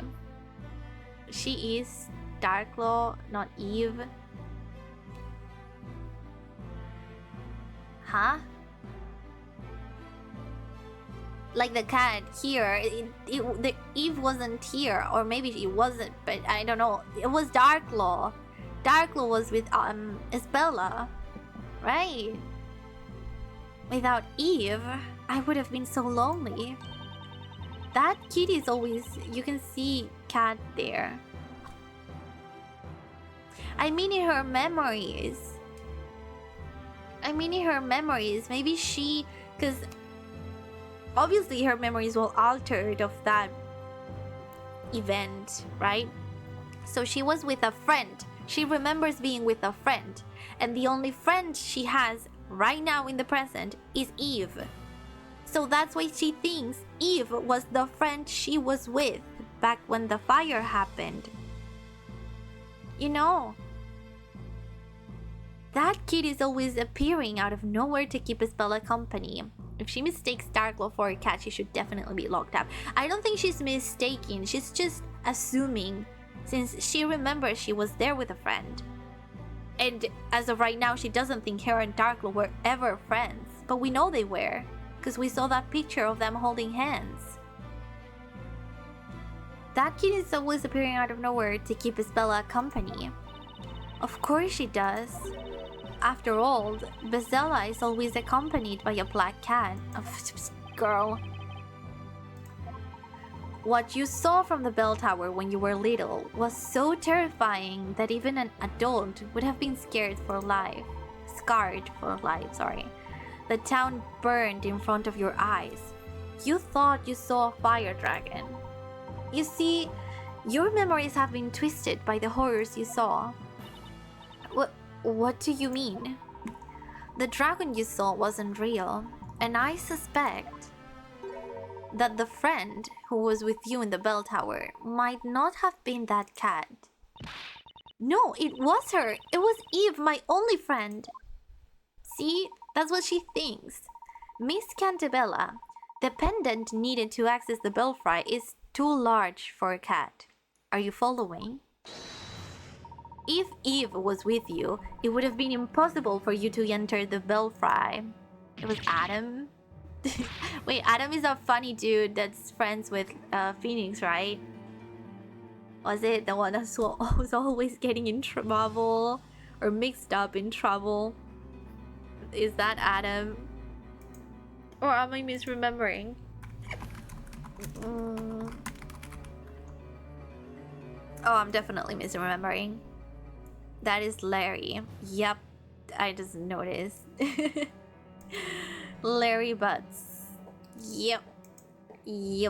But I was just saying because of Adam and Eve. Oh, wait, what do Adam and Eve have to do with Isabela's friend? Did I miss something? A reference or something? Larry Butts. Yeah, we should play the Phoenix Wright games too. We should do that. Maybe after we're done with Layton's games. In the far distant future. Inquisitor, where is all of this going? You have no right to tamper with my daughter's memories. Oh, and you do, right? It's been about 6 years. Maybe. You're right, of course. However, neither do you. Nor should you attempt to cover up the truth. Ugh. No, you're wrong. Eve was my only friend. Think about that day again, Miss Cantabella. You went to the top of that bell tower with a friend who also had a pendant. Layton knows because he's the only one here who has seen the picture, apart from us. Phoenix and Maya don't know. And I don't think the storyteller knows that Layton knows. Well then, why don't we have the defense present some evidence? I don't have it. He has it. Can you prove that someone was with Miss Cantabella in the belfry that day? If so, I'd very much like to see the evidence. What? Sorry, I skipped that. Why do I have to prove it? It was the professor's idea, I think he said. I have nothing on the legendary fire. Why ask me for proof? Huh, right. I suppose you wouldn't have any proof. Not one of us remembers that incident. I've had enough of this. Your Honor, you have no grounds to continue this trial. Layton knows because he's the smartest guy in the town, and because he saw the photo. Well, we appear to have reached a dead end. There is nothing else for us to do. Objection. Yeah, now present the photo. Please. Please hold on, Your Honor. Oh, what is this all of a sudden, Inquisitor Layton? The defense does not have the necessary evidence, but someone else does. What do you mean? The music, yep. It is time. It's Layton time. This time the Inquisition will present its evidence. The Inquisition will present evidence, huh? Wait, seriously? You son of a witch. Oh. This is what you wanted from the very start, isn't it? Yeah, probably. Well, in that case, the Inquisition shall present evidence that somebody was with Miss Cantabella in the bell tower when she saw the fire dragon. This is so cool. This is so cool. Have a look. Have a look. This is the proof. This photograph shows Miss Cantabella with a friend. Golly, this is the finest illustration I have ever seen. Oh, bless your soul. It's a photograph. It looks as if it were a reflection of the real world on paper. Tell me, who created this exquisite work of art? Well, Your Honor, I understand you are fascinated, but let us focus on what this picture shows. This picture was found in the Storyteller's Tower. Mr. Cantabella, we have taken the liberty of borrowing it for this trial. It's enough to look away for a second and you already cause trouble. Professor, aren't photographs against the rules? I mean, this is supposed to be a medieval setting. Meh, who cares? Yeah, at this point, who cares? What's important now is helping Miss Cantabella to grasp the truth. And in this case, the end justifies the means. Grrr. Please take a close look at the two girls in the picture. Each of them is wearing a pendant. Why, that's so. These are the belfry contraption pendants. We know that one of these girls is Miss Cantabella, but then, who is the other girl? Accused, do you have any idea? Espella, are you okay? It doesn't look like she is. It's me. And the other girl is... I don't know. Ah! Espella. Sorry. Your Honor, stop this trial. Stop it right now. Can't you see you're driving Espella into insanity? Objection. It's just the opposite, Mr. Cantabella. If we turn away from the truth now, Espella will close herself to the world forever. Grrr. Again. Mr. Wright. Yes? You know who it is, don't you? You know the identity of the other girl in this picture. I do. It's Eve. Is that her name? Is that so? If the defense knows that, tell us all who this other girl is. Well, obviously. Take that! Obviously. I'm thinking it's High Inquisitor Darklaw. High Inquisitor Darklaw? I cannot say I didn't have slight suspicions about her, but oh my. Miss Cantabella, what do you say? Do you now remember the girl next to you in this picture? I was with Lady Darklaw. This is crazy. What are you basing this preposterous claim on? Everything. Have you seen her? But, Mr. Cantabella, this girl closely resembles the High Inquisitor. Resembles? That's just your personal opinion. The gaslighting is crazy.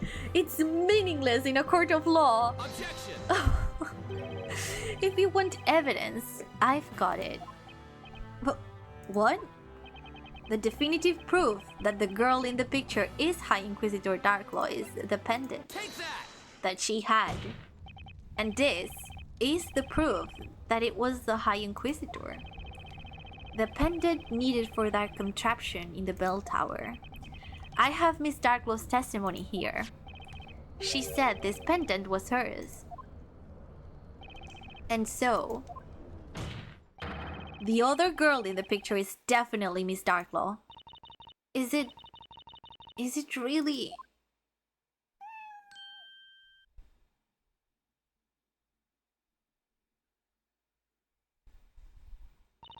Eve? Where are you going?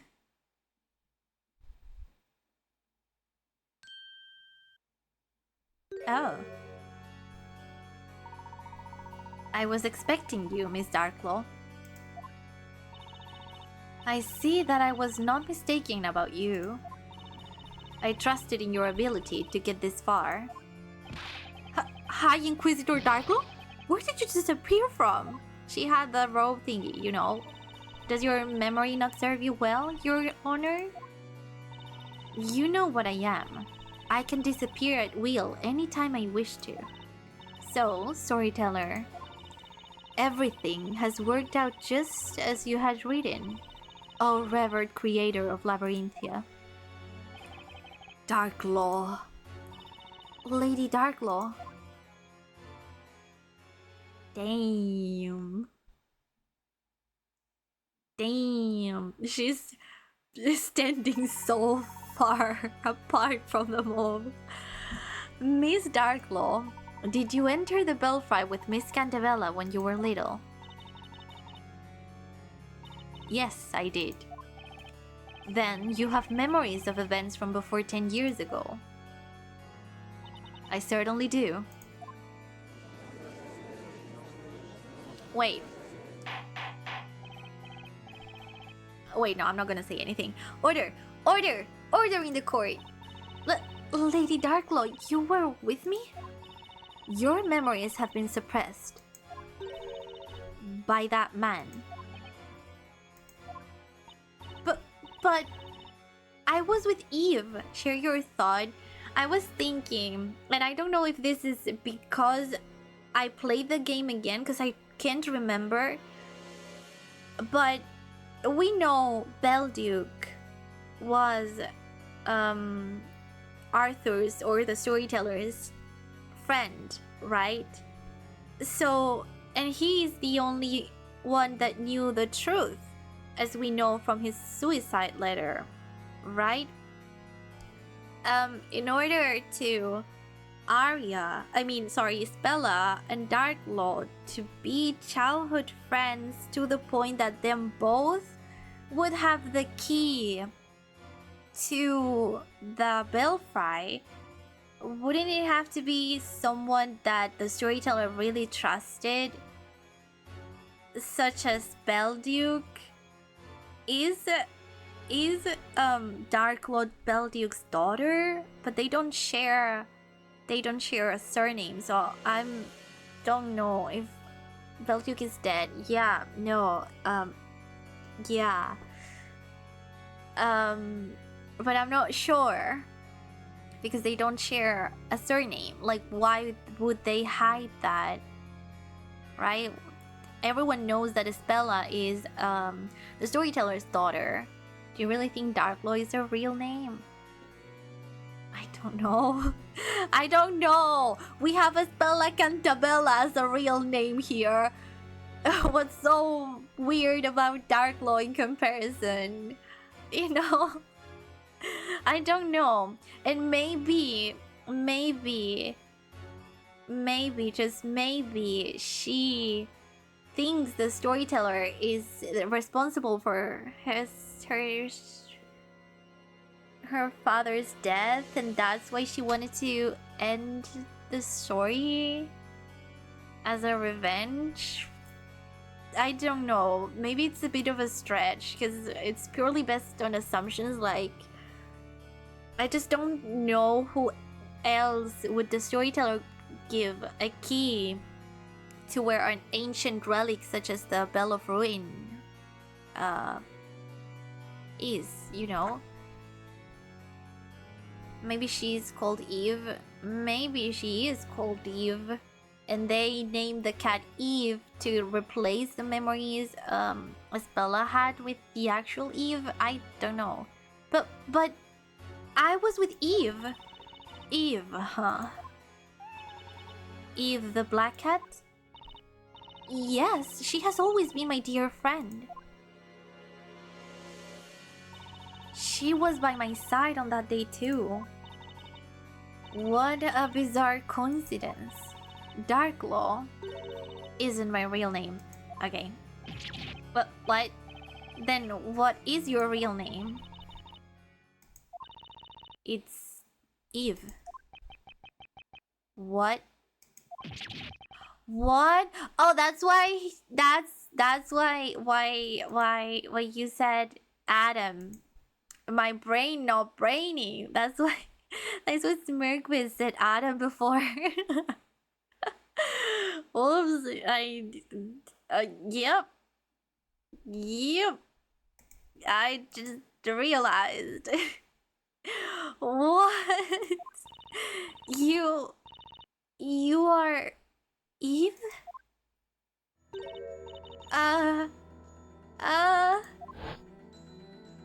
Does your brain ever brain? Sometimes it does. How much hair would you have to be able to do this, by the way? That's crazy. Eve? Bella... My dear friend, Eve. It can't be. That flashback. Was it real?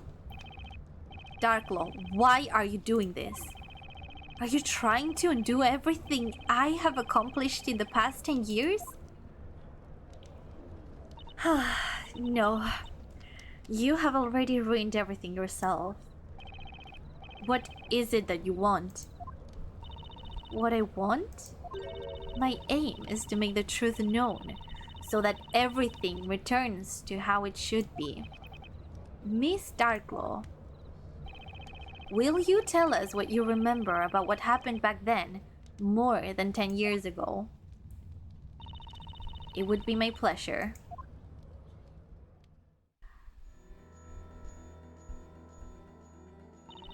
It was the day of the fire festival. Bella and I went up the bell tower. The wind was strong that day. When the sun had set, the festival began. It's true that the whole town burned down that day. The fire consumed buildings and people, turning them into ashes. That's so dark. We were the only survivors. We stayed in the belfry while the world below us was being eaten up by hungry flames. This is so dark.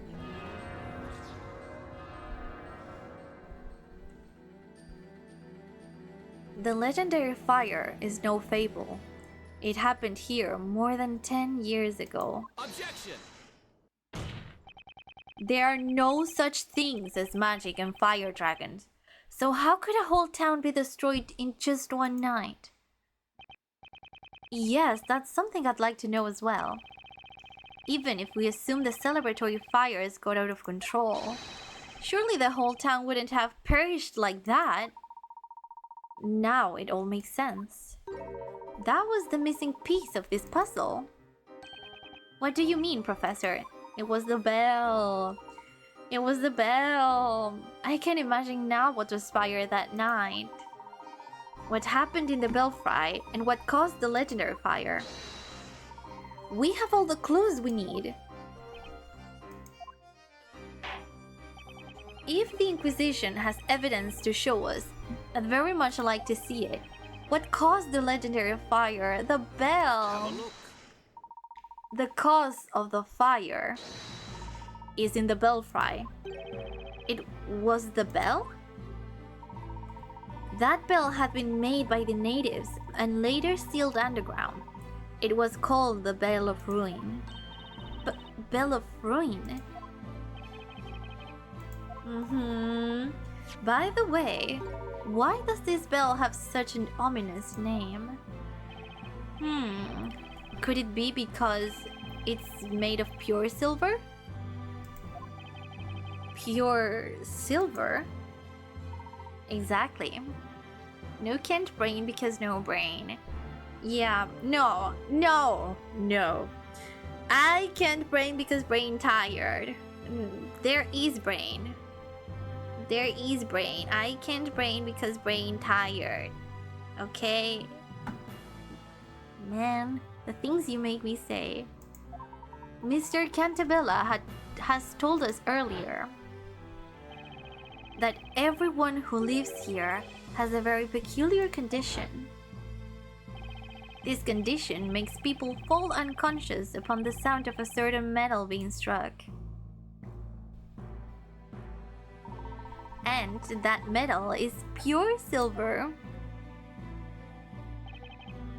Yes, and we've been told the condition is brought about by drinking the groundwater.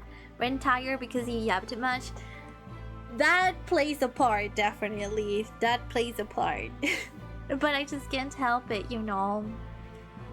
Now you're blaming me for the things you say? Yep, you're my scapegoat because you're part of the council now. That's just how it is. I don't make the rules. Yeah. Indeed. That bell was also the reason why the original inhabitants of this area decided to forsake it. I don't work with you, I work against you. That's your opinion. It seems that the Bell of Ruin caused a devastating disaster. To those who have gained entry into this sanctum, heed our words. You must not ring the Bell of Ruin. Chin is the official scapegoat. He is until there is more members of the council. He's gonna be my personal scapegoat. I can't help but wonder what disaster this bell had caused.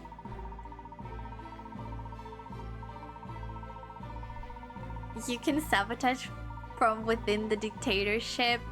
There is no dictatorship to sabotage. As the Supreme Chancellor of the Council, my opinion is a fact. To you, maybe. I am above that. An enormous bell made out of pure silver, and the locals with their peculiar condition, it's not too hard to imagine what happened. It was probably the same calamity as the one that happened over 10 years ago. And that is... Well, what disaster happened to this town before Labyrinthia was built? Ah! The legendary fire. Now, let us contemplate the following scenario. What would happen if the Bell of Ruin were sounded during the fire festival? Oh. Everyone who heard it would fall unconscious. That is exactly what a dictator would say. Nah. As it was an annual festival, all the townspeople were assembled in the town square. Oh dear. Therefore, on the night of the fire festival, over 10 years ago, all the residents instantly lost consciousness when the bell was struck. Spella killed the whole town. That is depressing. I would argue it was the storyteller and Belduke that did that, because they took the bell from the ruins, put it on the bell tower, without actually having all of it translated. Like, they didn't know it was called the Bell of Ruin. Spella rang the bell, a bell that shouldn't have been there to begin with. Also, I don't think she did it on purpose. Or, like, I mean, with the intent of that happening, obviously. All the residents instantly lost consciousness when the bell was struck. Oh, no. Had it been even just slightly windy that day, the fires lit for the Great Witch Bazella would have gone out of control, and they would spread throughout the town with no one left to stop them. Because everyone was unconscious. Exactly. That also includes the two girls who were in the belfry. Espella and I. You were the closest to the source of the sound, so it was inevitable. When you recovered consciousness, it was already too late. The town had been swallowed by flames, as if a fire dragon had come to burn it. That was a calamity caused by the bell. Calamity. You should burn her as revenge? No! She was a little girl. You say here that the cause of calamity is the Great Witch Bazella.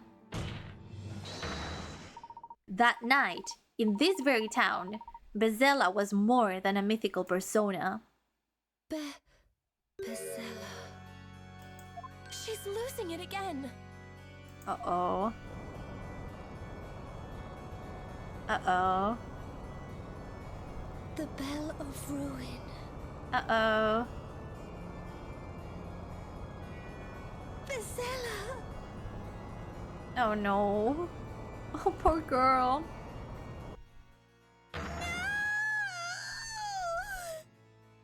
Poor girl.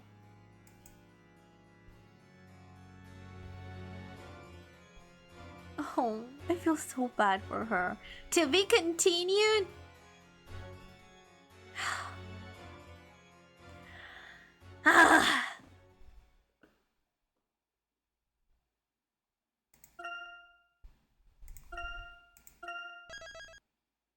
Epilogue. Okay, we're near the end. Okay, I was thinking, like, Jesus, please, we should be near the end. Aren't we? We are. This is the epilogue already, okay? Jeez, okay. We're doing this. I'm not leaving until we're done. Mr. Cantabella, I would like to apologize for putting too much pressure on your daughter. Only your words can bring her back from the brink of madness. Let her hear the truth from her own father. All according to your plan, Layton. You've driven Espella into a corner in order to push me to the wall. I had no other choice. Espella, please listen to me. You haven't done anything wrong. You didn't cause that accident. You have suffered so much thinking that you were Bazella. I must take the blame for that. You, Mr. Cantabella? I sacrificed everything to make up for what I've done. But all I managed to do was inflict more pain upon others. Is that not so, Darklaw? Now that you're willing to talk, Mr. Cantabella, would you mind telling us your story? Yours, as well as Espella's and Miss Darklaw's. Very well. We're getting to the bottom of it. This story too began when I was a young lad. When Newton and I were still youths, full of dreams and hope. As you already know, we discovered the underground ruins, and deep within them lay that accursed bell. The Bell of Ruin. At the time, we still lacked the knowledge to decipher any of the writings we found there. This bell is magnificent. It's bound to make the most beautiful sound. I have an idea.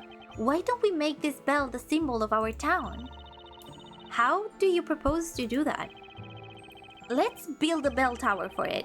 Then we can ring it on special occasions. That's not a bad idea. Then it's settled. When we grow up, let's do it. Okay, just don't forget about it.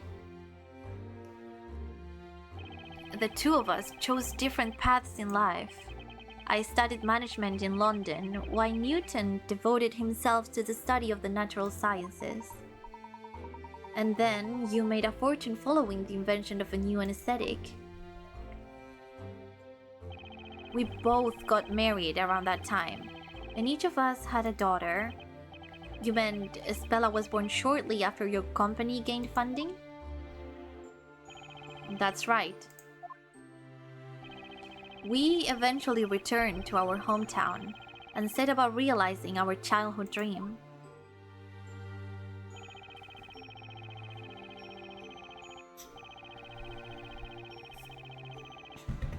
Having built a bell tower in the middle of the town square, we retrieved the bell itself from the underground ruins. We aspired to make it a symbol of prosperity for this unindustrialized town. The bell was to be officially displayed during the annual fire festival. It would be rung in the morning, following the night of the celebration.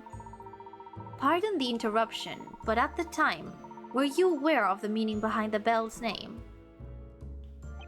Obviously, we were not. Thinking back to my ignorance at the time, a chill now runs down my spine. Newton and I went to the bell tower the day before the festival. Wait, they haven't said that Darklaw is Newton's daughter, but I think it's pretty much confirmed. Only one more day to go. We've waited a long time for this. That we have. This town will no longer be the same after tomorrow.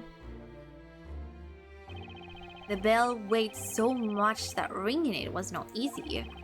We tackled that problem by constructing a special mechanism which we installed in the belfry. Daddy, I want to hear the bell. Can I make it ring? Daddy, please, let me ring it. Estella, who was there with us, was utterly enchanted by the bell. She wasn't a bad child, but she was very stubborn and would rarely listen to me when she wanted something. I told her a story to try and convince her to leave the bell alone. Estella, listen carefully. You mustn't ring this bell. But why? Why can't I, Daddy? You know about Bezella, the witch? Uh-huh. She's an evil fire witch who uses magic to hurt people. If you ring this bell, Bezella will come out and possess you. Oh no. Oh, poor girl. Oh no.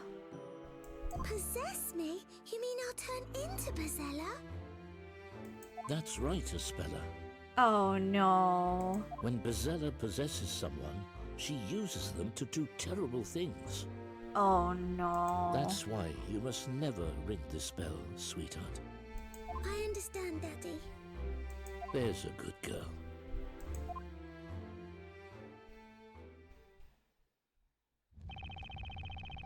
The legend of Bezella has been passed around these parts for centuries. It probably originated from beliefs of the tribes that populated this area in the past. What I told Bella was just a silly story that I invented for the occasion. It was only meant to stop her from ringing the bell. I could not have imagined that it would have such far-reaching consequences. It's all coming back to me now. I remember that day. On the day of the fire festival, just around the time when the preparations ended and everything was about to begin. I sneaked out of our house. I took Mom's pendant with me. Your mother's pendant? Do you mean this one? Yes, it belonged to my mom. We needed to limit access to the bell, so we made the two keys. We decided to make them independent, and each gave one to our respective wives. Both are needed in order to access the belfry. I saw you and Mr. Belduc use them, so I told Eve to meet me at the bell tower. Oh, Daddy says Bazella will come out if I ring the bell, but if I do it just a little... oh, bless her I soul. want to try it while the festival is going on. I hope Eve doesn't forget her mum's pendant. Oh, this is... I suppose this is the grand reveal that Darklaw is indeed Newton's daughter. Yeah. So it is just as I thought. Miss Darklaw, you are Mr. Belduc's daughter. Well done, Inquisitor. I was almost afraid you would fail to make that connection. What in the... This is too much for one day. I'm so sorry. I'm so sorry, Your Honor. That's just life. Oh, order! Order in the court! Lady Darklaw, you mean to say you're Sir Belduc's daughter? Yes. My real name is Eve Belduc. I'm the alchemist's daughter. This is unbelievable. I also sneaked out of my house that evening, clutching my mother's pendant in my hand.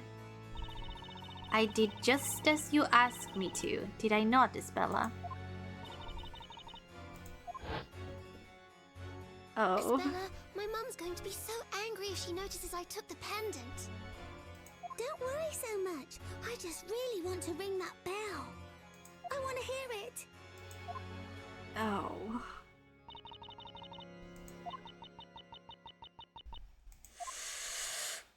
This is depressing. This is so depressing. Your mom is going to be dead. Both their moms. And in Eve's case, now also her dad is dead. And it wasn't even a natural death. He killed himself. He killed himself. Because of the storyteller. Oh my god, this is going to need a lot of therapy. Like, a lot of therapy. I rang the bell against my father's warning. And so, Bazella possessed me. Because of me. The town and everyone in it.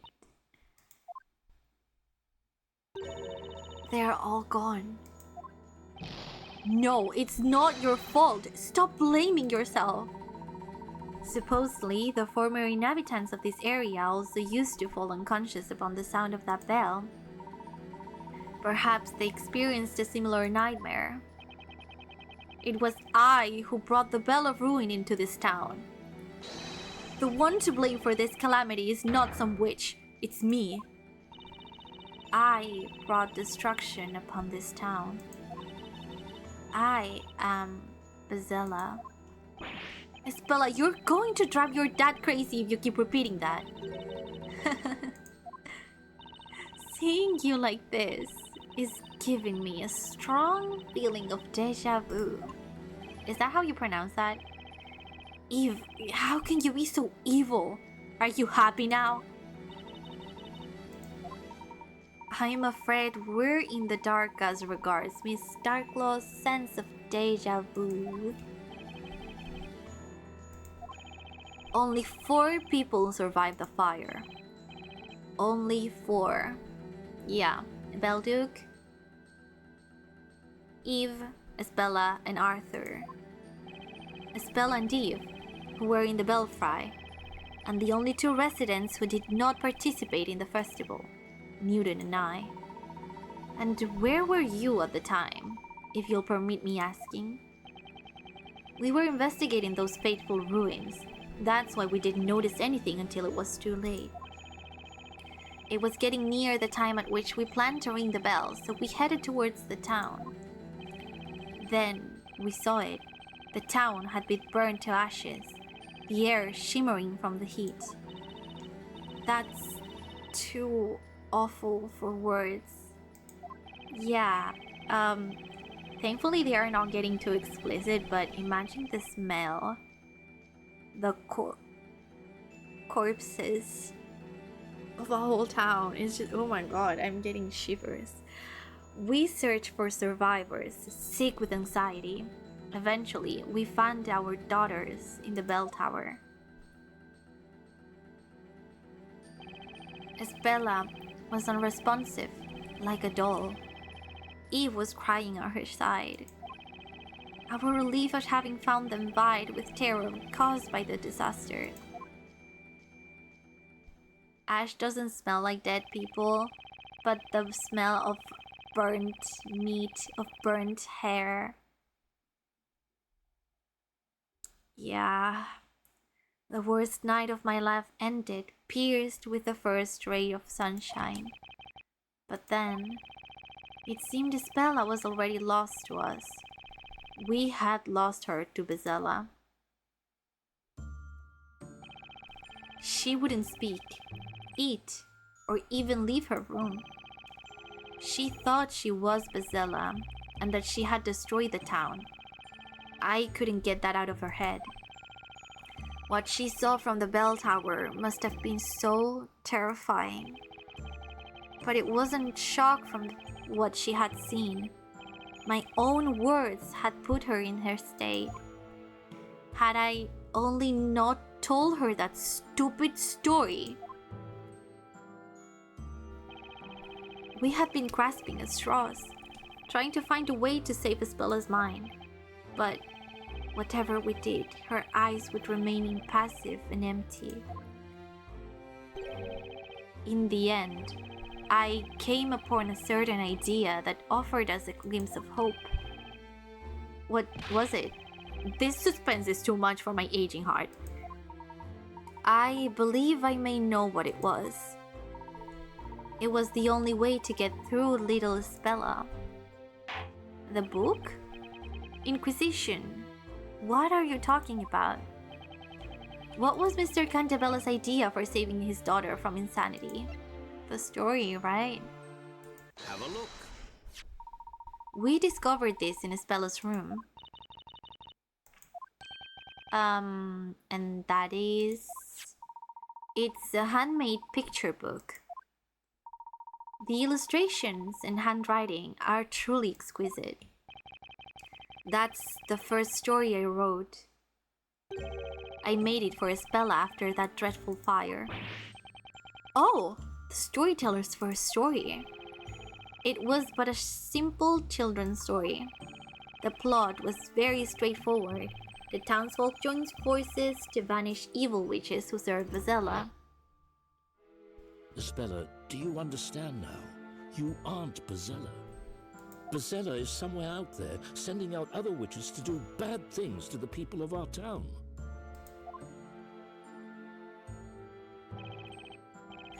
Witches, magic, the town perishing in flames. Isabella was mentally broken and I couldn't get through her in any other way. I'm about to go to work and a half-witted loser is still alive. I know, right? Life is crazy, but I said I wouldn't end this stream until I'm done with this game. And I won't go back on my word. I said I would do it and I'm gonna do it. Yeah. But good luck at work, Pancho. Have a nice rest of your day. Isabella was mentally broken and I couldn't get through. Oh, I already read that. I talked to her as if magic and witches were real, avoiding any mention of that fire. Daddy. Are witches real? Isabella spoke to me for the first time in so many days. I was beyond myself with joy and replied without much thinking.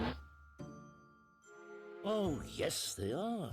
They're hiding in the town, among the people. But it's just a fairy tale. I was desperate. I feared she would close herself off to me again.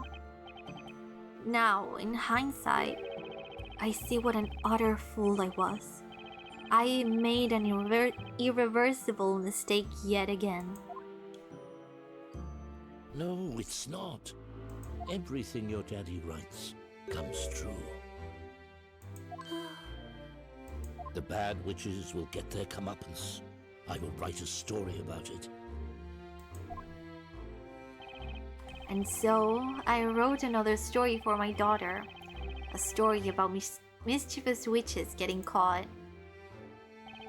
This time, I had the story acted out in front of Isabella. You had it acted out? Back then, I wasn't the only one tormenting myself over the mental state of my daughter. Newton was going through hell too. His own daughter had been badly scarred by the event. Isn't that right, Eve? My father and I repaired a building that had survived the fire and continued to live in this town. Isabella wasn't even able to leave her room. We couldn't leave her behind when she needed all the help she could get. Mr. Cantabella showed us this book one day. Then, he made an unusual request of us. I'd like to make this story real. Would you be willing to help me do so? To our surprise, he was entirely serious, seeing that we gladly offered our help. A story about evil-doing witches getting caught and punished, and Bezella, the source of them all. Were you paying attention, Espella? Witches got what they deserved, and peace has been restored to the town. Oh. Isabella smiled at the end. Then she whispered to herself, It wasn't me. "Oh, bless her soul, I'm gone." When I saw her smile, I felt as if something broke inside me. I couldn't afford to let her be sad again. Maybe, if Bezella were to exist in this town, Isabella would stop thinking she herself harbored the Great Witch. I continued writing stories about witches. Even I would act them out for Isabella.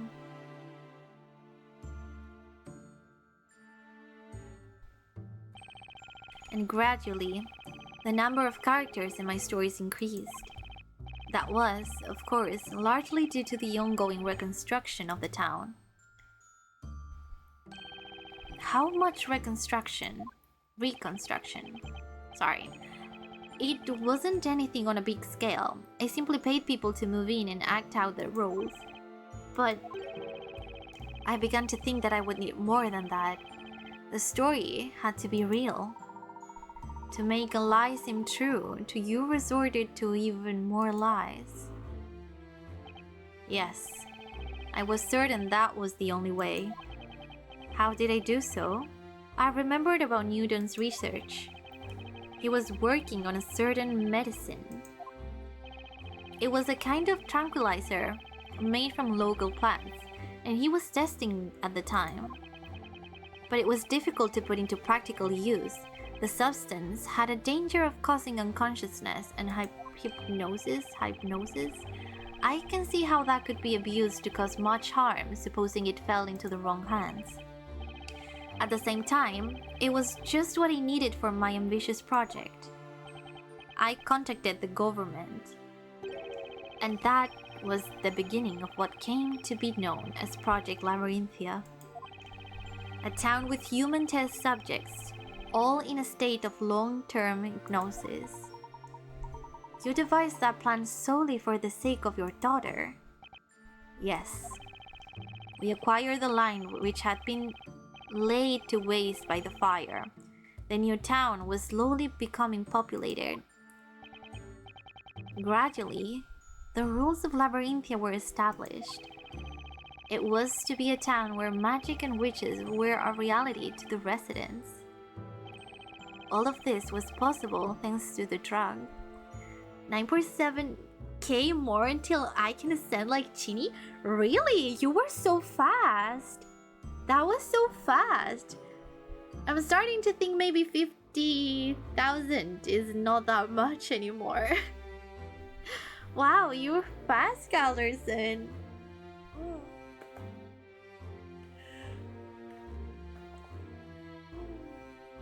Sorry, I needed to stretch.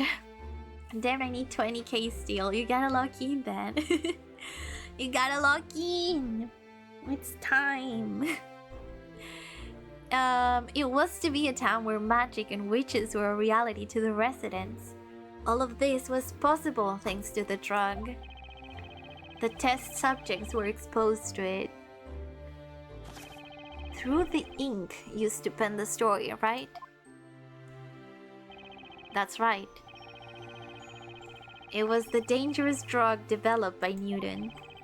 About 10 years have passed since then. Even now, the town continues to change. What are you bowing for? Bowing down for, like, what? Soon we will all be ascended.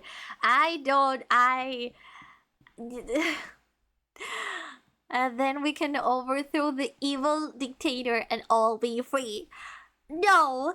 First of all, I am not a dictator. Second of all, you're already free. And third of all, ascending sounds like you're gonna pass away, and I don't like it. Yeah. Am I? You are. I don't feel free. That's a you problem. Project Labyrinthia. And all this was done for one girl. Isabella was only able to be herself when she lived within my story. Oh, the irony of it. Only within a world in which Bezella was real could Isabella's tragic memories be sealed. All this while Eve was assisting me. I was the first shade. As soon as the story began, I disappeared from the scene. If Isabella was to see some magic, then someone had to don this robe. That's the robe of invisibility. But how is it possible? How does that work? How does the robe work? They have not explained that. Did they hypnotize people to not be able to see a certain color, or what? I gave Isabella new memories so that she could live in this town with everyone else. I also sealed the memory of her friend, Eve. What? My existence was too strongly connected to her memory of the fire. Afterwards, I returned as Darklaw, a stranger to Isabella. But even if you were doing this for Isabella's sake, that's just going too far. Yeah. She let go of her own life. She lost her own identity. I made that choice. I do not regret the past 10 years. Meanwhile, my father was supporting Labyrinthia from behind the scenes in his own way. Do you mean his contributions as an alchemist? My father's knowledge of medicine was indispensable for this town to function. The hallucinogenic ink was my father's work as well. So it was. Newton and Eve sacrificed more than anyone else for the sake of Isabella and this town. I will be forever indebted to them.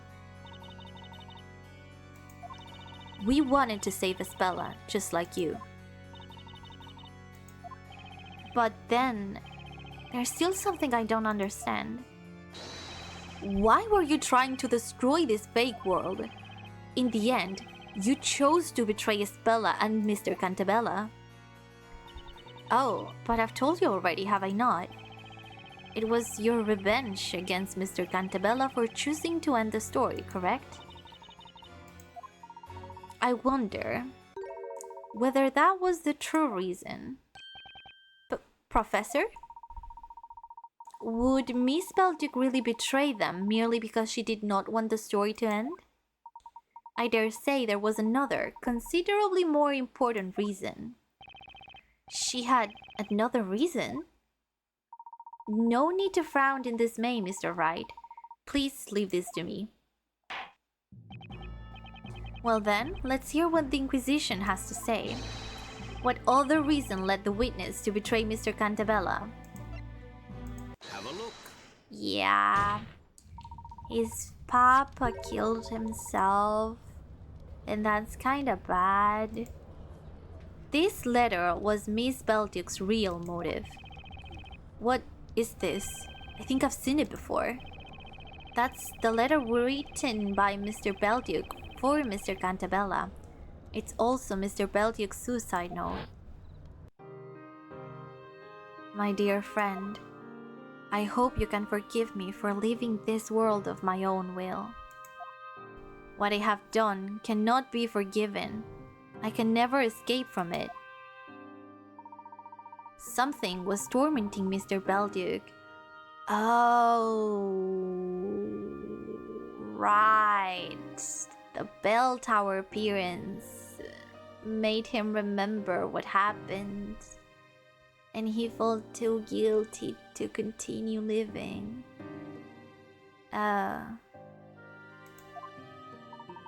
It became too much for him to bear and drove him to suicide. These past 10 years, I thought Father was glad to be helping Cantabella. But little did I know, he was suffering terrible anguish all that time. Cantabella twisted the lives of so many people for the sake of his daughter. Was the story not but a glorified lie, stripping so many of what little happiness they had? All those years, Father was racked by a crushing sense of guilt. His agony culminated in the incident of 3 months ago.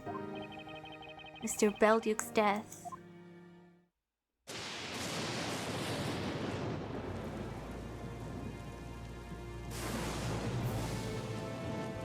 Yep. Yep.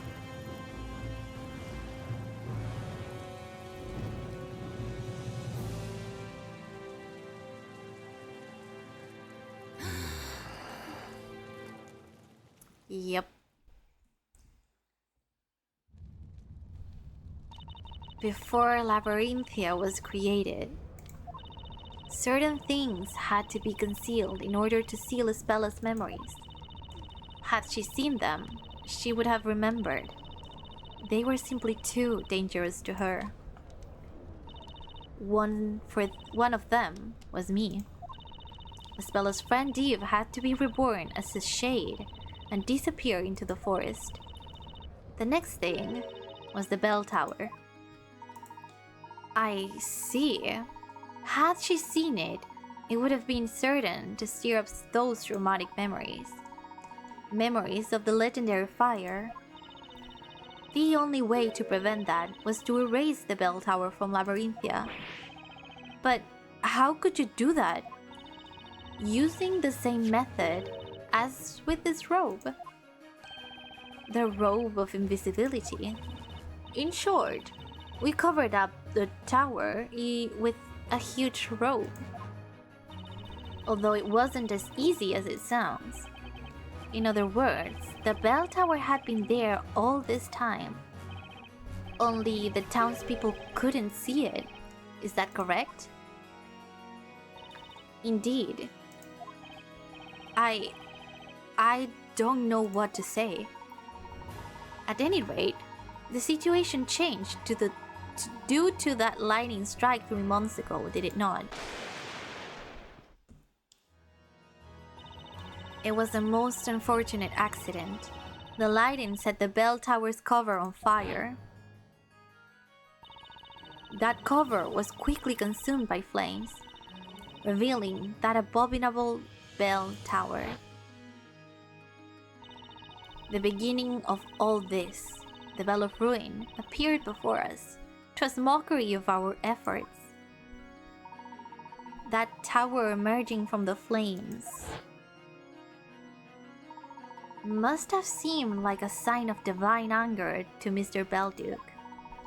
A sign that no matter how you attempt to conceal your sins, the truth will eventually float up to the surface. Having realized this, Father chose death. He was such a kind-hearted man. I didn't have an inkling of what he had been going through. To him, the participation of Labyrinthia's people within this project was not voluntary. Even though they had themselves signed the contract, I believe he felt those people were being deceived. Because they were. Father took his life because of you, Cantabella.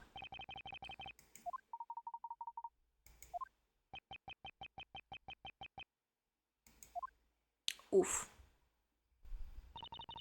Now you know why I did what I did. I lost my father 3 months ago. That day, my revenge began. Your revenge. The first step of my plan was to rewrite the story. What did you say? As president of Labyrlum Incorporated, you had to spend most of your time in London. Over the past few years, you were coming to Labyrinthia only for the parades. So naturally, I knew you would never notice if the story were slightly changed. That explains it. I couldn't help thinking there was something strange going on. Mr. Cantabella is Espella's father after all. He wouldn't have made Espella a witch in his story. Espella was... a witch? When did that happen? How could you have known after all? Let me fill you in on the details. Espella has already been tried once within the Witch's Court. Impossible! Why? How could you... You knew the risk that would carry. Look at you. What a fine author of that grand story you are. You left all the work in Labyrinthia to me. Meanwhile, you were making millions for yourself in London. What a pathetic excuse for a father. You didn't even notice that your precious little Espella was in such danger. It's so silly. Miss Belduke, why did you do that to Espella? Do you even need to ask? I did it to unlock her memories. You mean, when the legendary fire took place, Espella was so traumatized that she closed herself off to the world. We were just little girls then. That tragic accident was too much for us to handle.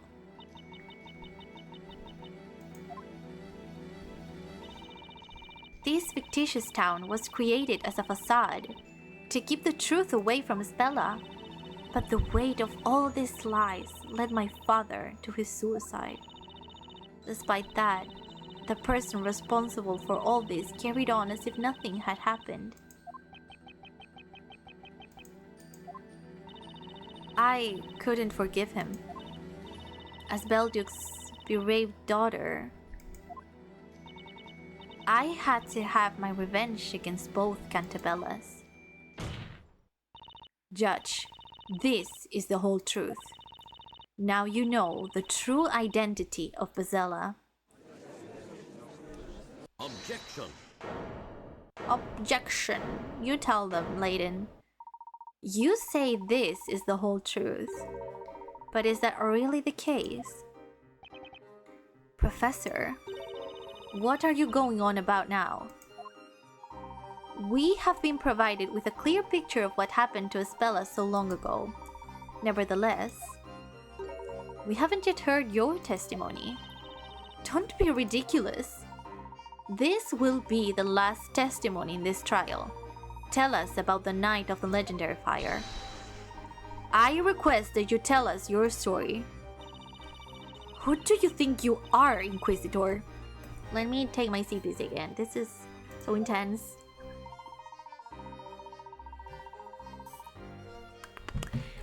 I am merely one of the supporting characters within this tale.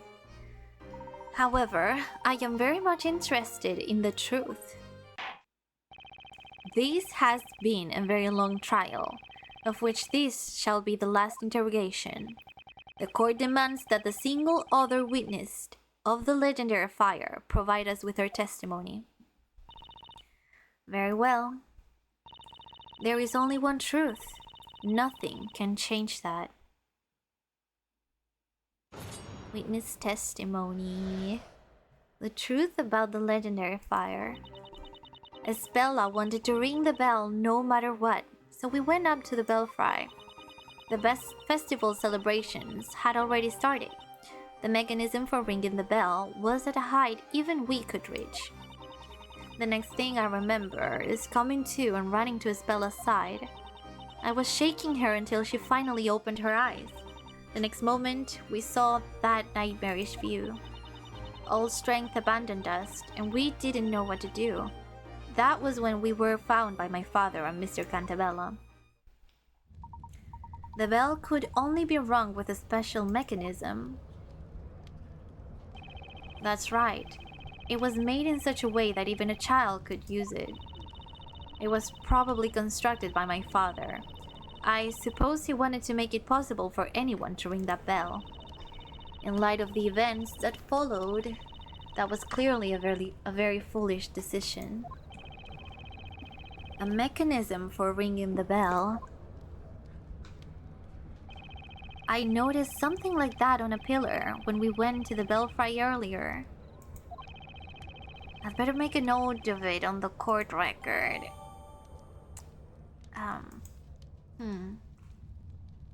Do you guys think little Espella would be able to reach that high? Oh dear, fate can certainly be cruel. I have to agree. If only we had not discovered those ruins and brought that bell to our town. Or if only we could have deciphered those ancient writings a little earlier. Moreover, if only the groundwater in this area didn't cause a strange condition. Unfortunately, Mr. Cantabella, the tragedy occurred. All that remains for us to do is seek out the truth. Not for the sake of vengeance, but for the sake of the future. Mr. Wright. Yes? You have been fighting fiercely to uncover the truth. This is the final interrogation. I trust you know what to do. Leave it to me. To be honest, I have no idea what lies ahead. But whatever it is, there's no question we need to get to the bottom of it. There's got to be a light at the end of this tunnel. Oh, cross-examination. The last one. The truth about the legendary fire. Spella wanted to ring the bell no matter what, so we went up to the belfry. Now we just gotta press. You needed both pendants to access the belfry, correct? Spella asked me to bring my mother's pendant, so I did. That wasn't the only requirement, however. You also needed to solve a puzzle in order to use the contraption. I've always been a master puzzle solver. For me, it was child's play, literally. She solved it when she was a little girl? What's your excuse, Nick? Hey, I have different talents.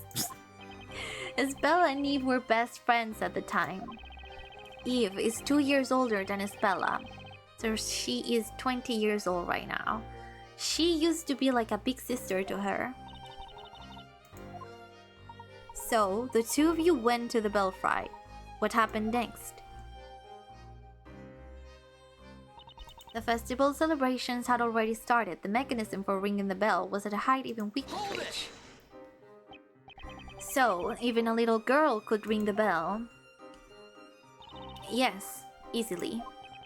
I intended to make it so that the bell would only be rung on special occasions. That's exactly why I put that puzzle in place, to restrict access.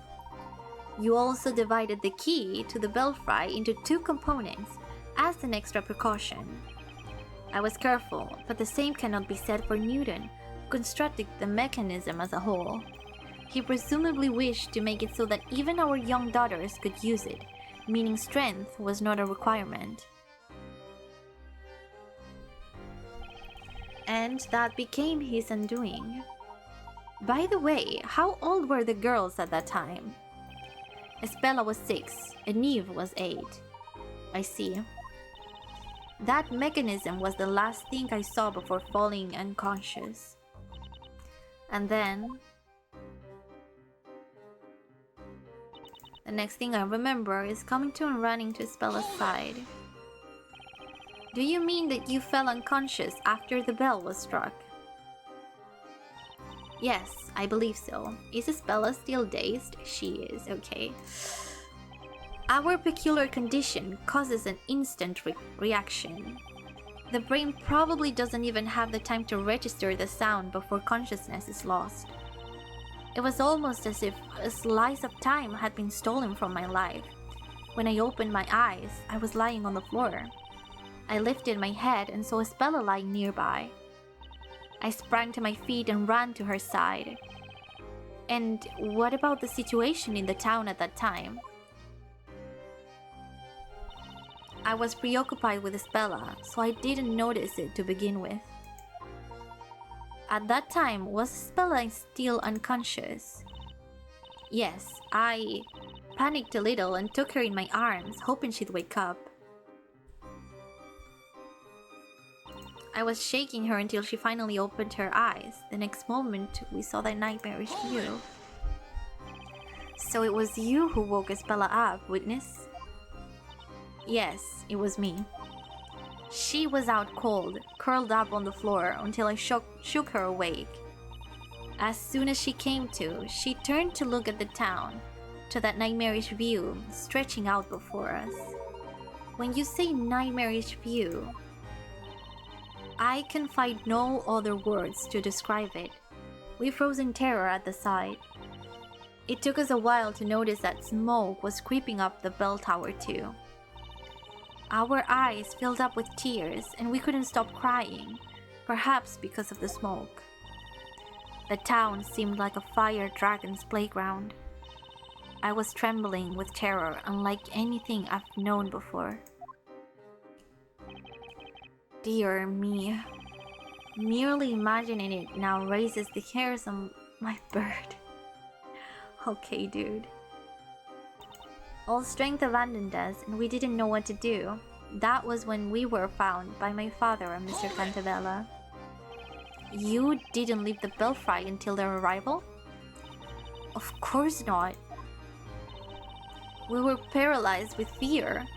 It was an event so traumatizing it still haunts us. Espella fainted again when she saw the fire dragon. I was crying and wailing until our fathers found us. We went to the bell tower as it was a good vantage point. We weren't expecting to find our daughters there. Of course, neither suspected at that point that the disaster had been caused by the Bell of Ruin. Eve was in tears, sobbing violently. As for Espella, she was in a daze. Her face frozen in an expression of disbelief. She didn't know what was happening around her. I cannot say this with certainty as my memories are a little vague. Kinda like this. Poor girl, I swear. But I think I was trying to protect her. Hang on! What? Mr. Cantabella? I remember that very well, as if it happened yesterday. Cantabella, Would you mind telling us what you saw?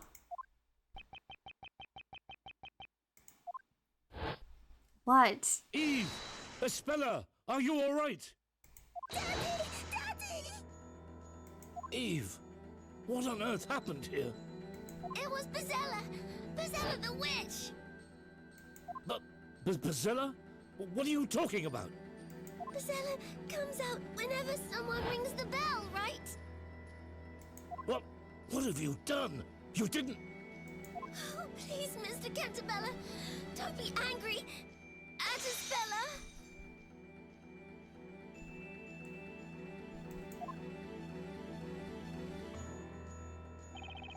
Eve said it with the most serious look on her face. Please, Mr. Cantabella, don't be angry at her. When she said that, I grasped the situation. I realized what had transpired in the belfry. And I thought to myself, I must protect these children.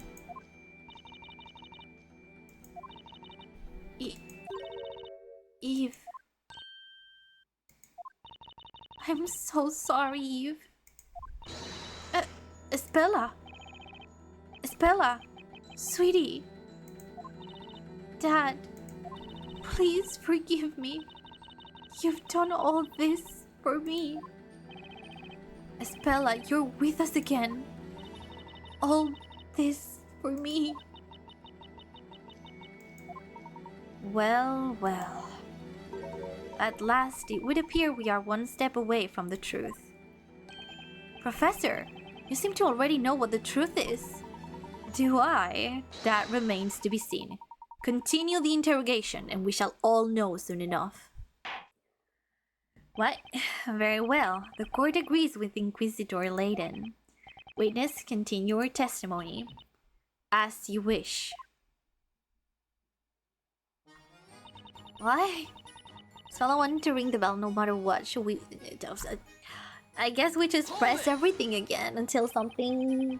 I'm guessing Isabella may interrupt. At some point, now that she's not dazed. That's the only difference I noticed here. So let's just press everything and see if there is any change.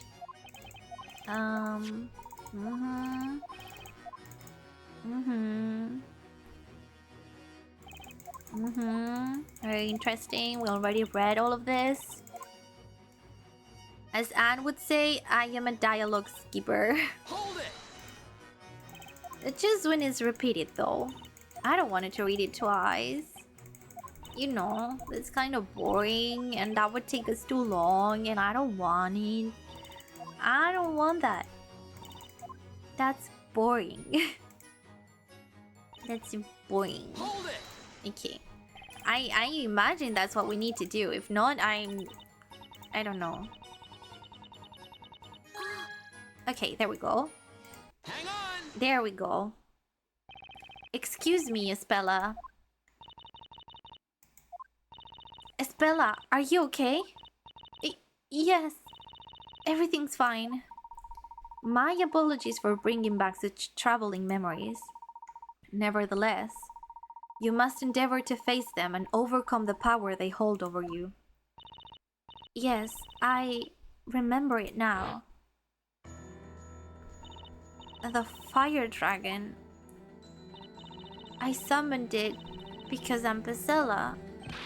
No, Isabella, it was just an illusion. No, you're wrong, Dad. It wasn't an illusion, it was a fact. If I hadn't rung the bell, none of this would have happened. Bazella is the bringer of disaster, and that's what I've done to our town. The accused ran away. Quick, after her. She's run into the bell tower. Darn it, she's locked herself in. It's no use. We'll have to break down the door to get in.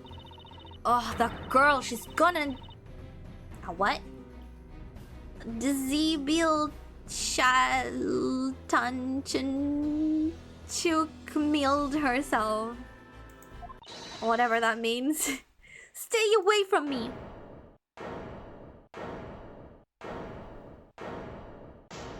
Uh-oh. You don't... What? Spella, you don't know what that means? Should I? Is that a thing? It's not, right? Oh my god, I thought you spoke English. Oh, come on, Callerson. That's not a word. That's not a word. This is even... Like, how the freak would you pronounce that fluently? Like, no. No. Spella! Spella, be careful! It's dangerous up there. Please, Spella, calm down. The D is silent. Which one? The first one. I can't even remember the word anymore. I'm sorry, everyone. I have no right to be here anymore. Nick, Spella's going to do something crazy. I can see that, but what the heck can I do? Spella, please do not make any hasty decisions. Mr. Layton, the truth is close now. Be brave for a little while longer. The truth? As if it wasn't clear already. If I hadn't rung that bell, everything would have been fine. Objection. All... Okay. You may be mistaken. You still don't know the whole story. Huh? Isn't that so, Mr. Wright? I had the same feeling when I was listening to Eve's testimony. I felt something was not right. Really? I thought that was pretty much it. Yeah, me too. The pieces of the puzzle that don't yet fit are themselves the hints to the solution. No way. You mean Spella didn't ring the bell? What? Nonsense! Of course she did! As it stands, it's hard to say for sure that she didn't ring the bell. However, we've got evidence that will clear any doubts. Show us the so-called evidence you claim to have them. What do you think proves Spella didn't ring the bell? I mean, the device? Take that! That's the only thing we can do that. We can, present. Spella, can you hear me? Yes. Where you standing now is the same spot from where you saw this fire dragon. Yes, that's right. This fretwork here is the same as what I saw that day. When I look at it now, it seems so small, even adorable. Defense, what does this have to do with anything? As you will no doubt recall, Mr. Cantabella told us that people who drink the groundwater here suffer from a condition. A condition where they fall unconscious the moment they hear the sound of pure silver. Oh. Oh. After the bell sounded, you recovered consciousness sooner than Spella. You ran to her side and shook her awake.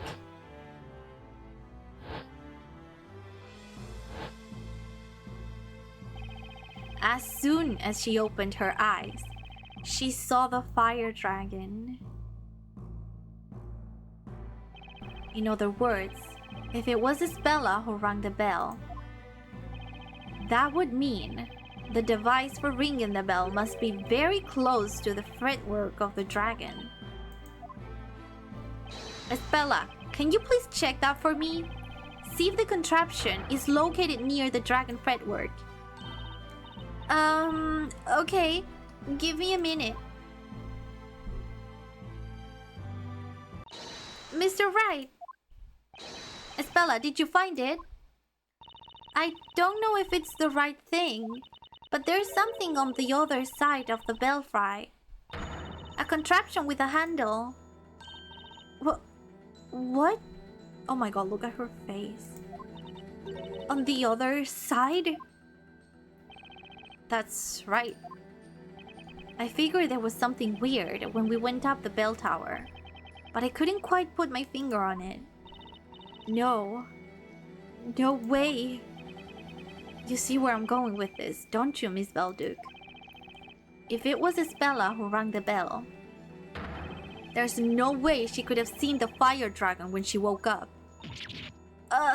No. No. This can't be right. An excellent deduction, Mr. Wright. Miss Darklaw, it seems that everything is now clear as day. What do you mean? Why, of course. I mean the answer to the question of who rang the bell. It was her. It had to be. What do you say, Mr. Wright? It looks like we've arrived at the same conclusion. We now know that only one person could have done it. But wait, what could Will say it out loud do? Is there a problem, Mr. Cantabella? It wasn't your daughter who rang that bell. Should that not lift some burden off your shoulder? Are you not curious to know the name of the true culprit, who has pinned the blame on your daughter all this while? How about you stop taunting us? Just say the name already. Who is this true culprit? Let's do it, Professor. Are you ready? I am always ready, Mr. Wright. It's time to set things straight. The person who rang the bell is... Have a look. Darklaw. Obviously. It's you, Eve Belduke. That's crazy.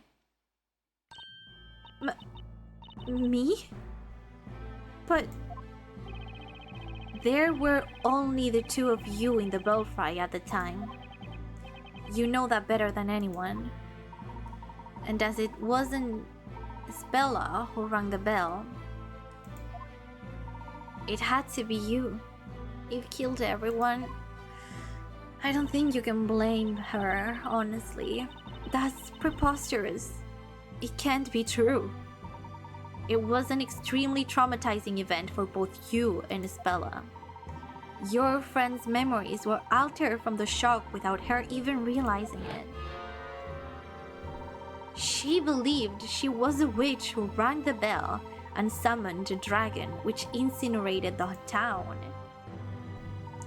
However, Miss Belduke, Isabella wasn't the only one whose memories were warped by the horrors you two witnessed. You were affected as well. No, Yeah, it wasn't me. it was. Isabella, she rang the bell. No, she didn't. It was her, not me. Nope. But why?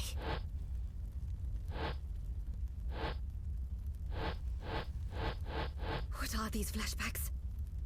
The truth. I've never had these before. The truth, honey. Those are repressed memories, probably. Oh, we're finally getting to see the whole truth.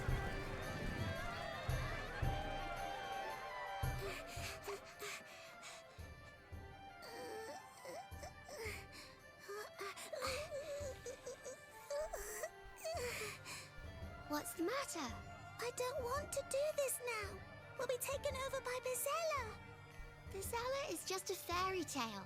And you're the one who said you wanted to come and ring the bell. I did, but I changed my mind. Hey? After coming all this way?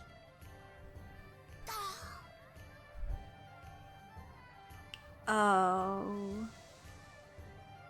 Hmm?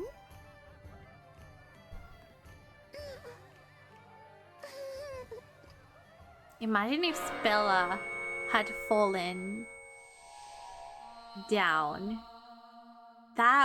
Wow, that would have been crazy.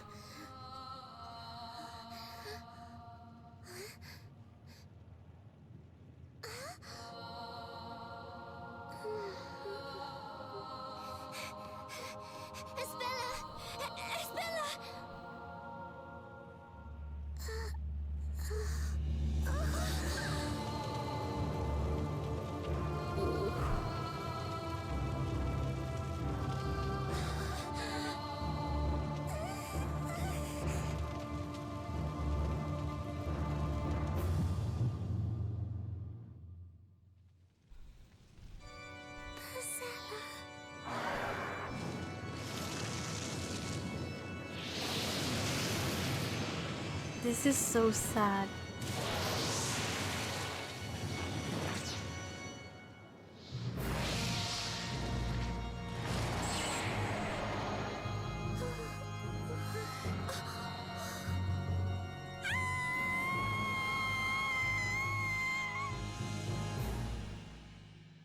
Oh my god. That nightmare was too much for two young girls to take in. Your young minds needed to protect themselves. That's why you subconsciously repressed those memories. Then, if that's true, for the past 10 years, I've been pinning the blame for what I've done on Isabella. Yeah, It can't be. but it is. It can't be true. But it is. It's impossible! It's not. Ah! Darklaw's just disappeared! She's donned the invisibility robe. High Inquisitor Darklaw, she's running away. But did you hear that? It was her that once destroyed this town. Our lives have already been messed up so much. We don't need this now. She's got to pay for what she did. Capture her. Oh no. Oh no. Oh, Nick, look at the bell tower! Ispella's gone! No, she's on the roof. What? I beg you, don't blame Eve. It really doesn't matter anymore who rang the accursed bell. This town was all created for me. It's my fault you've all been used and suffered so much. Isabella, what are you saying? I'd say Please, it's calm actually down your right father's now. fault. It was his decision, not yours. Why should you be blamed for that? What? You haven't done anything wrong. It was all my fault. Exactly. Dad, I know that you did this for me. Yeah, but he You've been did so it. kind to me. And what did I do? I selfishly ran away from home. Because he wasn't acting like a father. Like Darklaw just told us, or Eve, sorry, she just told us he only came back home for the parade. He spent all the time outside. Like, obviously she would have run away. Isabella? I will finish your story for you. I have to eat now, so you will probably be done when I return. So goodbye, and until another time. Enjoy your food. Thank you for staying here for so long. Yeah, until another time. Bye-bye. Yeah, I hope I'm done soon, because I also want to eat. Yeah. Bye-bye. I will finish your story for you, The okay? evil witch will be gone forever, and everyone will live happily ever after. This is crazy. Dad, thank you for everything you've done for me. It's the longest stream, you think? How long has it been? Ooh. How long has it been? 6 hours. Has it been the first time that I've done a stream that's so long? Maybe my longest one was 5 until now. Maybe, I can't really remember. I can't remember. Maybe. That's crazy. That's crazy long. Oh my god. And we're still not done. Wait! Don't do it, Isabella!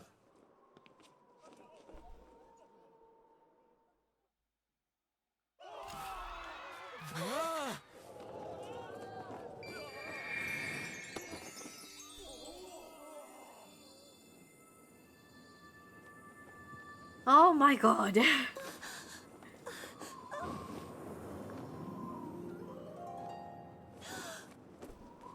are you? Oh my god. Can someone go up there and help them? Jesus Christ. Why, Eve? Why would you? I finally remembered everything I've done. You're not the only one Who remembered? You still have the pendant? Yes, of course. This is not the situation to be having a heartfelt conversation. It was important to me. Isabella. You kept your pendant as well, didn't you, Eve? For some reason, I just couldn't let it go. How strong is this girl? Espella! Miss Darklaw! Quick! They'll fall if we don't do something! Let's go. We have to save them. Yeah, you should have done that. You won't to make begin it there with. in time. Why? The wooden handrail Eve's holding onto is rotted through. We need some sort of magic to save them. No What are way! you talking about, dude? Magic, you say? Got an idea, Professor? If a bit of magic is all that's needed to save these two young ladies, then perhaps that is something I can arrange. What? You can? What?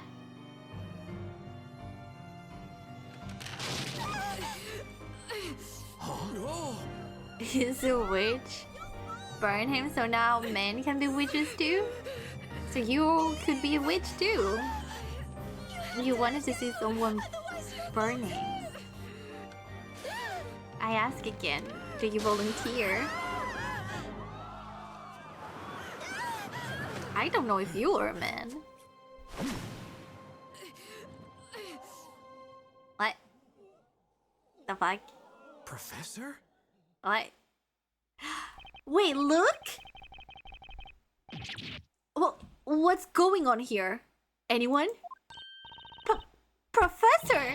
You're a sorcerer! No, Miss Faye. We have already established that magic doesn't exist, even in this town. But then how did you just do that? What you have just seen was the last and greatest illusion within Labyrinthia. Huh? An illusion? Magic is but an illusion, and this illusion has been produced through the power of suggestion and Labyrinth's medication. Everyone in Labyrinthia has been under this particular magic spell. Now then, shall we break the spell? Magic is the last mystery to be solved? You've seen through all my tricks, Layton.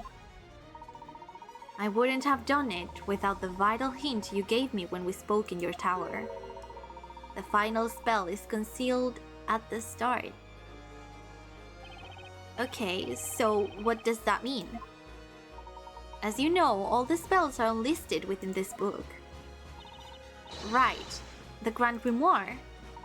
Now, what did Mr. Cantavella mean by the start? The front cover? Precisely, Mr. Wright.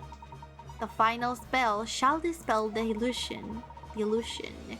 The correct incantation is hidden on the front cover itself. Well then, Mr. Wright. This is the final puzzle. Soon, a new day will begin for the townspeople. Let us put an end to this illusion, once and for all. Yeah! Wait, puzzle time? I wasn't ready. I thought we were chilling. I have to think now? I don't want to think. Hidden on the cover of the Grand Grimoire are the characters that spell out the true magical incantation. Select the characters on the touchscreen and slide them over their counterparts on the tome's cover to make them vanish. The grand finale approaches. Remove the extra magical characters from the Grand Grimoire cover to reveal the hidden incantation. Okay. Touch a character on the touchscreen below to make it appear on the upper screen. Slide the character around with the stylus on the touchscreen to move it to the upper screen. Tap close to select another symbol. Try to match the character with its counterpart on the upper screen. Be careful, the symbols come in all shapes and sizes, making them quite difficult to spot. Find all the hidden characters on the upper screen to unveil the hidden incantation. Okay. There.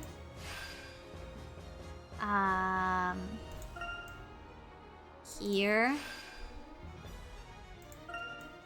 Here. Okay. This one goes here. This one's here. Right? That one's there. Right? Uh-huh. Now this one's here. And this one there, right? Is it this one? Yeah. Okay. This weird shape, I think, is that. Oh, this one's like hidden here. That's crazy. And then this little stick is this one. Okay, that's it, right? Yeah. Now, those are not words. Let's no. give it a shot. Let's give it a shot. Give it all No I got. objections. La di da di da. And the brain rot. The sun is rising, and when it does, its light will reveal the truth behind Labyrinthia's mysteries. Now, Professor? Yes. Shall we, Mr. Wright?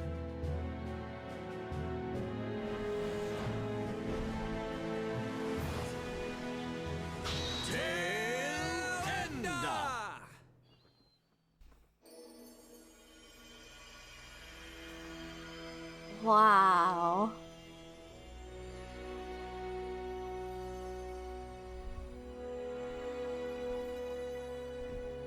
So, how the freak?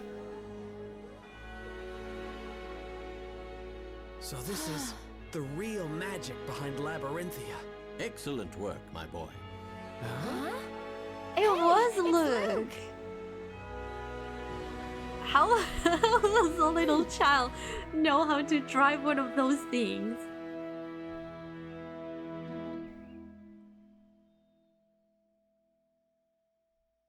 What?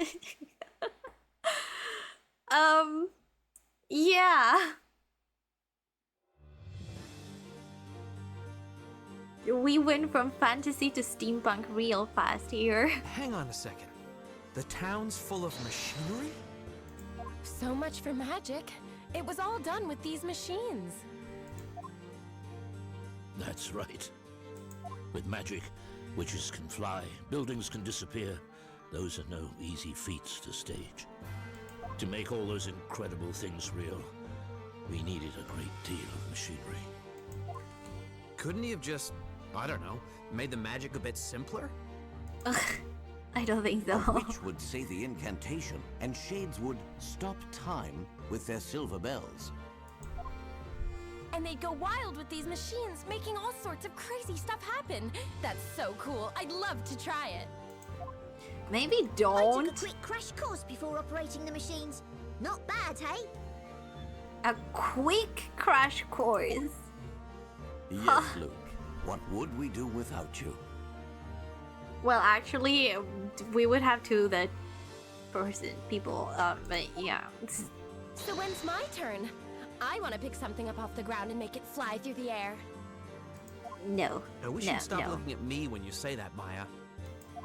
Well, in any case, I think we should head back to the courthouse. Right you are, Professor.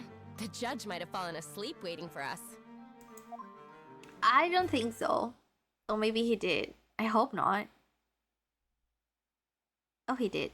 The sun has no. risen above Never mind. Labyrinthia and has shown us our town's true form. Well, I really don't think there's any need for a verdict anymore. The witches on trial weren't witches after all. I am deeply relieved that those I have sentenced are still alive and well. At last, I can step down from this seat – with a clear conscience.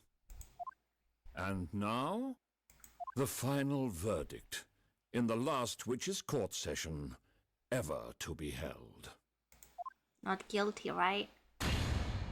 There we go. Not guilty. Guilty, burn them all. Teeny, have you even been paying attention?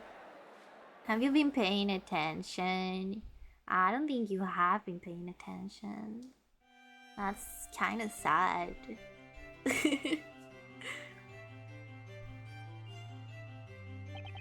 I'm very grateful for all the help, Professor. The feeling is mutual, Mr. Wright. A gentleman always fights for the truth. I could not have done otherwise. Wait, I missed some of the story. Can you replay it? No. How about you go check the VODs? I am not replaying it a fourth time. Not so soon. Not so soon. I'd like to congratulate the two of you. You both did splendidly in the court. Oh, it's the judge. You've brought to light the truth about this town. Although I still find it astonishing that we could not see all of this. Yeah, how do they explain that? I cannot even begin to imagine how it was achieved. Will they tell us? You were all given a very simple instruction when you were hypnotized. You cannot see pure black. That was sufficient. Oh, now I see. These strange contraptions are made from some sort of black metal. Wait just a second. There are plenty of black objects all over Labyrinthia, aren't there? Yeah, that's right. My hair is charcoal black too. But it's not pure black. What?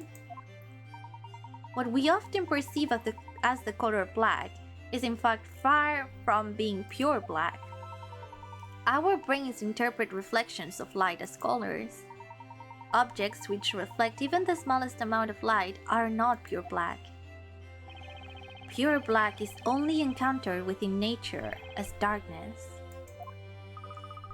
Darkness, sir? The machines used in Labyrinthia are coated in a special material developed by Labrilum Incorporated.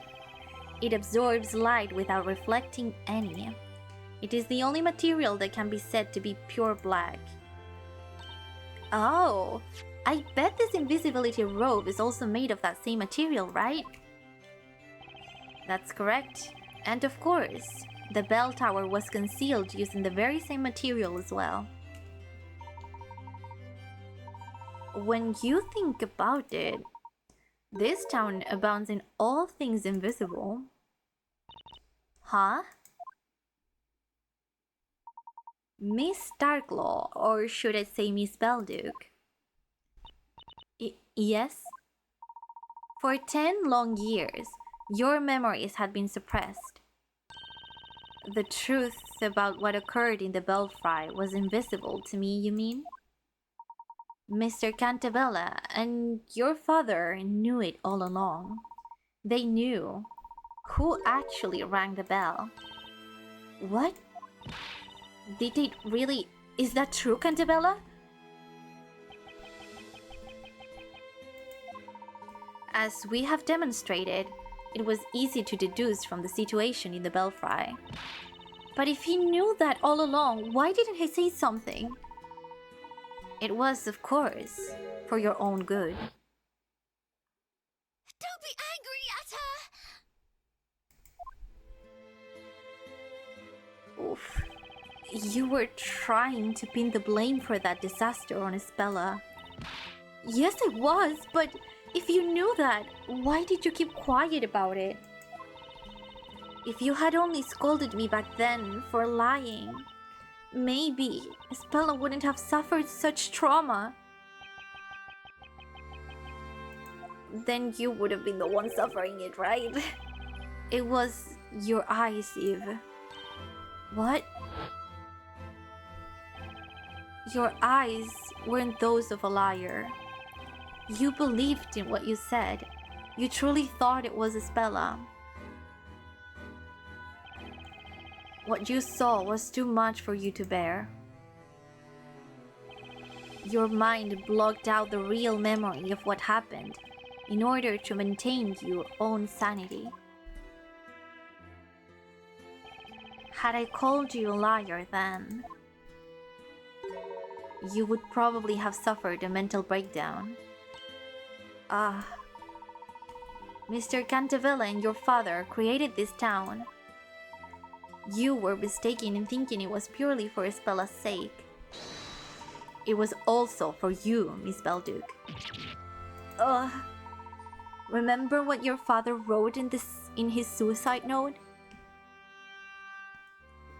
I have only two concerns. The first is my daughter. It pains me to be leaving her alone in this world, although she probably doesn't think of me as her father.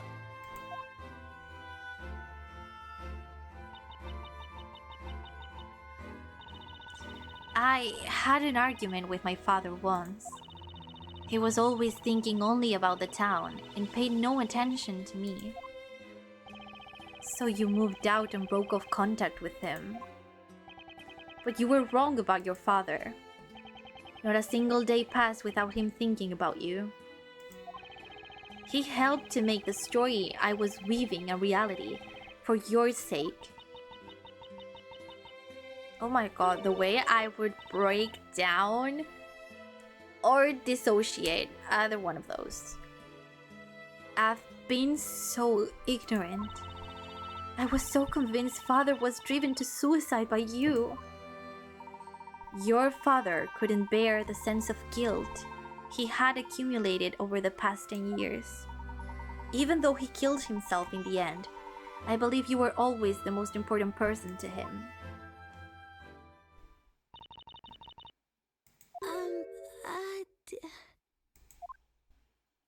Eve? Isbella! Isbella, what I did to you is unforgivable. I rewrote your story, putting you through all this. I can't believe I went to such an extreme because of one wrong assumption. No, it's okay, Eve. I wasn't angry. You weren't?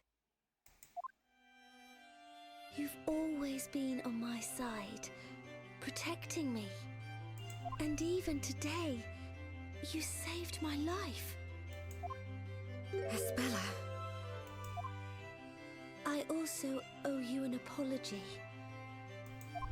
After all, I forgot about my dearest friend. I'm so sorry, Eve. Ah, there you are, Eve. Where were you, Your cat's called Eve. You know what I've just noticed? You two are very much alike. You and Eve the cat. They kinda are. The dark hair and fur, the green eyes, the pointy ears and whatever Eva has going on in her head.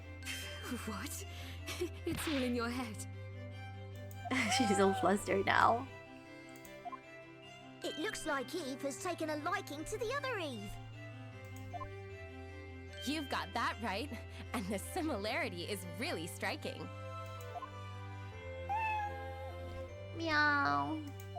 Oh dear. Same, Chini, same.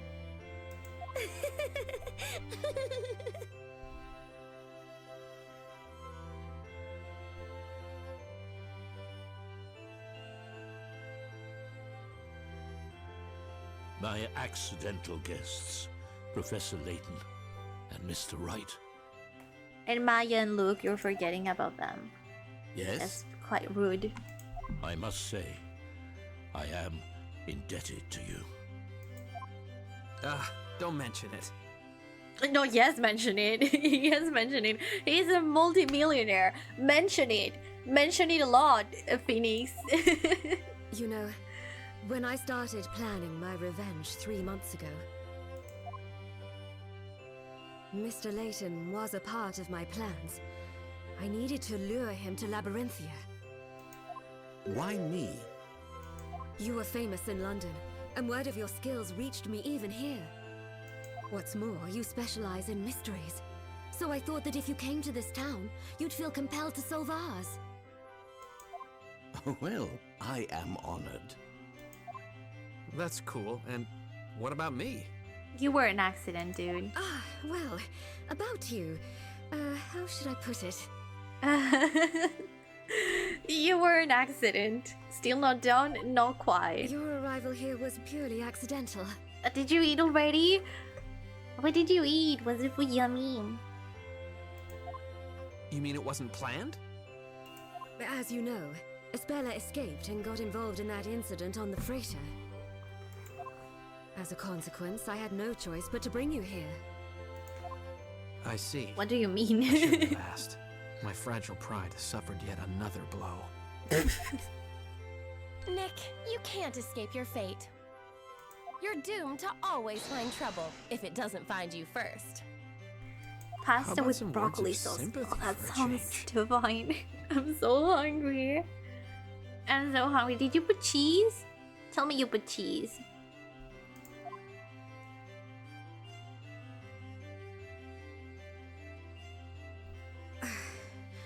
I am terribly sorry. The only thing on my mind the last 3 months was revenge. Parmesan. Whatever Oh, your so intentions yummy. were, the last witch trial has ended. So in the yummy. best possible way this time. Can you give me some? Can you give me some? Just throw it up really high in the sky and maybe some cloud will catch it and give it to me. So did we burn them all? We burned no one. No one died. Everyone's okay. And now the world, Labyrinthia is full of machines. I mean, it was full of machines before, and now we are able to see them. Whatever your intentions were, the last witch trial has ended in the best possible way for this town. You Well, were Belgium correct died. in your judgment. He killed himself. You always are. No one killed him, and the whole village. Yeah, I mean, okay, let's not get too technical here. You're too kind to me. Oh, Japanese curry! I love curry. I love curry. I love. Oh my god, guys, I hate you. I hate you both. Can you give me some too? Same as Vermas, just throw it really high into the sky and maybe some cloud will give it to me. I want food. I would make some just for you. That's very sweet. I want food. I crave substance. What do you like in it? I don't care. Colors and I don't care. I want food. If it fills me up and if it's yummy, that's all I care about. I want food. I want curry. And I want pasta with broccoli and parmesan. And I want chicken. I'm fantasizing. I normally do potatoes, garlic, mushroom, carrots, and so protein. Oh, that's perfect. I love garlic too. Carrots I'm not a big fan, but I can eat them. That sounds so yummy. Can someone important just die at the end? Why would you say that's very nice? That's very nice. I'm like in such an odd position on my chair now. I don't care. I don't care. I air fry the garlic so it's crunchy. I never thought of air frying the garlic. I usually just cook it to infuse the food with the flavor of the garlic though. But I bet it's really yummy. Like I've tried it in baked stuff and oh my god, I'm salivating just thinking about eating. I want food. Oh guys, you know what I used to make that it was really yummy, but I haven't in such a long time. I used to grab a baguette, slice it in half, and bake a whole garlic, right? Bake a whole garlic. I would like cut a little bit of the top part and bake it with like cayenne pepper flakes, and then I would squeeze the garlic out of once it's baked, because it was all like creamy and stuff, and I would mix it. What did I mix it with? Butter. I believe I mixed it with butter and added a little bit more of cayenne pepper, and then I would wait, what's the word in English? I know it, but I can't remember.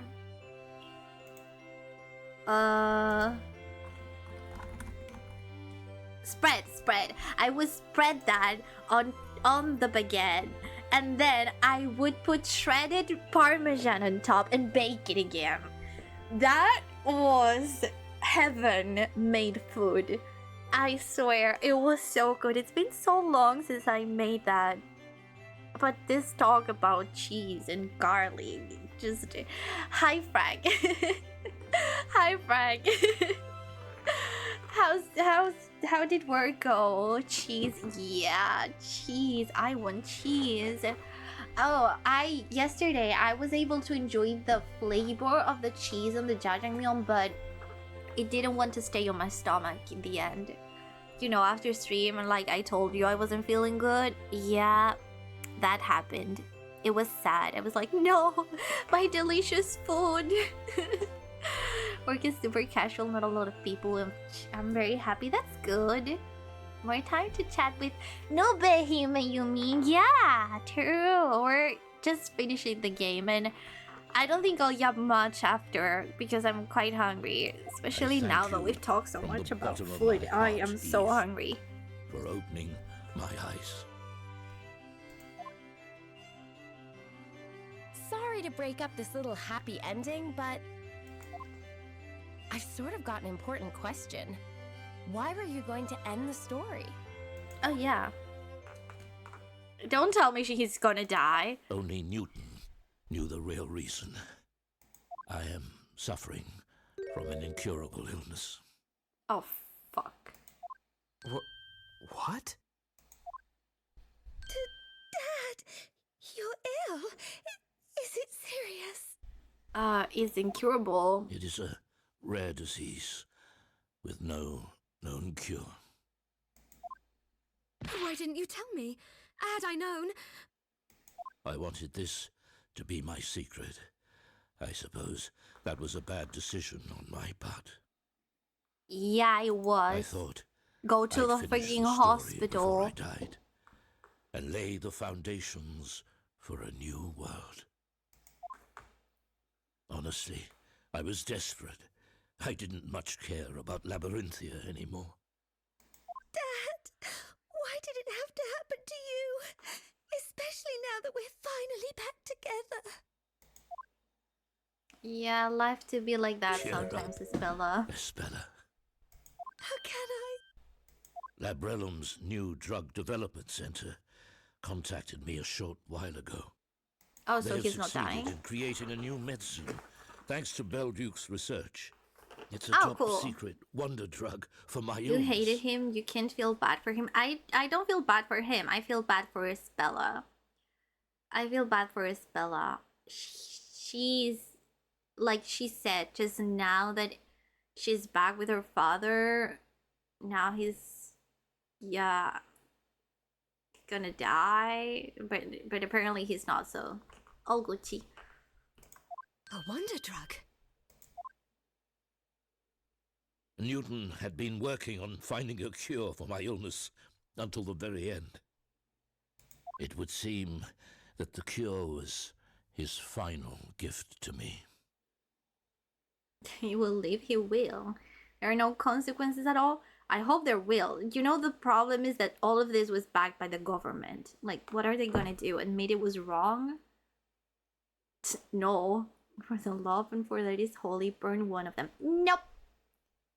Nope. So the only one who loses is Eve. R.I.P. Belduke. Yep. Basically. Yep. My father. Newton was the truest friend I ever had. I'm going to undergo surgery. Do not fear, I shall return. So stop making that sad face, Espella. Dad, will everything be back to how it once was? Define how it was once was. Define that. Like, what's that? What's, like, in a world full of magic where, no, I don't think it will. And Eve, will you still be my friend? Oh, Isabella, sweet soul.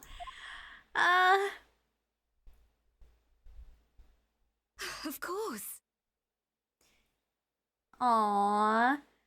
Honestly, they should take this guy out of the picture. And this would be much better. Because I think every single thing this guy has done is wrong. Every single thing. He was a bad father. He was a bad friend. He was a bad person. He just sucks. He just sucks. In general. I'm going to drop by Mrs. Eclair's bakery. I've got so much to tell her. Do you mind if I go, Dad? It won't take long. You're 18 years old. You don't need his permission, girl. Of course not. Please do. Looks like Eve wants to come too. Which Eve? What? Oh, you meant the cat. Espella, mind if we tag along? Not at all. You're welcome to come. Awesome. Maybe we'll get some tasty baked bread out of this. Don't talk about food. I thought we were going there for a different reason. Well, anyway, I'll be off then, Professor. Pass on my regards to Mrs. Eclair, Luke. The Missus.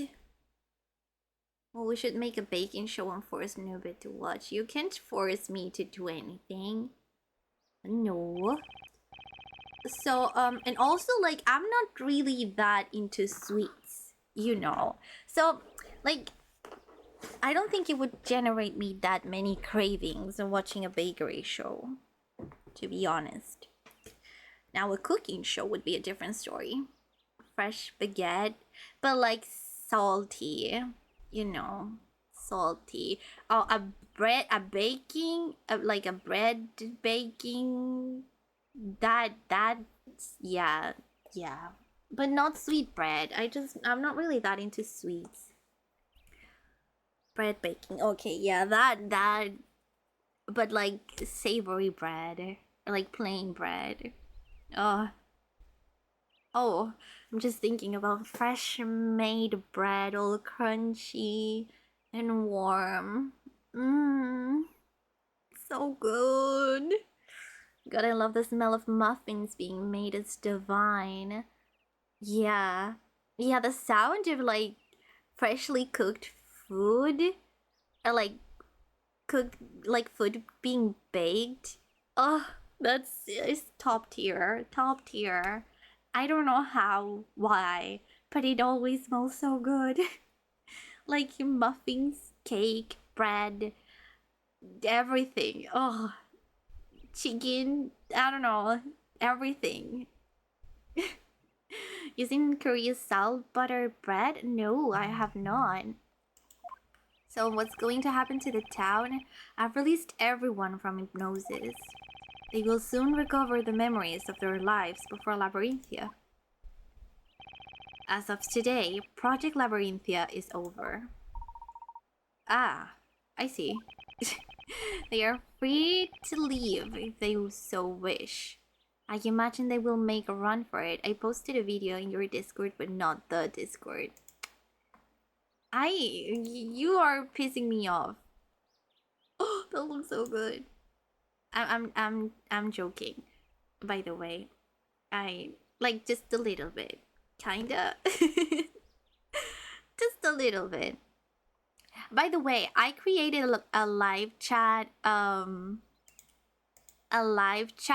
channel on Discord so that the normal chat doesn't get cluttered with stuff where talking about here on the stream. Just to take into the consideration. Oh, that's 16 minutes long. Let me jump to the end where we have the wait. Where did it go? It disappeared. Where did my video go? Moved it. Oh, that's why. I was like, wait, my bread. Oh, that's kind of funny. Oh my god, that looks so good, Calderson. Good, she should never join the disc. Ah. Okay, I'm not joking anymore. You really guys are pissing me off. I'm angry.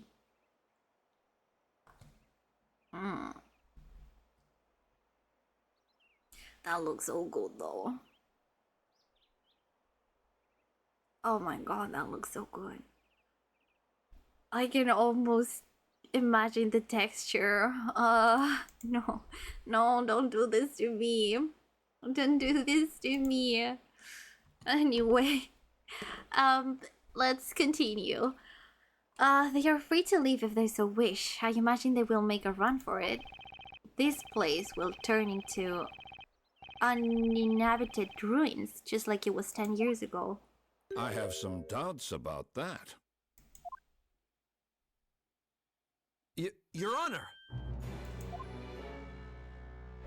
Yeah, maybe people will want to stay here. I now understand. God, that the this real town Discord. is an artificial creation of yours. It's crunchy on the outside and the inside is like fresh butter bread. Oh, I'm really salivating, dude. I'm so hungry.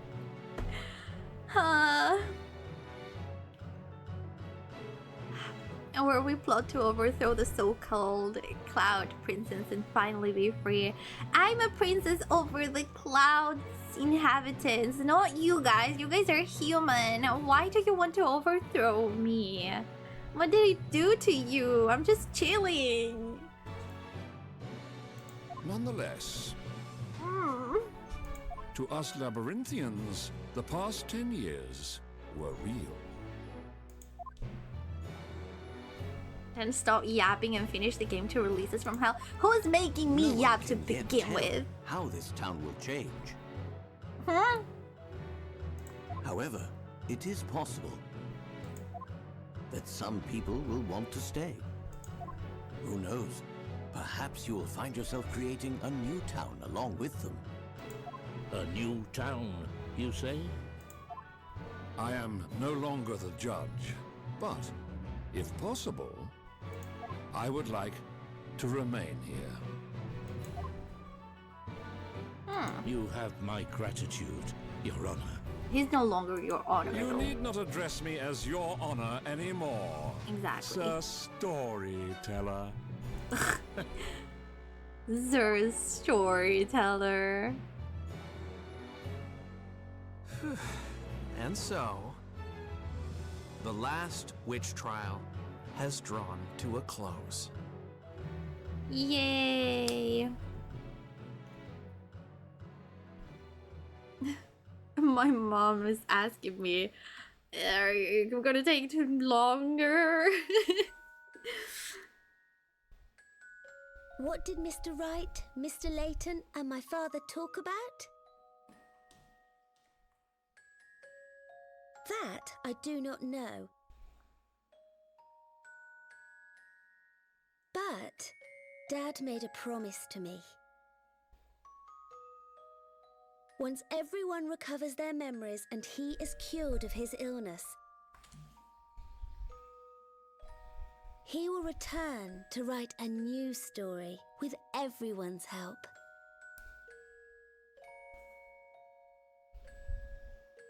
This time, the story will be real without any lies or illusions.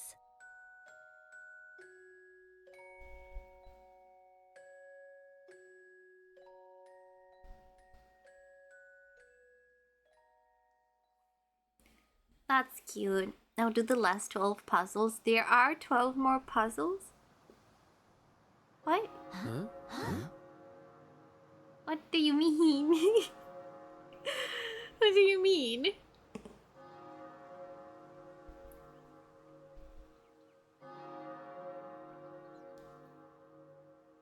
Oh, everyone's here.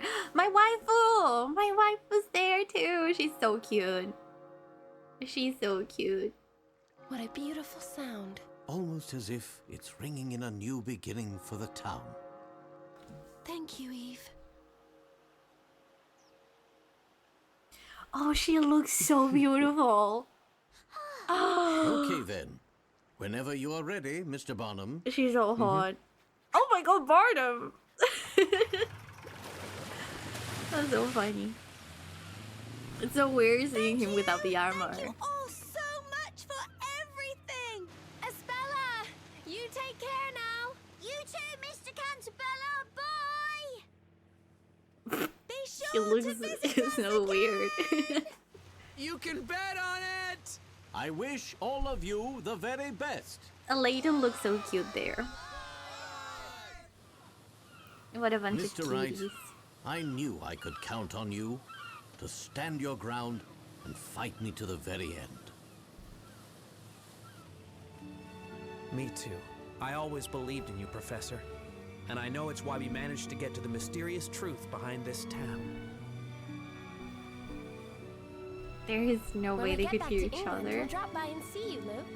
Great. I'll show you around London. Yeah, maybe they kind of guessed what they were talking about.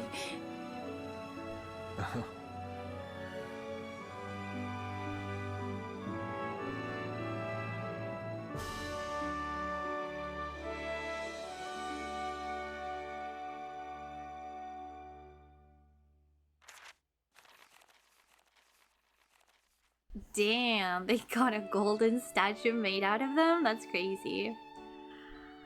Oh, I'm so hungry, guys. Did you like the game? Did you like the story? I loved it. I love it so much. I would play it again. Maybe in the future. Oh my god. Bisexual panic right here. Oh my god. They are so hot, both of them. Jesus Christ. Give me a break, game. Give me a break. Oh, you're free. You have always been free. Oh, the crazy townspeople. I liked it. Only one thing could be better. Surprise me. What could have been better?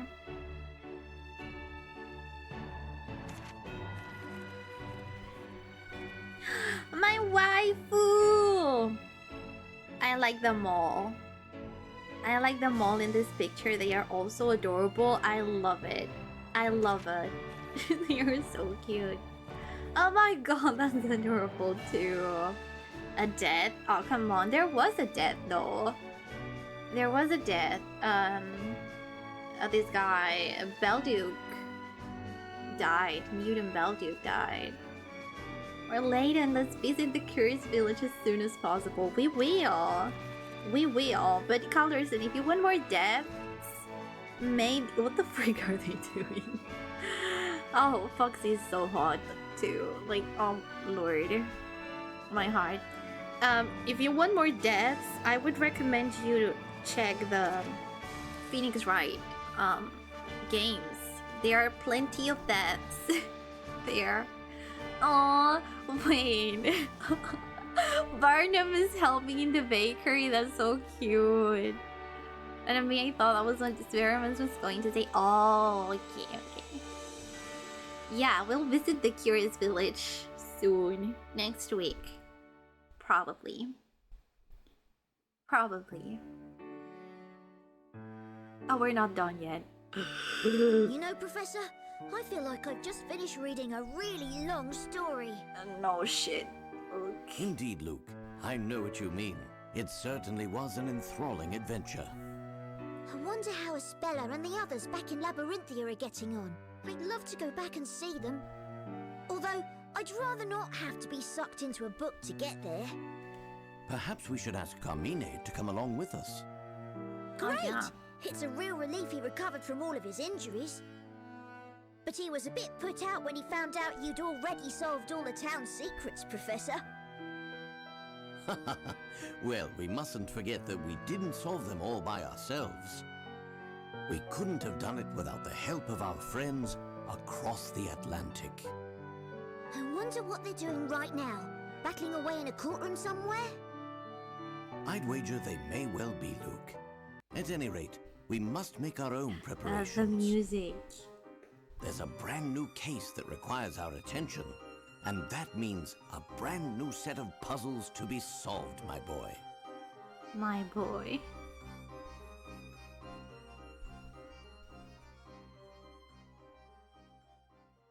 If it's a book, is it not doomed to relive the story over and over?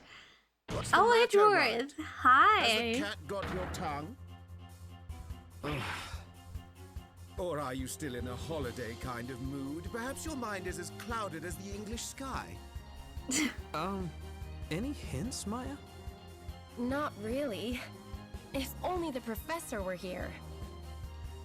I think at this point you've got to use that patented spell of yours, Nick. Patented Objection? I don't know. Hello, Earth to Nick. Just when we think it's all over, you always use it to turn the tables. Ah, got it. I just have to close my eyes and say the magic word. Luckily, I don't need a witch's scepter for this one. Save the chit-chat for later, right? I've almost missed that utterly annoying spell of yours. Fine, let's hear it then. Oh, they are so in love. Just take a deep breath and give it all you've got. Objection! Well, here goes. Objection! That's so cool. No, it is in a book. It is in a book, but the way they got into Labyrinthia is by the illusion that they got into a book, but not really. There may or may not be more deaths in the next Layton games. I honestly don't remember much. Like, it's been so long since I played it. I only remember Pandora's Box because I played it twice. I think it was twice. Yeah. And then the Azran Legacy, was it? In English? That one I, like, kind of remember. Then a little bit of the Mysterious Mask, and barely anything of the rest. So yeah, it's gonna be kind of like playing them for the first time for me. Despite not really, well, some of them I have not played yet. Miracle Mask, yeah, that one.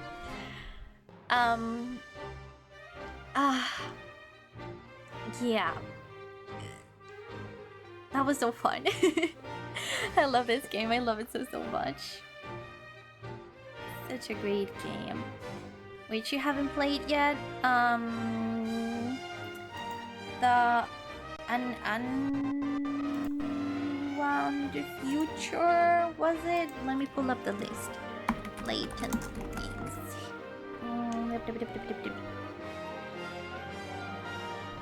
I need the thingy in English, please. Unwound Future, yeah. So I didn't finish playing the Curious Village. I started that one. I haven't played the Unwound Future, and the Last Spectre I don't remember. Honestly, I don't remember anything about it. I don't know if I played it or if I didn't. I don't remember. I think I did. Like, I have distant memories of that one, but I'm not 100% sure. Yeah. Azran Legacy I've played. Miracle Mask I've played. Pandora's Box I've played. The Gatriel one I didn't finish because I got really bored. And then this one. Yeah. Yeah. A lot of fun. Catriel doesn't count. Yeah, no, it technically doesn't. I'm so looking forward to the next one. I'm really looking forward to that one. Sorry if I sound like I'm far away. I'm like stretching my body to one side of the chair, and like my head is hanging down. I'm too comfortable in this position to move. Sorry. Also, I'm like moving my hair and watching it move from the reflection of my terrarium. It's kind of fun. I like it.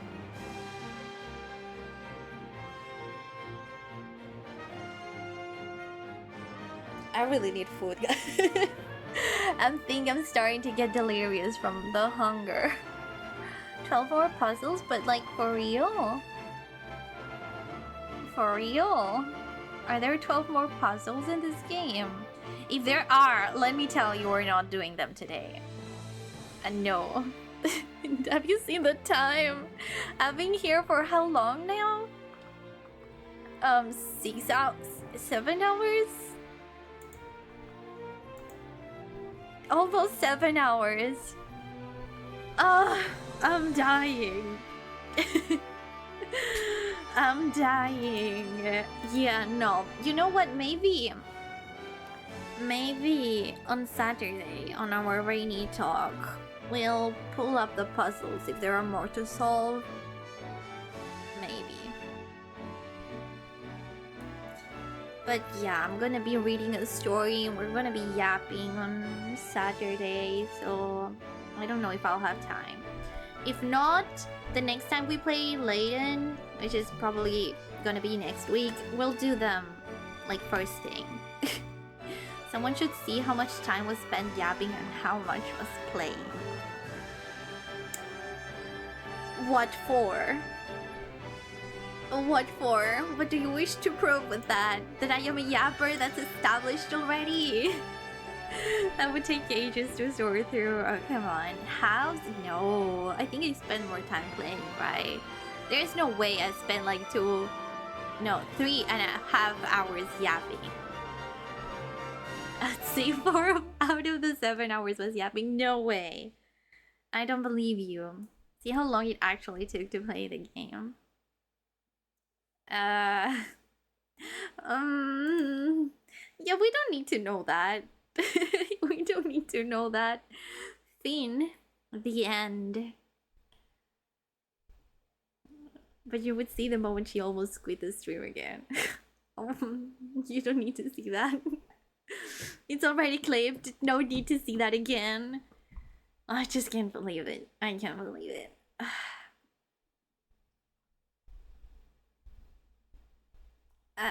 Do I need to click? Oh, I needed to click. Okay. All the mysteries are solved now. Ta-da! The Great Witch Bazilla. The Great Witch Bazilla was a fictional character created by the storyteller to protect the young Spella from trauma. They spawned the many mysteries that followed. They no longer need Bazilla, nor the witches or witchcraft that were essential for her existence. That's lame. That's so lame.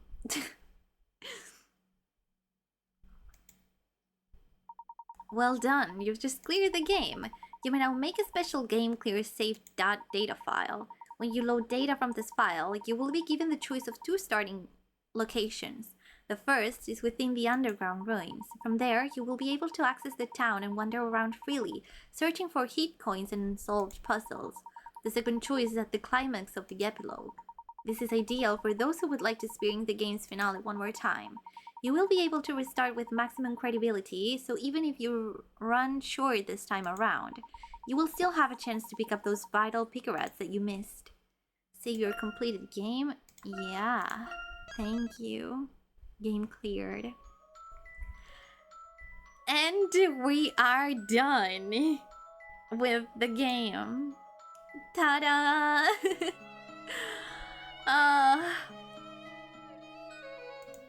So, did you like it? Did you enjoy it? Well, you are our leader, and part of the council looks like it's your job. 46 hours? What? 46 hours what? I'm so tired. I'm so tired. I'm dead inside. That was fun though. I liked it. I liked it. I hope you did too. I hope you did too. Let's see. Let's see. Now, you must decide on a hard choice: sleep or eat. Eat! Eat! Eat! All the way! Eat! Eat! I need food. I'm so hungry. I don't care about sleep. Freak sleep. I don't care about that. To complete the story, 46 hours. Oh, jeez. Thanks for the stream, Nia. Thank you for hanging out with me for so long. That was really nice of you all. Thank you. Now we're gonna raid. We're gonna raid. Oh. Evie-kun. I think we've raided her before. Pretty sure. Thanks for the channel points. You're welcome. Wait, I'm waiting. Farming the points. You don't need them anymore. You don't need them anymore. I'm waiting, Callerson. I'm just fantasizing about the food. I do need them. No, you don't. So Professor Layton versus Phoenix Wright playtime is 24 hours, but it took 46 hours for Nubin to complete. Wait, how do you know it took me 46 hours? Did it tell? Did it say on the save file? I didn't pay attention. I already closed the game. Means about 50% of the time could be yapping. No, but to be honest, when you're reading things out loud, it takes longer. Like when I read them by myself, I go twice as fast, obviously. But I didn't yap for that long. On the save file, oh okay. Holy no yap for 22 hours. No, it is lower when you like read things out loud. Yeah. Yeah. When taking taking an estimate of how long it takes to play the game, people count that you're done. You're like reading it in your head. That's way faster. I did 29 hours to 100% the game. I don't have my Nintendo with me, so I can't check. Wait, let me see if I do have it. One sec.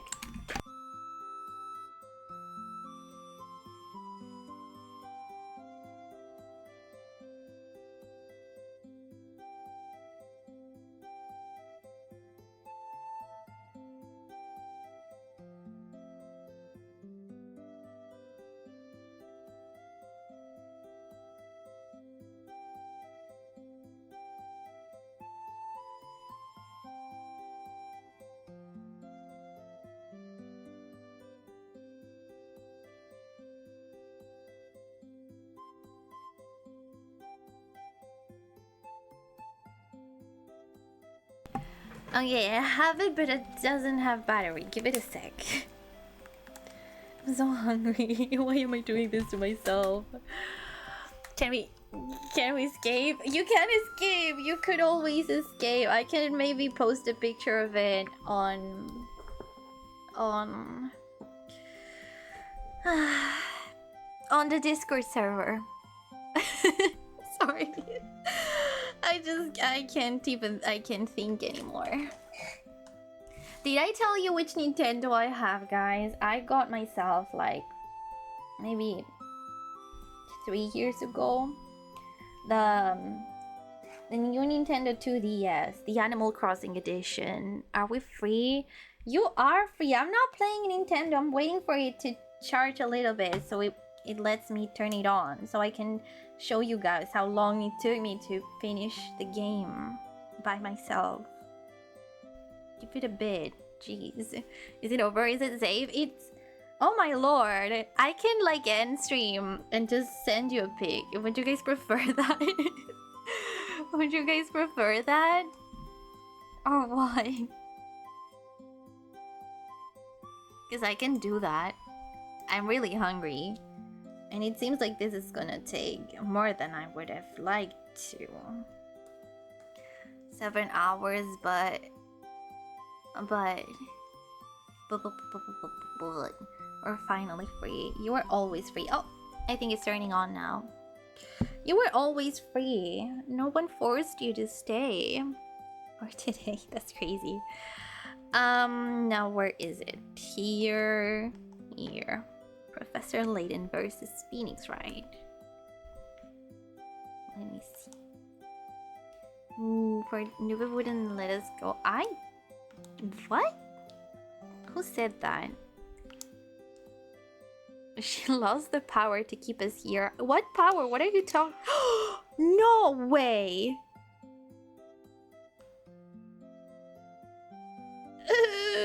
No! No way. My save files are gone.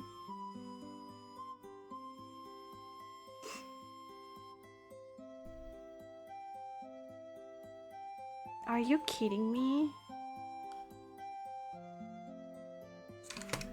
Are you kidding me? Oh wow, this is kind of painful now. I have a feeling I know why, but oh, that's kind of disappointing. Wait, give me a second again.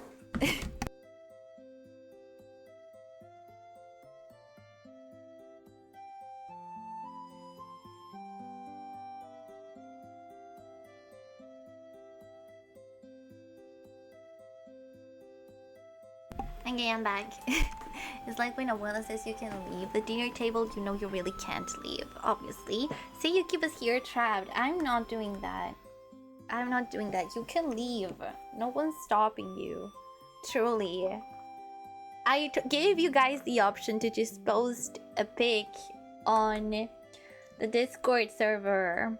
I gave you the option. Okay, so I'm going to check my old Nintendo, the broken one. They should be there. They are there. It took me 22 hours to finish the game. And the other save files are not mine. I can't really post a picture now, I realize, because my name is in there. But 22 hours and 6 minutes. Yeah. 100% it? Yeah.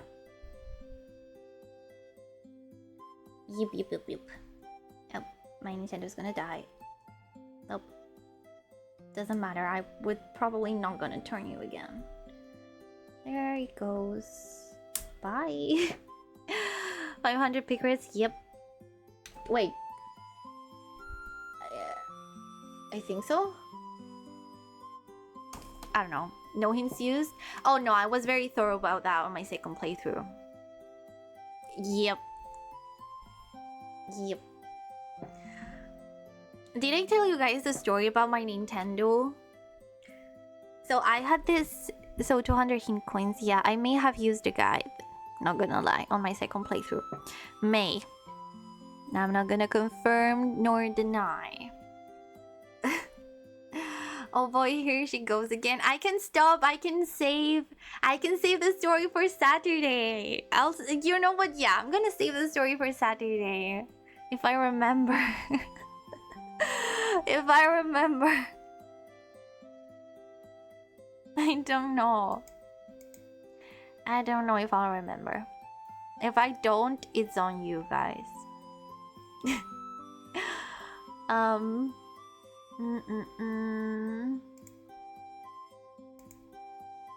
I don't know why my chat thing is not loading on OBS. That's kind of weird. Now she blames us. No. So we can say -4 hours of you speaking, which means 29 hours to play and 13 hours yapping. Kinda, maybe? That sounds... kinda accurate. Yeah, maybe. I don't know. I blame your console. Right. Chin, is your fault. It's your fault, Teeny. It's all your fault. Let's go. Let's go raid Eevee. Let's go. And I'm gonna go eat. I crave substance. Unsubbed and unfollowed. That's crazy, Teeny. That's crazy. She's playing Genshin Impact, so enjoy that. It's been so long since I played. Blocked, banned. I have a question, guys, now that you mentioned block and ban. When you ban someone on Twitch, can they see your streams still? Can they see your streams? I bet Chinny will be back on Friday. I hope so. But it will be quite late for him, so I wouldn't blame him if he wasn't. Not sure. Try it out with your console. No. No. No, I'm not gonna try it out with anyone here. That's crazy. Ban is channel level. Blog is personal level. But on Twitch, like, what's the difference? Like, I'm guessing from what I understood, blocking someone means I can't, like, see them in other people's chat and stuff. Oh, they can't watch you. Awesome. Block, they can't talk to you. Okay, awesome. Yeah. Thank you, Callerson. So yeah, let's go raid Evie for the 1,000th time. I've said that. Don't tell her. Tell what? Tell me what? She just blocked us all. I didn't. I didn't. I didn't block any. I didn't block any of you guys. Yeah. And now she will punish us for going against her will. That's not true. I don't do that. I think. Let's go raid. Let's go raid. I'm hungry. Bye. Bye, guys. Thank you for being here. I'll see you on Friday. And if not, maybe on Saturday. I'm really excited for Saturday. So maybe please, point fingers, try to be there. Pretty please. If not, it's okay. Oh, I won't be keeping Saturday's VOD though. I mentioned it yesterday, I say it again. I won't be keeping Saturday's VOD because I think we may touch on some personal stuff for me. And I don't want that to be saved. It was good to know you all, my brothers in arms. That's crazy. Bye-bye! Bye-bye-bye! Bye-bye-bye!